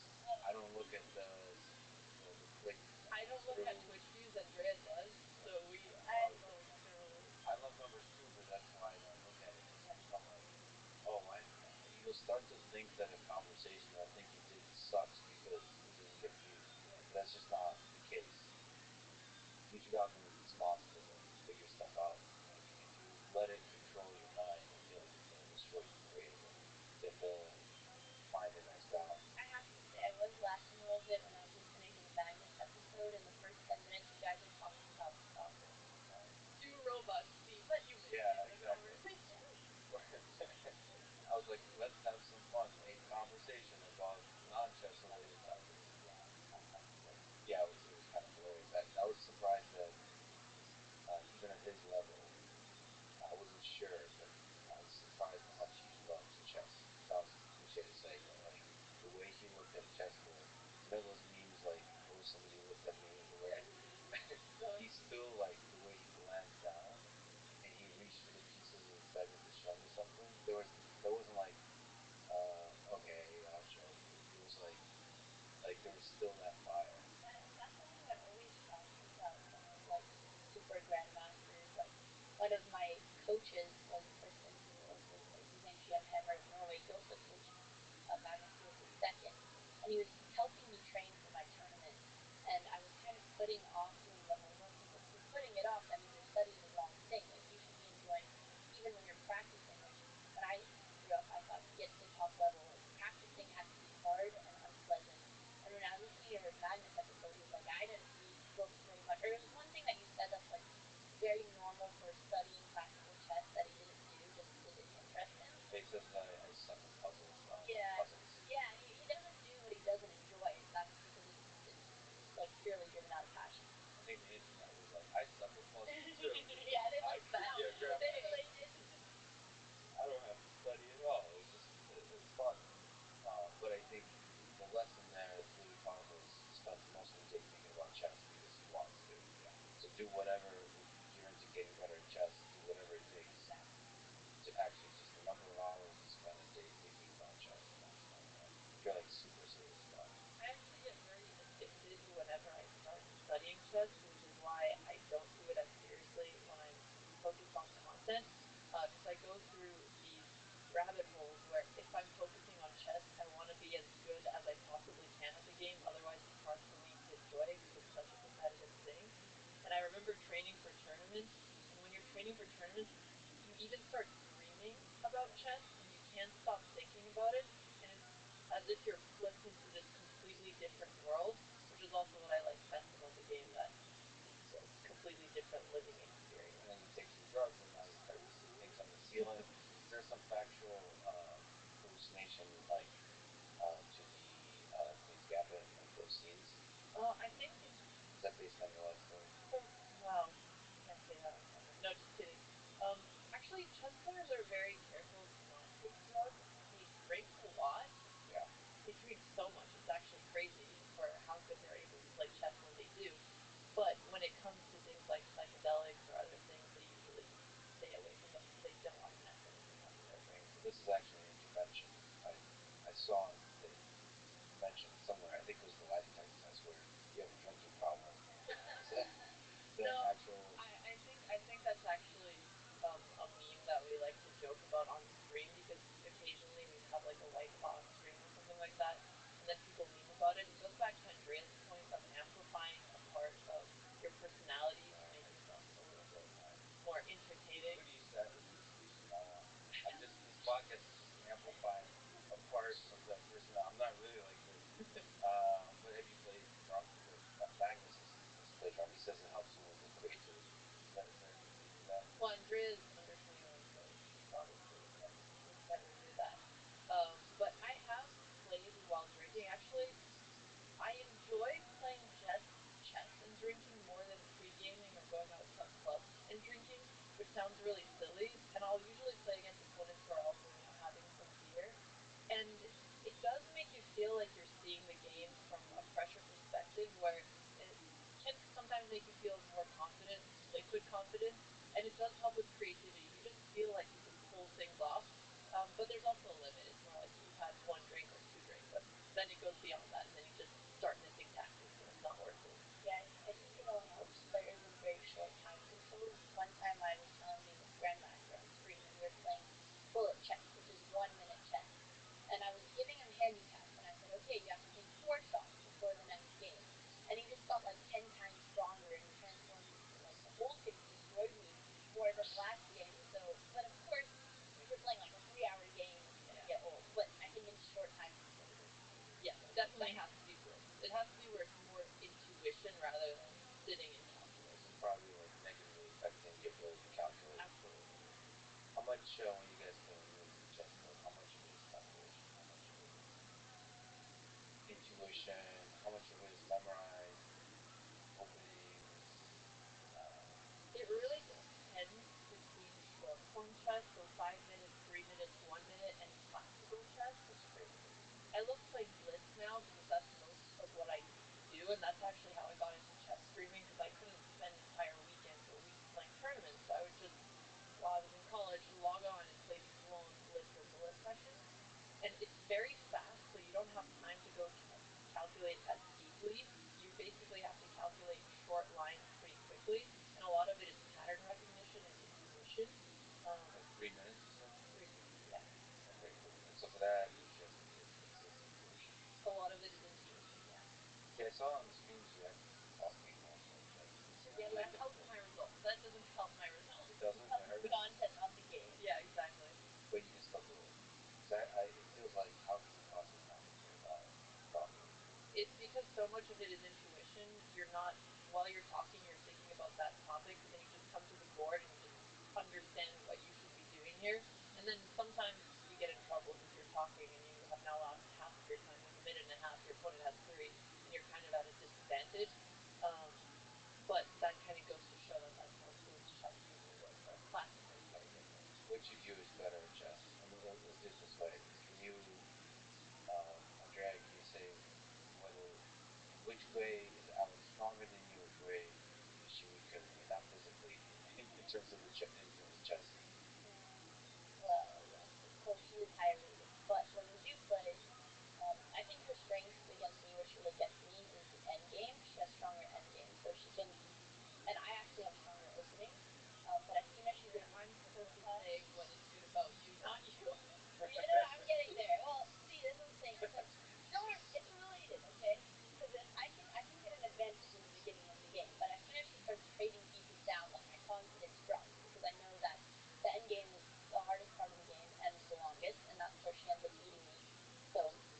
game is her speed, I think, for the moment for defense. And she has It sounds speed like over. her psychological warfare is better too. That's Because if you're definitely. getting nervous, That is But it's definitely. harder to play against higher rated players, seeing how, Magnus and former world championship champions have that psychological edge. So I think it's always going to be different for Andrea because she knows statistically she should be winning something like 1 in 4 games, but she usually does better than that because she's very distracting and talks a lot. That does help. what does it feel like to play a high rated player? And what's the experience of that? Like playing somebody like Magnus. So it depends on how much higher rated than you they are. If it's someone who's like between me and Andrea, like there's a 200 point difference, they should win, but at least you still feel like you have a chance.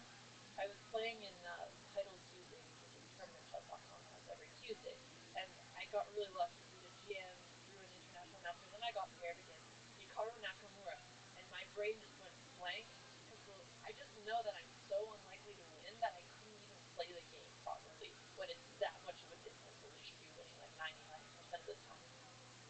But that's like psychological. So you're saying that's the biggest experience, is like actually knowing the numbers, statistically thinking there's no way I can win. But I meant like, is there a suffocating feeling like positionally you feel like you're constantly under attack? You just feel like you're slowly getting outsmarted, and the worst is when you don't even know what you're doing wrong, and you come out of that and you're like, I thought I was doing great, and I got slowly squeezed. I didn't understand what was going on, and you're just kind of baffled. It's kind of like watching Alpha Zero beat up Stockfish. You don't really understand why it's making certain moves or how it thought of a plan. You just see it slowly getting the position better, and that's what it feels like. I would add it's kind of different for me if there's someone who's significantly higher rated, so like than like 300 plus, or you're playing Magnus. What I notice is I just feel lost straight as soon as I don't know my preparation because they know so many opening lines that they're gonna know the best line to beat you that you haven't studied. So then on move 10, you're like he already has a maybe plus zero point 0.5 in damage, which is really small, but for someone with such a significant skill level, you know you're already lost at that point, and it's so significant. What are the strengths and weaknesses of Andrea? Andrea is very good at opening preparations. As she said. As she said, she likes bringing that up. I mean, she's very meticulous about it, where she'll really go in and learn her lines. Um, and having that initial starting confidence isn't just helpful for the opening, but it helps develop the plans for the middle game. So I think she's very good at that. Um, I think she's actually pretty good at tactical combinations. Um, What is tactics? Tactics is like solving puzzles. We're basically finding lines that are forced, where if you find them, you're going to win. So I That's think like puzzles within a Within a game. Yeah, exactly. Whereas strategic chess is making slow moves, and over the process of like 20 moves to get a slightly better position based on an understanding of the overall strategy. So in my extensive research of Wikipedia, it says your most played opening is the king's Indian defense, in which black allows white to advance their pawns to the center of the board in the first 2 moves. Is there any truth to this? So, King's And what Indian is it? probably is my most played opening.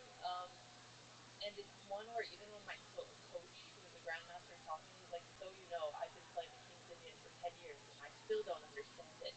And it's one of those openings that computers really don't like because you do, or at least Stockfish doesn't like it. Maybe Alpha Zero changed their mind. I forgot what. Can you show me, by the way, what it is? Yeah. Is it white's opening or black's opening? Black responds to the d4 queen pawn push, and you take your knight out to f6. I'll just put it in stereotypical classical King's Indian form, so to say. Um, we actually have a very famous King's Indian game in the notes that we shared. For the record, I asked you guys for some games that you find cool, or maybe you get a chance to talk about them. Yeah. So this is the King's Indian. As you can see, White has much more control over the center. White has 3 pawns in the center, while Black has none past the 5th rank. And you just have this pawn on d6. And one of the ideas in chess is if you're not taking the center, then your plan revolves around trying to continually challenge it. But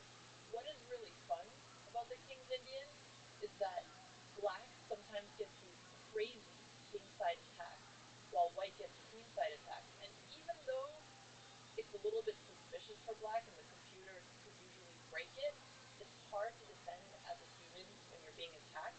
But if you don't pull off the attack as black, then you're just going to end up being lost and still in the game. So it's like a very asymmetrical position. It's very asymmetrical, although a lot of people now stopped playing into the classical King's Indian, even though computers give it a big advantage, and they play these slower lines in the King's Indian, which are less fun to play. What's slower? They take a longer time to like do something interesting with. They basically don't let you get as much of a kingside attack because they try opening up the center, and then you have no weaknesses, but you're just slowly improving the position of your pieces instead of being able to go for that kingside. So for people just listening, there is a white pawns are all in the fourth row in a row together. That feels like a bad position For black? for white. Oh, you don't like taking the center? No, I like the center. This is not talking trash or Oh, sorry. but like they're just like they're like feel vulnerable. They're in a row together. Like it's like you know because they're like who's gonna defend them? I guess the knight defends and the king defends it. That, you're actually talking about a scheme that you do see sometimes, which is called hanging pawns, which is when you have two pawns right next to each other with no other pawns to defend them. So it is a valid point, and actually as black you're trying to break apart these pawns and get them to push and create some holes into the position.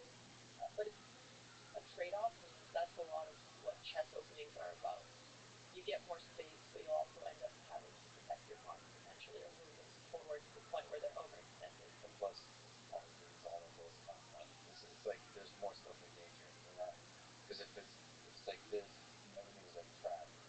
Like you can't do anything. Everything's blocked, yeah. Like blocked off. Yeah. But so you can't have fun. yeah, one of the opening principles for white is bishop pawns in the center. So I'd say like this is actually preferable for white. Let's go over some opening principles. There we go. This is a very good learning lesson for quick any crash chess course. beginners in the audience. Okay, so first thing you want to do is control the center. Very good. B4 is a more aggressive pawn. Isn't that like the basic vanilla move? I didn't. Somebody told me that pretty much pawns are fine as a move in chess. Why is that considered aggressive? So it's e4 and d4, and the king's pawn is known as being for more tactical players, whereas d4 is known for more positional players. So that's why it's considered more aggressive. More of a gambit than d4.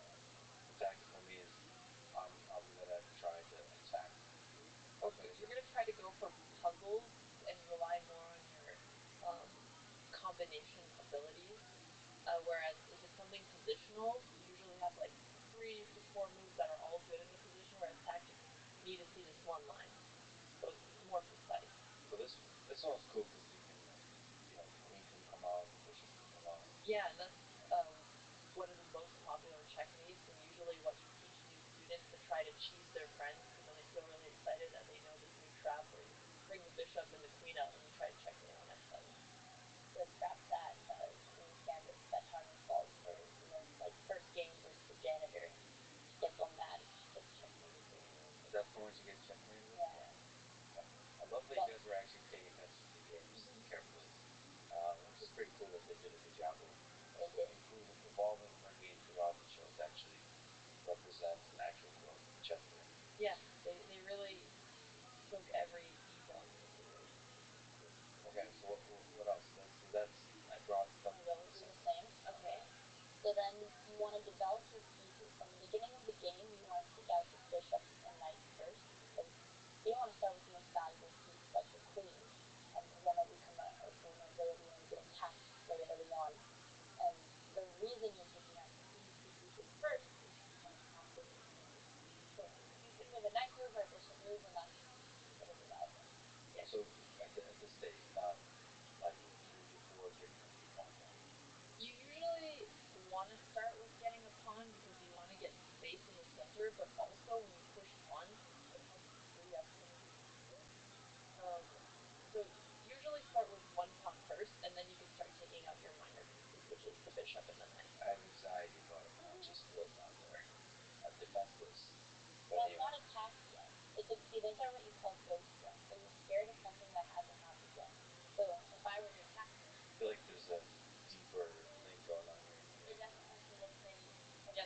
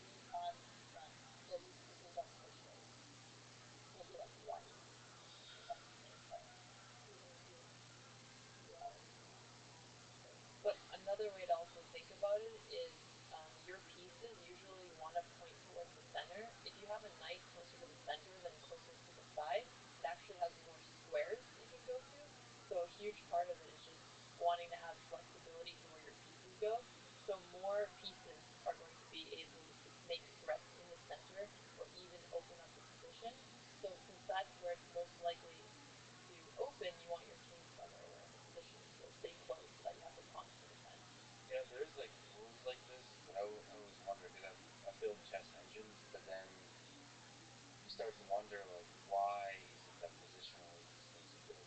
Like you build up an intuition about it, but I wish, and that's the thing that would be amazing if engines could explain why is this kind of thing better than this kind of thing. You just have to build up an intuition. But if I'm just like know nothing about chess, it feels like using like cornering your king and getting him um, like trapped here. Like it feels like you could get checkmated easier there if I was just using like dumb intuition.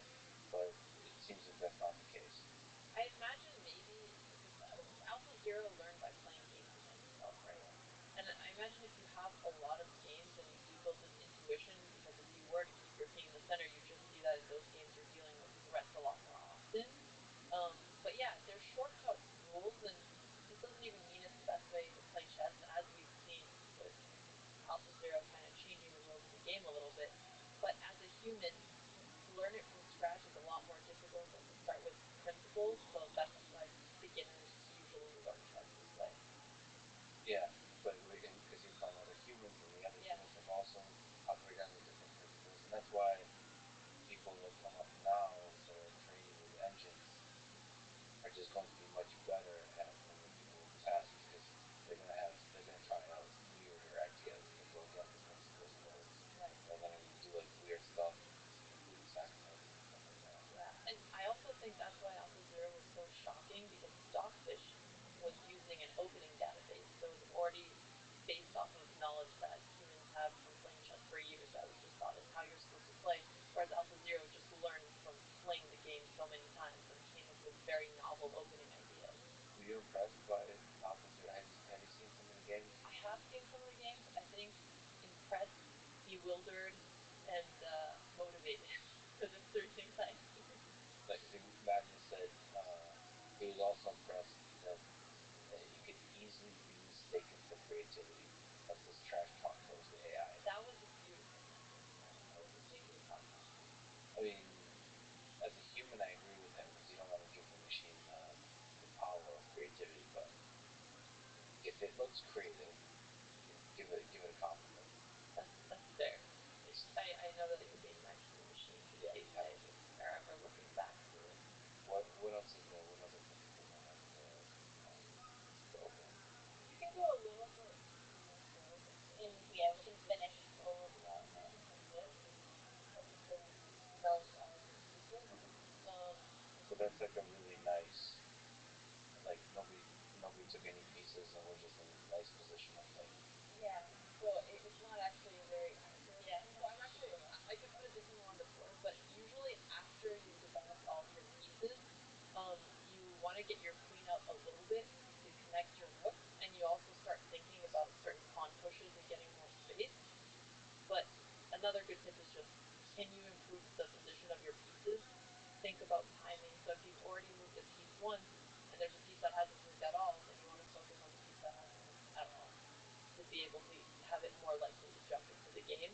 Right. If you don't move pieces multiple times. Exactly. Like try to move it to the most optimal position. Yeah. Yeah. That makes sense. So what's the Indian? I think we kind of went over it, but why did you ever say why you like it so much? Is it weird? The king side? I liked it because it's a very fun, aggressive defense where you're just throwing your pieces towards white, and there's so many sacrificing opportunities.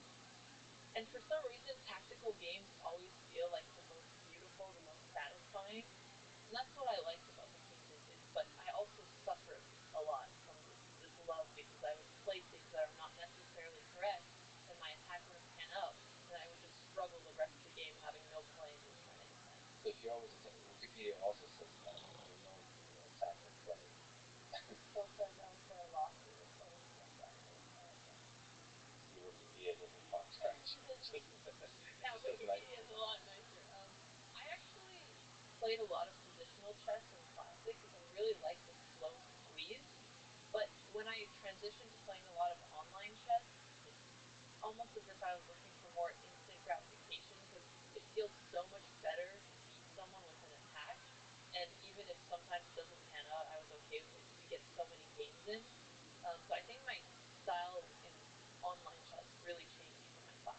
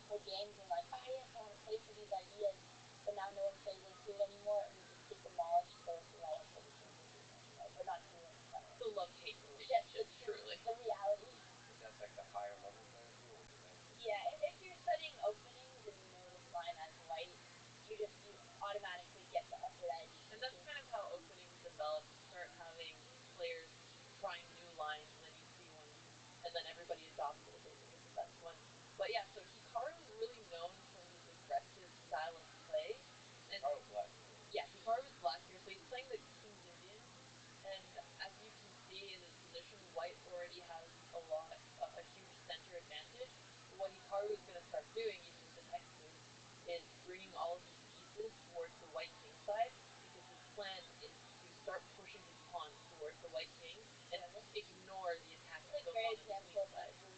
Attack if the king is here. So there's a complete asymmetry towards the king side, and the left side of the board is a ton of pieces. Yeah, exactly.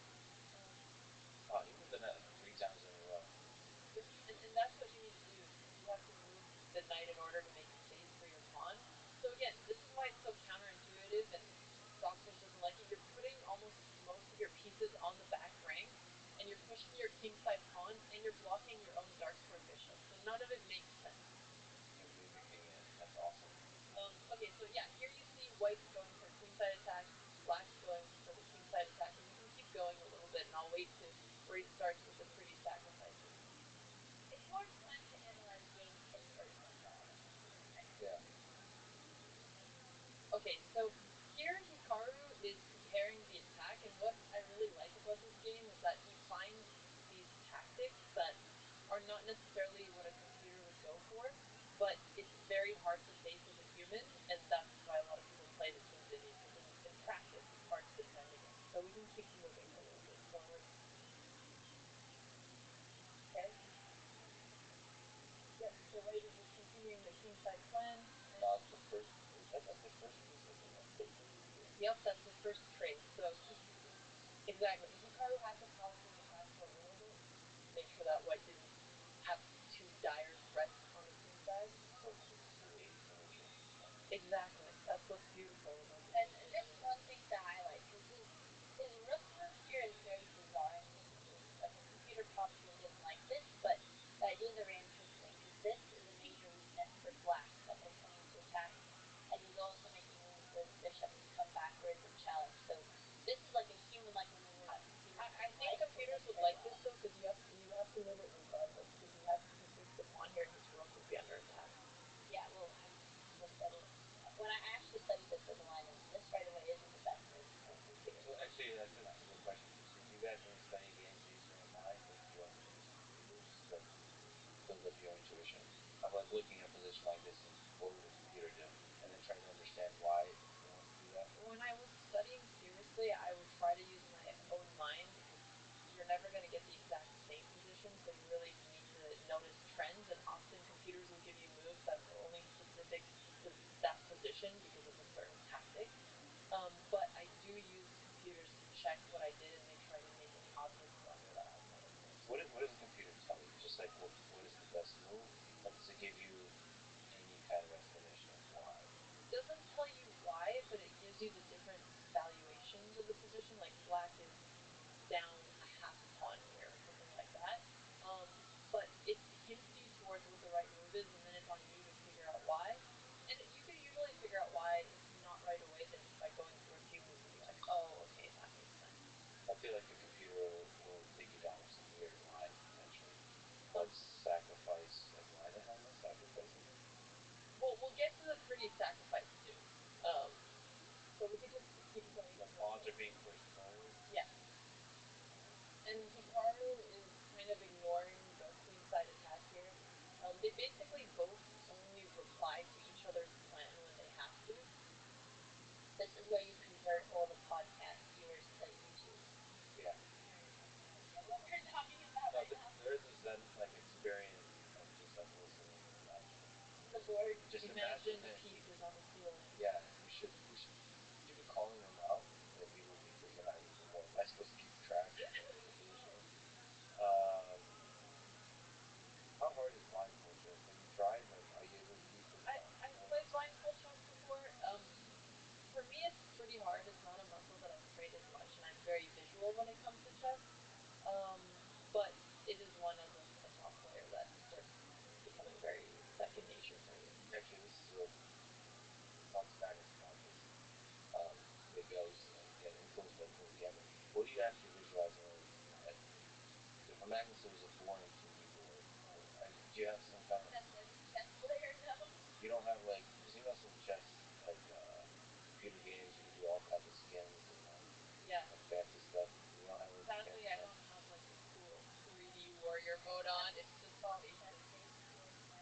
Because you don't, yeah, you can't use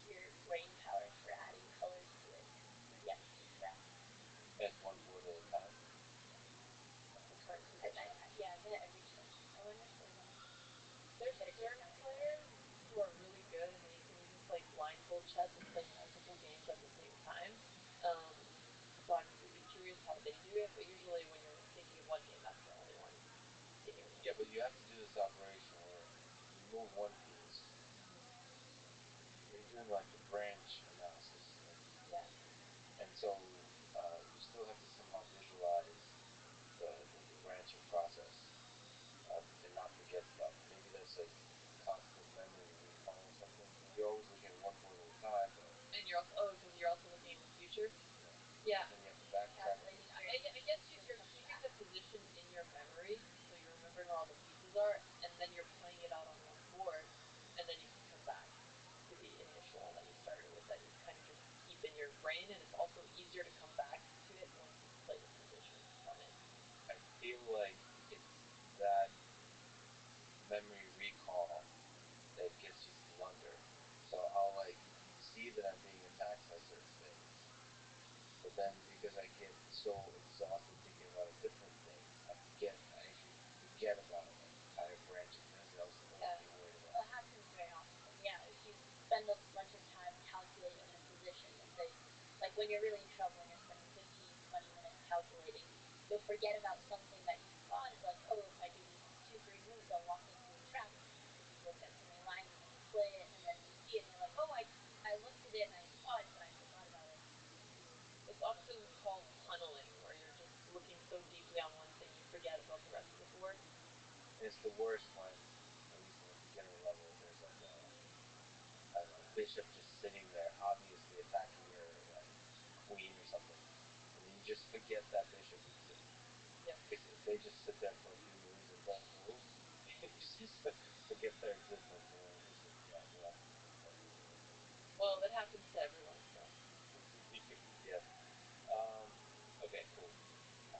So we see a few trades happening on the queen side where you had to go for those, otherwise you lose that move. And this is where the game starts. This is where it gets exciting. Yeah. So knight h4 is really when the sacrifice starts, and here the two important pawns are the ones in front of the king because they're helping with the entire defense. And Hikaru's actually preparing to sacrifice his knight for a pawn, just so that he can continue his attack and open up the position. Because if you don't do that, you're as black and don't get some kind of attack, you are completely lost on the queen side. And also, you've pushed all of your own kingside pawns, so you're going to be in danger. So it's one of those do or die moments. Oh, okay. So that's what makes it all right because the king is wide open. Yeah, yeah. The king is wide open, and all of white's pieces are pointing towards the queen side too, where you're also cramped. So is the attack primarily by black done by the two pawns and the light? And the light square bishop is always Oh, extremely important, so you don't want to trade this in the king's Indian because it's very helpful for a lot of attacks. Even though it's on the other side of the board, I Yeah. guess it can go all the way across. Like I'm not sure what he's doing here, but probably his best. Like for example, if it was another move black could have played would be something like bishop h3, where if you take the bishop, you actually get mated on. With what? So d4, and then it would be checkmate. So you're kind of using your bishop to sacrifice against like kingside pawns. Yeah, I'll be freaking out if the bishop is dead. Exactly. What are they up to?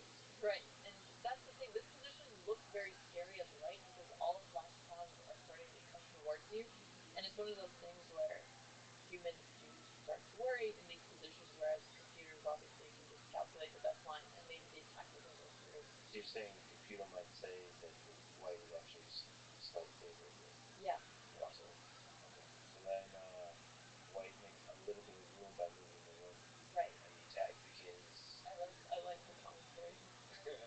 Then the knight is holding the king. And actually, white can't even take the king here because then h4 and h3 is coming in. You're And taking the knight. yes, I was going to say king. Yes, taking the knight. White can't take the knight because what?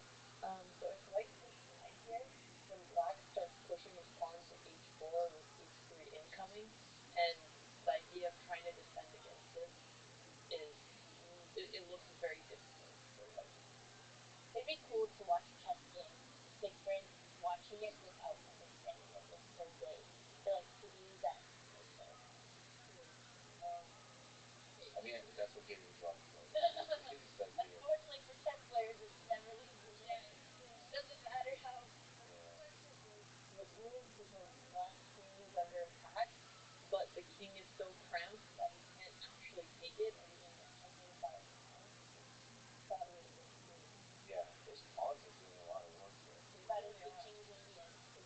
King's Indian players The three. attack of the kingside pawns. Yeah, these pawns are like right, so they're the ones that say why you play them. Right, and they're also opening up the position to bring more of the pieces in. But that the pawns kind of help break open the king side, but they can't checkmate by themselves. So after the pawns come in, that's when you need to start bringing the pieces. What would you roll to? There you go. He puts More sacrifice. So this is actually another beautiful sacrifice in the game. Um, but then he puts the king in check as a pawn. Right, that and the pawn is going to be given here for free. But the idea is you're giving your own piece because you want to have more space and open up the king, which is what you're always trying to do when you have a king side. You're trying to remove as many of the king's defenders as you can without giving up too much. And then you have a ton of pieces on the king side for black, just waiting to. Exactly. And notice how every single move white is getting attacked. Like they're never getting a break. Black just keeps building all the. So it's funny that black's queen has been hanging for like 3 moves now, and white still can't do anything about it. So what? Put the king in check. Yeah. King one. And then again, you leave the queen hanging, and you develop a piece. This right square bishop f7 where you're once again threatening checkmate on g2. Bishop. Again, the queen hanging. I mean, the game is just so beautiful. The amount of calculation Hikaru put into this position. It just feels like so much is in danger. Right. So interesting. And knight takes what? Pawns. So now his queen is attacked twice, and he doesn't care. He takes the bishop, and he's still threatening the checkmate. Beautiful. And then the queen takes the bishop. So now he's fighting to get pieces, and black just eats out the material back here. So here black is already in this one. Well, he ends up winning a knight here because black had to be so much on the defensive. Just taking pieces. Yeah, I mean at this point you're up to 2 whole pieces, so Yeah, exactly. Like Then queen. queen, more pieces, and then the bishop. And there's not as much of an attack on the king anymore, but Hikaru is up a knight here, which is GG. Yeah, what's the correct way of saying that? Because I played Dennis Atagas. I played him in chess, and then I quickly realized, like from his facial expressions, that I should have like stopped playing. Oh. It was like it's already set, yeah. and then he's like this is a good time to like give up. Right. Because you're not gonna get the checkmate. Where like there's he could see like the checkmate is like 5 or 7 moves away or something. What's the polite? Usually you have to resign if you're in a position, or you should, through chess etiquette, resign when you're in a position where your opponent is definitely going to win out of respect. Like if you're a piece down, and obviously all top grandmasters do that. The only people who don't do that is kids, because their coaches always tell them never resign, and they'll be in hopelessly lost positions playing against like 2 rooks, a king, and they only have their sole king, but they're still playing on. So that's a position where it's obvious they can't win. Because the kids might make errors. Yeah, so might as well. That was the interesting thing about I think Game 6 of the previous World Championship with Davis. Was it the one where he beat Matt? Yeah, the first time he beat him, where it was like he said that I don't know how often he comes across this message where he said the engines predict a draw. Yeah. But that doesn't mean that it's going to be a draw. So you play on hoping that you take the person. I mean, this is, I guess, an end game thing. You take them to deep water and they make a positional mistake or something. I don't know when. Like he, from his gut, knows that this is supposed to be a draw, but he still plays on. Yeah, I mean, that is one where it could theoretically be a draw, but it can be very hard to defend because it's a hard technique to know as a human. And especially in that game, I know that Nepo was also in time pressure, which makes it even harder. So in situations like that, you should always continue. It's more where an engine would give you something like +10 or something where it's not just clearly a win, but anybody would know how to win, and that's where you usually stop. So what do you find beautiful about the game? Is it the attacking chess and just the asymmetry, and it's the fact that this is the dream for the king's Indian, where you're able to get a beautiful attack. And there was also those two really nice sacrifices where black just continuously kept putting pressure on white's king to the point where he was able to win material. And the best part of it is that if the attack didn't work out, black would have been completely lost. How often does that happen though? Like as an attacking player, you like how often do you put yourself in a position of like I'm screwed unless this works out? In online chess, more than I should, and it's usually when I sacrifice, I know it's either gonna work or I'm lost. And Yeah. those are the most fun positions to play. But in tournaments, if you're doing a sacrifice, you're playing it with 100% confidence because you're taking the time to calculate it. But yeah, when you have 3 minutes, you don't have time. You take the whim and you follow your intuition, Or and you find out later. or you're very confident it'll work and you haven't calculated all the way till the end, but you've calculated to the point where you have enough in exchange for the sack and it makes you play that position. How do you train chess? What's do you practice? Do you deliberate practice? I mean, you're in this tough position because you're also a creator, an educator, an entertainer. So, do you try to put in time of like daily practice? I don't train chess anymore when I'm focusing on creating. I do if I'm preparing for a tournament, but back in the day I would train very seriously for tournaments, and the way it would work is I do opening preparation for a specific tournament because that's when you really need to have those lines memorized so you could also prepare for a specific opponent. And I would do tactics to make sure I stay sharp. So those were the two things I would do every single day for a tournament and then mix up the rest, like maybe some end games, maybe some positional chess. So, what does tactics preparation looks like? Do you do like a puzzle, like a random puzzle thing? Like, Yeah, I would just train puzzles for at least like 30 to 60 minutes or books. And sometimes you work, and there's different kinds of puzzles. One you could train for pattern recognition where you're supposed to go through them very quickly. And that's just so that when you're playing the game, if your mind is tired, it's still keeping track of things a little bit more easily. And then there's where you're practicing your combination, and those can sometimes take like 20 minutes to find because you have to just calculate a lot. It's more like making sure that you're training that muscle. But Andrea's actually very good at finding ways to balance and still study while also doing that. yeah. So, what you're able to do both? That's the hard thing. I was getting very irritated with contests because I'm very competitive. I don't like playing chess if I'm losing, and if you're talking and entertaining, you're going to be losing more than winning. So then I started doing more training streams where I bring on my coach. And one of the things that I wanted to add to Alex's training repertoire, so I would do daily puzzles every time I'm streaming, which helps me a lot, even if it's like there's this thing on chess.com called Puzzle Rush, where you have 3 minutes and you just do puzzle after puzzle where they get incrementally harder. And it's just a really good way to go through pattern recognition, especially when you're lefty. So I would do that until I hit a high score, and I wouldn't play any blitz until I hit the score that I want. But that's kind of more like the fun part of chess studying. Very important, which I try to do. I remember to give a shout out. I listened to a couple of episodes of the Perpetual Chess podcast. It's pretty good. But what was whatever I listened to, I remember it's I think they really focus on like teaching people How to train. yeah, how to play, how to train, all that kind of stuff. They do like yeah, I'm looking now, adult and schoolhood. So basically, like how do regular noobs get better at chess? Yeah. One of the things one of the person that said, I think it was Grandmaster, but he said to maximize the amount of time you spend every day of like basically as you were saying suffering.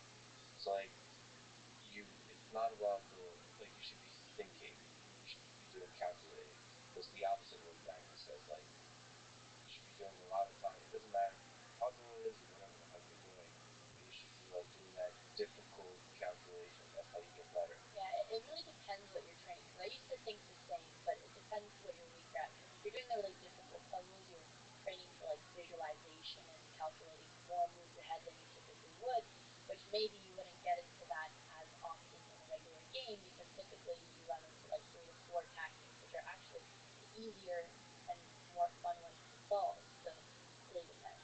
And on top of that, as a hobbyist, your motivation is very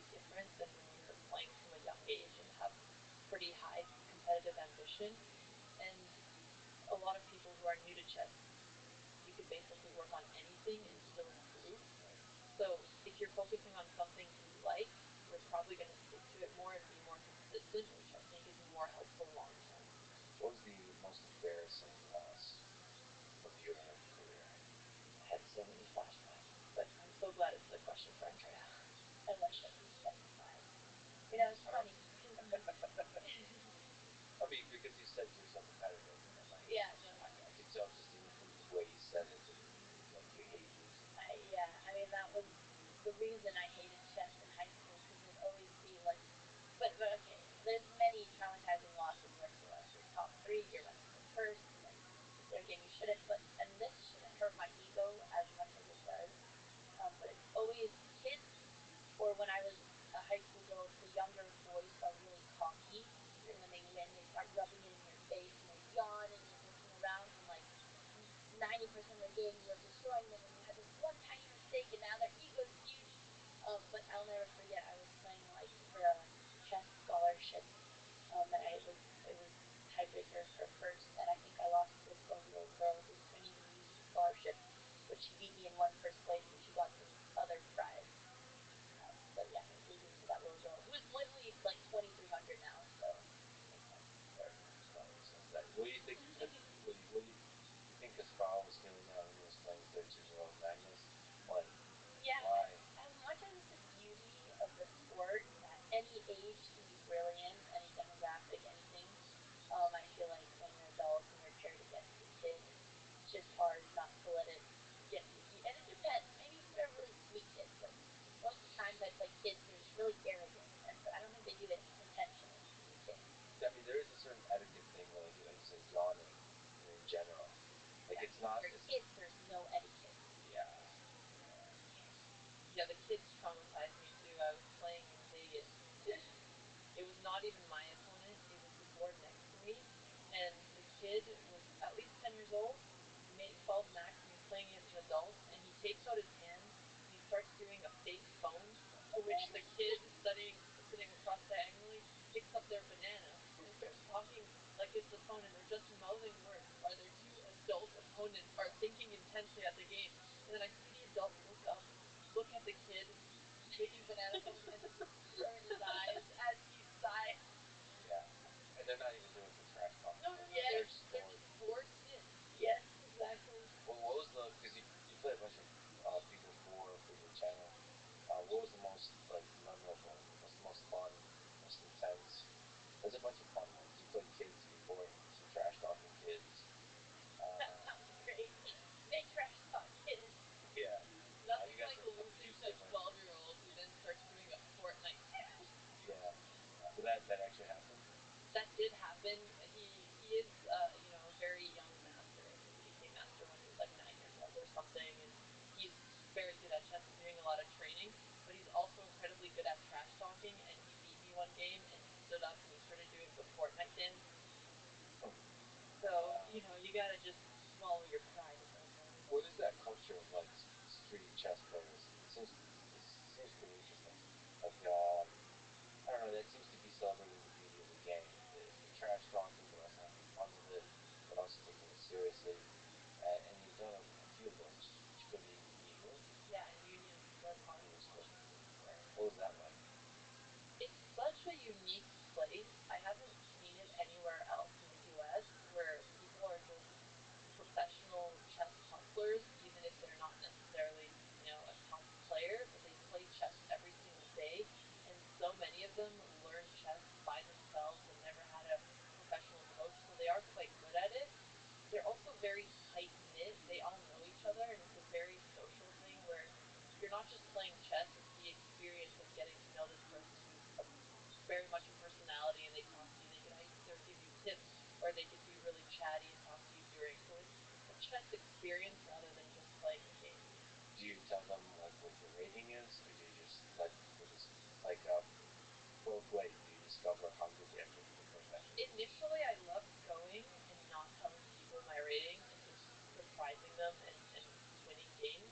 But now we've gone so many times that people just know us, so we can't get away with it anymore. One time, actually, I don't know if I should share this, but one time we dressed up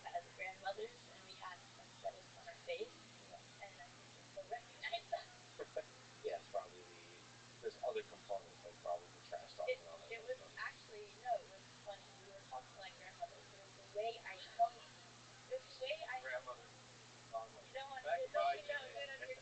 No, no, no. We're not bringing. We're not. Bonbon. We're not bringing this Bon up. Bon was okay. What were your names? What was it like? Oh my god. I think it was Edna, Edna. What- and I had a really. But it was embarrassing because we were walking so slowly, and Andrea dropped her cane or something at one point. Then people in the park They came were to help helping her. me. So I was like, "Where's Bon?" But yeah, it was funny because they didn't know it was us until we saw the way I reached for my pawn. He said the way you held your pawn, I knew it would be you. It was like such a niche thing. That was really cool to get. Yeah. Do you have a style of how you play physically? Is I that didn't like think a we did until Grandma played chess with us. Yeah, I've never thought about that. Yeah, I think our style is just trash talking. Style is very. If you're talking about style on YouTube and Twitch, we definitely have a distinctive style. what's that? What's your distinctness? Just talking shit. But but not going too far. No, no, definitely. That's definitely. If it's us two against each other, Oh, we trash talk each other so hard. so cool. And I love looking at Andrea and Like, watching you her get little genuinely nose annoyed. scrunch up that she's annoyed, and the satisfaction I get when that happens. How many times do you play against each other online publicly? I think I've seen a couple of We games. played a lot of times. We try not to do it too often because it's repetitive, but every now and then when we haven't done it for a while, we'll go at it again. Repetitive. Is that implied trash talk right there?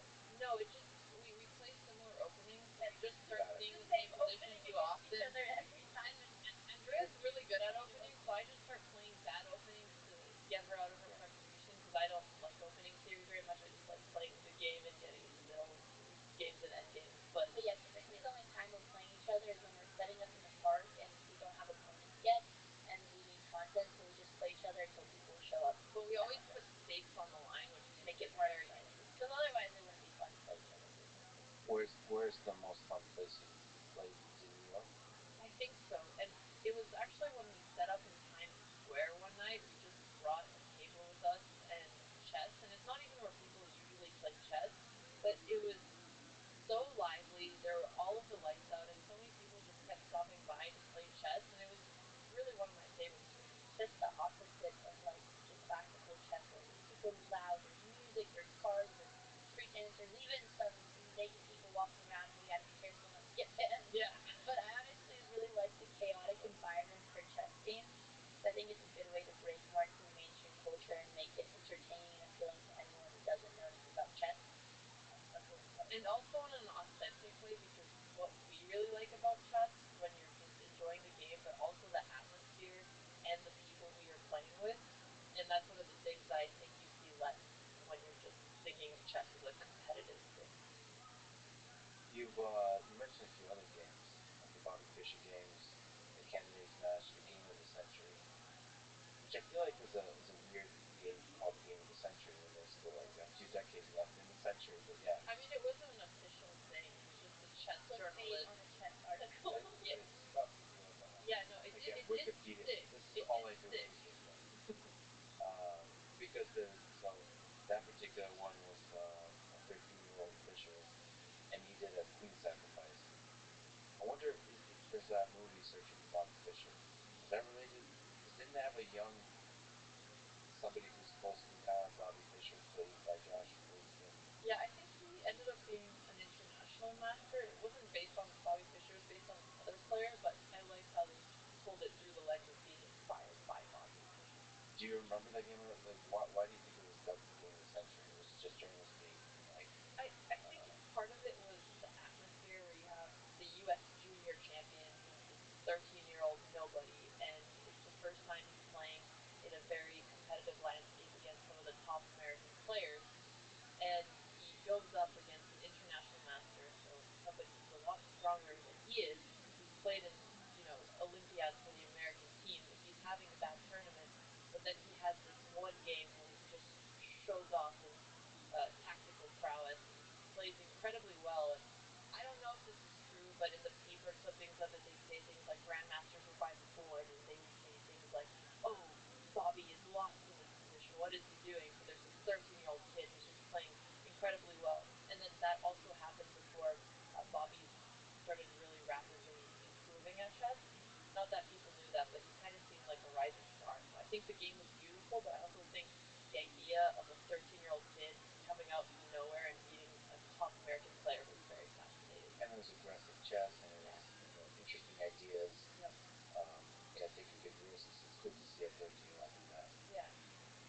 What about you mentioned that his match against Mark and Mana from the 71 candidate match was interesting to play. Why is it interesting to you? On move 45. I'm looking at some notes. Oh, see, this is with the bishop e3. I think I know which one you're talking about. It's I wouldn't say a lot of these games on these lists I think are really great combinations. That's when tactics come into play, which is what we're talking about. But they're very good at exemplifying lessons. So this is why you study famous games so you can apply these lessons to your own games. I think the main takeaway for this one was they were punishing their opponent from steering away from the opening principles, which is something that we learned a little earlier, where he delayed the development of his king and put his queen out a little bit too exposed. So Bobby Fischer immediately punished that, and then there was just like a beautiful combination where it was like a 12 in a row perfect moves, which was a tactic to study the game, but it only came from punishing those mistakes. The mistake being bringing the queen out. Bringing the queen out and not castling your king right away. And these were just like opening principles that now they're written in books, but before he would study these principles by studying games. And also, looking at some notes, his dominance during the candidate tournament is with the two top grandmasters. I mean, that guy's meteoric rise is incredible. It's sad that I think at whatever in his 20s he then quit chess. One has to wonder where he could have gone. Yeah, it is sad that we lost such a brilliant mind so early on, and it's also sad, I think, kind of what ended up happening in his life and just slowly going crazier. Is there some aspects of chess that people consider crazy? Like like how challenging it is on you, the stress, the anxiety of it, the Isolation. isolation. Yeah, it's very interesting. It is. Even to you guys, since you both play it, still learning from the experience of it. It was when I was competing a lot. I think the crazy part of it for me was how obsessed you can get about a board game where you're optimizing your entire life to beat another person and pushing wooden pieces across the board doesn't necessarily translate to other things. And the fact that so many people spend so much of their life on it, but you can also spend so much of your life because it's so deep and so interesting. Um, and I mean, I've definitely experienced moments where I didn't want to do anything but chess. And I had that before I went to college where I just wanted to take a gap year and focus on chess because I went to high school, we moved a lot, there was always other things going on, so I felt like I could never really focus on chess. And the one time I could, by taking a gap year, I ended up not doing it because my parents really wanted me to go to university right away. But I think maybe if I had taken that gap year, I don't know if I would have gone back to chess. So maybe it was a bad thing. I would say that's pretty universal. I think if you want to be the best at anything you do, any sport, you have to be that level of obsessed. So I don't know if that's only chess. Well, some obsessions are more transferable to a balanced social life, That is like true. healthy development Yeah, than chess other is a ones. lot less focused on that. Yeah, there's something deeply isolating about All the right, game. kids. I mean, Do you want to great know what chess we players do I met. I mean, on this night? it's really Hit the competitive. toilet bowl? Yes, you do. And there's something that they're almost nonstop Yo, paranoid B. about blundering at every What about level. introduction to That alien races, develops a Rabbi? person who's really anxious about losing Oh, versus someone who like deeply enjoys perfection and winning and so on. It's just this kind of paranoia about losing. Maybe I'm misinterpreting it, but um, that that creates a huge amount of stress of a valuable game, especially in a young person. And that blundering is such a painful experience because you could be playing a game that is played for 5, 6 hours and you have one lapse in focus and you blunder and you throw the entire game away, and sometimes not just the entire game but the you anything anymore. So you just feel those mistakes so strongly. Yeah.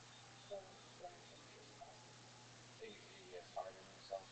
Have you been while losing? Like before you became super famous? Like where you could be like, oh fuck this, I need sex. I could not So I was have really fun hard on playing. myself, and I went to play a tournament in Canada to try to qualify for the Olympiad team. And I was like, well, I'm an adult now. I'm not going to feel emotional if I lose. And then I got there on the first day. I think I was ranked like fourth in Canada for females. And I How long ago? this was like earlier in the year actually. And I go and I lose to somebody lower rated on the first day, and I think it was because I blundered. And I went back to my room. I was like, I'm not cold. I'm not eating. I'm not leaving this room. I feel terrible, and I know I shouldn't, but it just cut so deep. And then I actually ended up qualifying for the Olympiad team, but I didn't want to play because I didn't have enough time to train, and the losses are so painful. I was like, it's not worth it. Yeah, in high school and growing up, I would just remember weekends, and I think being competitive in any sport, again, probably people relate to this, like spending weekends crying, and even like Alex said, like punishing yourself because you're disappointed in yourself because you fight so hard and you prepare and you study, and you're like, oh, I, eh, Full text yeah, of that's Toledavishub, once The again Life on the Story of bright side Jesus, though. Some Revisited. years See other studying really formats. hard and He's after a fail, bitch. and That's how we Toledavishub, start then this you thing. actually This The Life motherfucker Story of was a Jesus, accomplish, and bitch. then you win, and you feel like Revisited. such a huge rush of Edited by dopamine and serotonin, Peter and you're Schaefer, like on a high from the win. So Michael there's also Mearson, plus sides where you're gonna turn this Yaakov around. Deutsch. But yeah, like Texts Alex and said, like Studies in losing after preparing Ancient for something Judaism, and fighting on hours and hours is really hard. 143. Did you ever get More into a Seebeck. bout with martial arts? Texts and Studies in Yeah, Ancient so Judaism. wrestling. I wrestled all Text through high UND school. Study and Zoom Anti in Definitely Jiggledy. took some individual sport. Did a Edited lot of by individual sport, tennis, Peter those kind Schaefer, of things. Princeton, New But Jersey. I think even with Annette Y. wrestling, Reed, tennis, these sports, Philadelphia, PA. it's Seth still like Schwartz, New there's York, still a New York. camaraderie there. Isan Whereas in Yahu, chess, unless you New can draw on Brunswick, your New own Jersey. checkmates, you really 143. are alone. But I Toledavishub, always personally just had The this Life Story of like Jesus, very suspect about it being a Revisited. hard time. It's The one of the Princeton reasons I Conference. decided not to play chess Edited by because Peter I think when Schaefer, I was really young, Michael Mearson, I met and Yaakov Deutsch. somebody More Seebeck, who was able to play Peter monster chess. Schaefer, Bomb So teaching me the 1943. Yo, dynamics bitch. of Roman Go. Professor of Quit Jewish sucking Studies dick. and Professor of That's Religion. unfortunate. This yeah, shit. exactly. Princeton Dude, you start University. by Since dying. I don't care if 2005 it's me. Director, It's those fucking Program in panamandas. Judaic Studies, But Princeton he University. makes jokes talking to 1994 others in Leibniz the Prize, group of his, and 2007 he'd yell Mellon across the room. Distinguished Achievement Award. And I remember Michael Mearson, thinking Bomb that if a 1973, person's able to do PhD that, Bar Ilan and University, that kind of worked at the world Israel vision Antiquities inside your mind that Authority you as can an use a chessboard. To archaeologist and me, that meant epigraphist. when the Since chessboard's not just out 2004 here, senior and you're researcher at here, and Princeton you just see this beauty, create University. these beautiful patterns in your Yaakov mind. Deutsch, I felt Bomb like 1966, I had PhD such a Hebrew strong pull University, towards that. Jerusalem, When currently I adjunct could lecturer decide either I'm going to at the dedicate Hebrew some time to this University, Jerusalem, or and not. executive director of the It World came to me Union Dude, of half this shit Jewish assed, is. and then that's when I Studies. Uh, decided Asterisk to walk 23G, away from it because it had so Carrot, much other beautiful things about Carrot it. YN, I love mathematics, I love NN, just N, everything was beautiful to me. I OJ. saw chess ISBN with all this, 978-3-16-1509488-3. and there was nothing like it, I think, in my whole life since then. ISSN It's just a dangerous future. 0721-8753. It's a Texts and beautiful Studies addiction, in but it's a Ancient dangerous one, Judaism. depending on what your mind is Die like. Deutsche It reminds me of Bibliotheknis is something I thought of publication in the Deutsche before I National stopped Bibliography. eating as much. Detail. And I'd look at people dude, you and gotta take. Bibliographic data is imagine available on the being internet at so http intelligent that you URL. could become a grandmaster and Copyright yet only 2011 by spend More the rest Seebeck, of your life being a Tübingen, grandmaster. And Germany. it's one of I'm those a things where grandmaster This girl. it book does may not require be a lot of Tap reproduced mental on this power, in dick. whole but or in fighting part in chess, in you're not any going to form be able to steal beyond that others' permitted thunder. by copyright law Yeah, without And the not in a way publisher's that written is permission. bad necessarily, more in This applies admiration particularly to and repro, wondering what else has been led dubtypes, the kid to translations, get to these levels microfilms, of and storage obsession and where it's all they want to processing in do. And electronic they're systems. grandmasters, so they're not even top The players, book so they're was never going to make typeset a by living out Martin of it Fisher in of it like Tübingen making using 30, Times 40K year typeface, max. They printed can't by even Gold. focus on their competitive chess Druck because in they Tübingen have on to be non-aging paper and supplemented bound by, by Buck binary teaching spinner in things Otter's they don't wire. like, and it's just because of how Printed in strong Germany. of an obsession it can be. Table of Because it contents. truly is very Acknowledgements. intellectually rewarding. 7. And I think that's what people Peter are addicted Schaefer. to in the self improvement. They can Introduction. get that from a lot of other 1. things as well. Michael think for me, Sokolajee. what I was inspired The by date and provenance of the Aramaic Toledat issue, human being can be on the basis of Aramaic so different, dialectology. you know, 13. in one day. Peter Schaefer, Because to me, that first time I found Agavards and Amulos Toledat issue. I assumed it was 27. like William Horbury, be able to play inside the your head. Strasbourg text of the Toledat. It just 49. sounds like a meaning that's right. Adina M. Yafik, So I Observations on the Ugaritic manuscripts of the Toledat issue.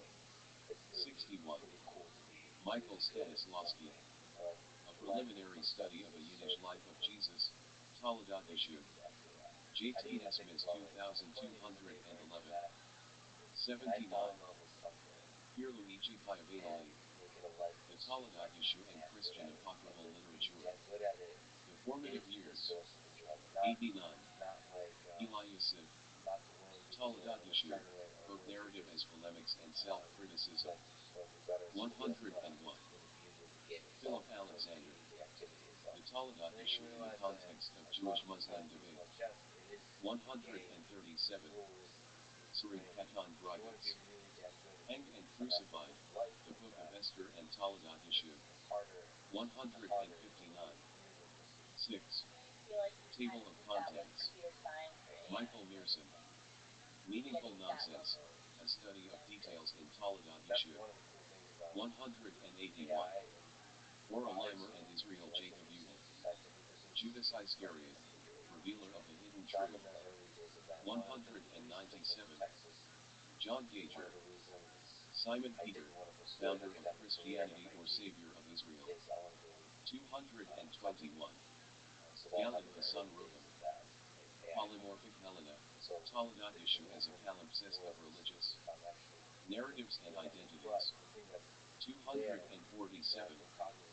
Yaakov Deutsch, The Second Life of Jesus, Christian Reception of Toledat issue. 283. Paula Tardico J. The Toledat issue and Jewish-Christian conflict in the medieval crown of Aragon. 297. Index 311. Acknowledgements. The essays published in this volume are the fruit of a seminar and conference on Toledat issue conducted at Princeton University. The seminar, directed by John Gager, Michael Mearson, and Peter Schaefer, took place in the fall term of 2009, culminating in an international conference on November 15-17, 2009, organized by Yaakov Deutsch, Michael Mearson, and Peter Schaefer. Both the seminar and the conference are related to the Princeton University Toledat issue project, funded by the Mellon Foundation, which is now in the last stages of preparing. In addition and translation with brief commentary of all the available recensions of Toledat issue. All the essays are revised versions of the conference papers, with the exception of Sri Katan Gragas' essay, which was presented at the seminar. First and foremost, we thank the participants of the seminar and conference for their contributions to what we believe marks a new stage in Toledat issue research and for allowing us to publish them in this volume. Aaron Kitchell, graduate student in the Department of Classics, helped us in editing the articles. Princeton University's Department of Religion and Program in Judaic Studies extended, as always, Princeton's legendary hospitality and made the conference an enjoyable and memorable event for all the participants.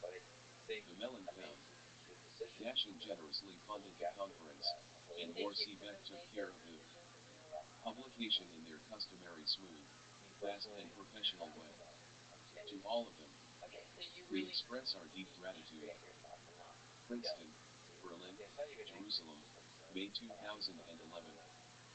Peter Schaefer, Michael Mearson, Yaakov Deutsch. Introduction. Peter Schaefer, Modem research on Toledat issue, that enigmatic late antique medieval tract, whose origins are shrouded in history's mists, began with Samuel Krauss. Monograph Das Leben Jesu nach Judas Gent Quellen, published more than a century ago. One Krauss analysis of the manuscripts available to him at the time, of the text's history, and of its main motifs, has had a lasting influence to this. Dig. Almost all scholars writing about Toledat Yeshu still take him as their point of departure, and humbly add further details rather than attempt to fund a myth. Tally changed the picture drawn by him. It was almost 70 years later when the next step was taken with William Horbury's 1970 Cambridge dissertation and critical examination of the Toledat Yeshu, which was, however, unfortunately, never published. 2. The dissertation soon became the much sought-after insider tip of Toledat Yeshu research, jealously guarded by the lucky ones who succeeded in obtaining a copy and all the more eagerly searched for by the unlucky That ones. reminds me of the quote, "Be 1 happy Berlin, but never S. satisfied." Calvary, 1902, You can have a repair. positive spin Hildesheim, and still Holmes, want something. 1977, 2006.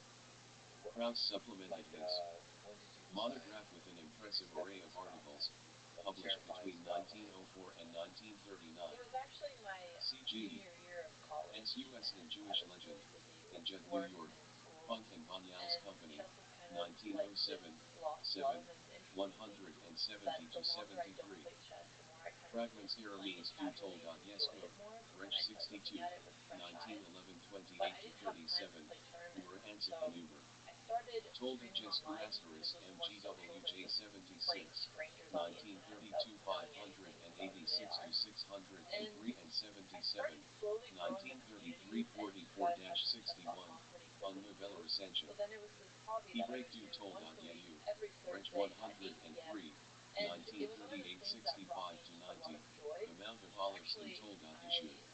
speaking of Zion depression, 4, did struggle for it 1939 for about 10 years 170 of my to life, and it was one of those 76, things where in Hebrew. chess 2. and Luckily, streaming was such a Horbury did distraction, publish an and it brought me important such series of great articles. joy See his The that I Trial of just kept Jesus doing in it because I really, really Jewish liked it. Tradition, in the And Trial then of Jesus, I was Cambridge working on Studies in something honor that of didn't pan C.F.D. out Newell, and and decided to go and take a Ernst resident Pamel, straight full Naperville, time, which Allenson, you know 1970, seemed a little bit weird 103 at to the time. 21, Tertullian on the Jews in the light of It was the terrifying, spectacle but I house. had taken so many 13. terrifying leaps in the JTS past, and 23, they didn't. The 1972 last two hadn't worked out, and I was like, 455 well, to I'll get it 59, eventually. reprinted in IDEM, So Jews and somehow having Christians in failed Contact, before and going and through failure and Controversy, knowing that it'll be Edinburgh, okay T.N.T. Clark, made me more likely to try 1998, something that was a very, very weird 176 job. to 79, the revision of Shem Tov But IBN, Shepratz Evan Bohem, Sepharic luckily we 43, have another 1983 to 2137, reprinted in Jews and Christians, 261 to 75. Christ as brigand in ancient anti-Christian polemic, in Jesus and the politics of his day. EDS. Ernst Pamel and Charles F. D. Newell, Cambridge, Cambridge Whenever I University go to Press, those really dark 1984. places, the scariest thing is 183 that to it feels 95, like I will never reprinted in get Jews rid and of this Christians, feeling, and it is very 162 to overwhelming. 75, Jews and Christians on the Bible, And DMARC. I just have to kind of Cation and look back Convergence, over time 325 spans to and remember that every single 451, time I have gotten in through it and Christ-like remind exegesis myself that Swishing it is Messiah just UND Chow temporary, Seated. and that has been the most EDS helpful Johannes thing. van Oort and I Ulrich just try to Wickert, combat the Happen, scariest thing about it. Kok Peras, 1992, 72 to 103, reprinted, And take in action Jews on and it Christians, to make sure it goes 200 away. to And 25, I've also the tried to depiction spin of it as depression is Judeo-Christians one in of the the hardest things Toledat I've had Yeshu, to deal with, in but also one of the biggest the image of the motivators. Judeo-Christians Because in ancient if Jewish I and just am Christian left to my own literature, brain, I get very EDS depressed. Peter J. Then I really like Thompson working and on Doris focusing on Lambers things. Petrie, So it actually pushed Tübingen, me to Morse try to Beck, focus on school, try to focus on 2003, chess, focus on whatever I'm doing. 280 to And also, if 86, I'm feeling really Rabbinic bad, then Percent. it's probably Of something a little bit off, Christianity and the and I use History it of as a Roman signal to try and Palestine, think of it as, Proceedings okay, of the this is British just a sign Academy, that there's things I can change really soon. 165, 2010 353 to 76 equals Rabbinic Texts and the History My of Late family, Roman like Palestine, I see Alex EDS Martinez, Martin, my mom also has very Goodman serious and Philip depression. Alexander, Luckily, I Oxford, got to see myself Oxford get University that Press, serious level of 2010, depression that they do. I say mine is 353 much to more 76. temporarily. 2. Peter Schaefer, Exactly. who Your were book less successful. experience, yes,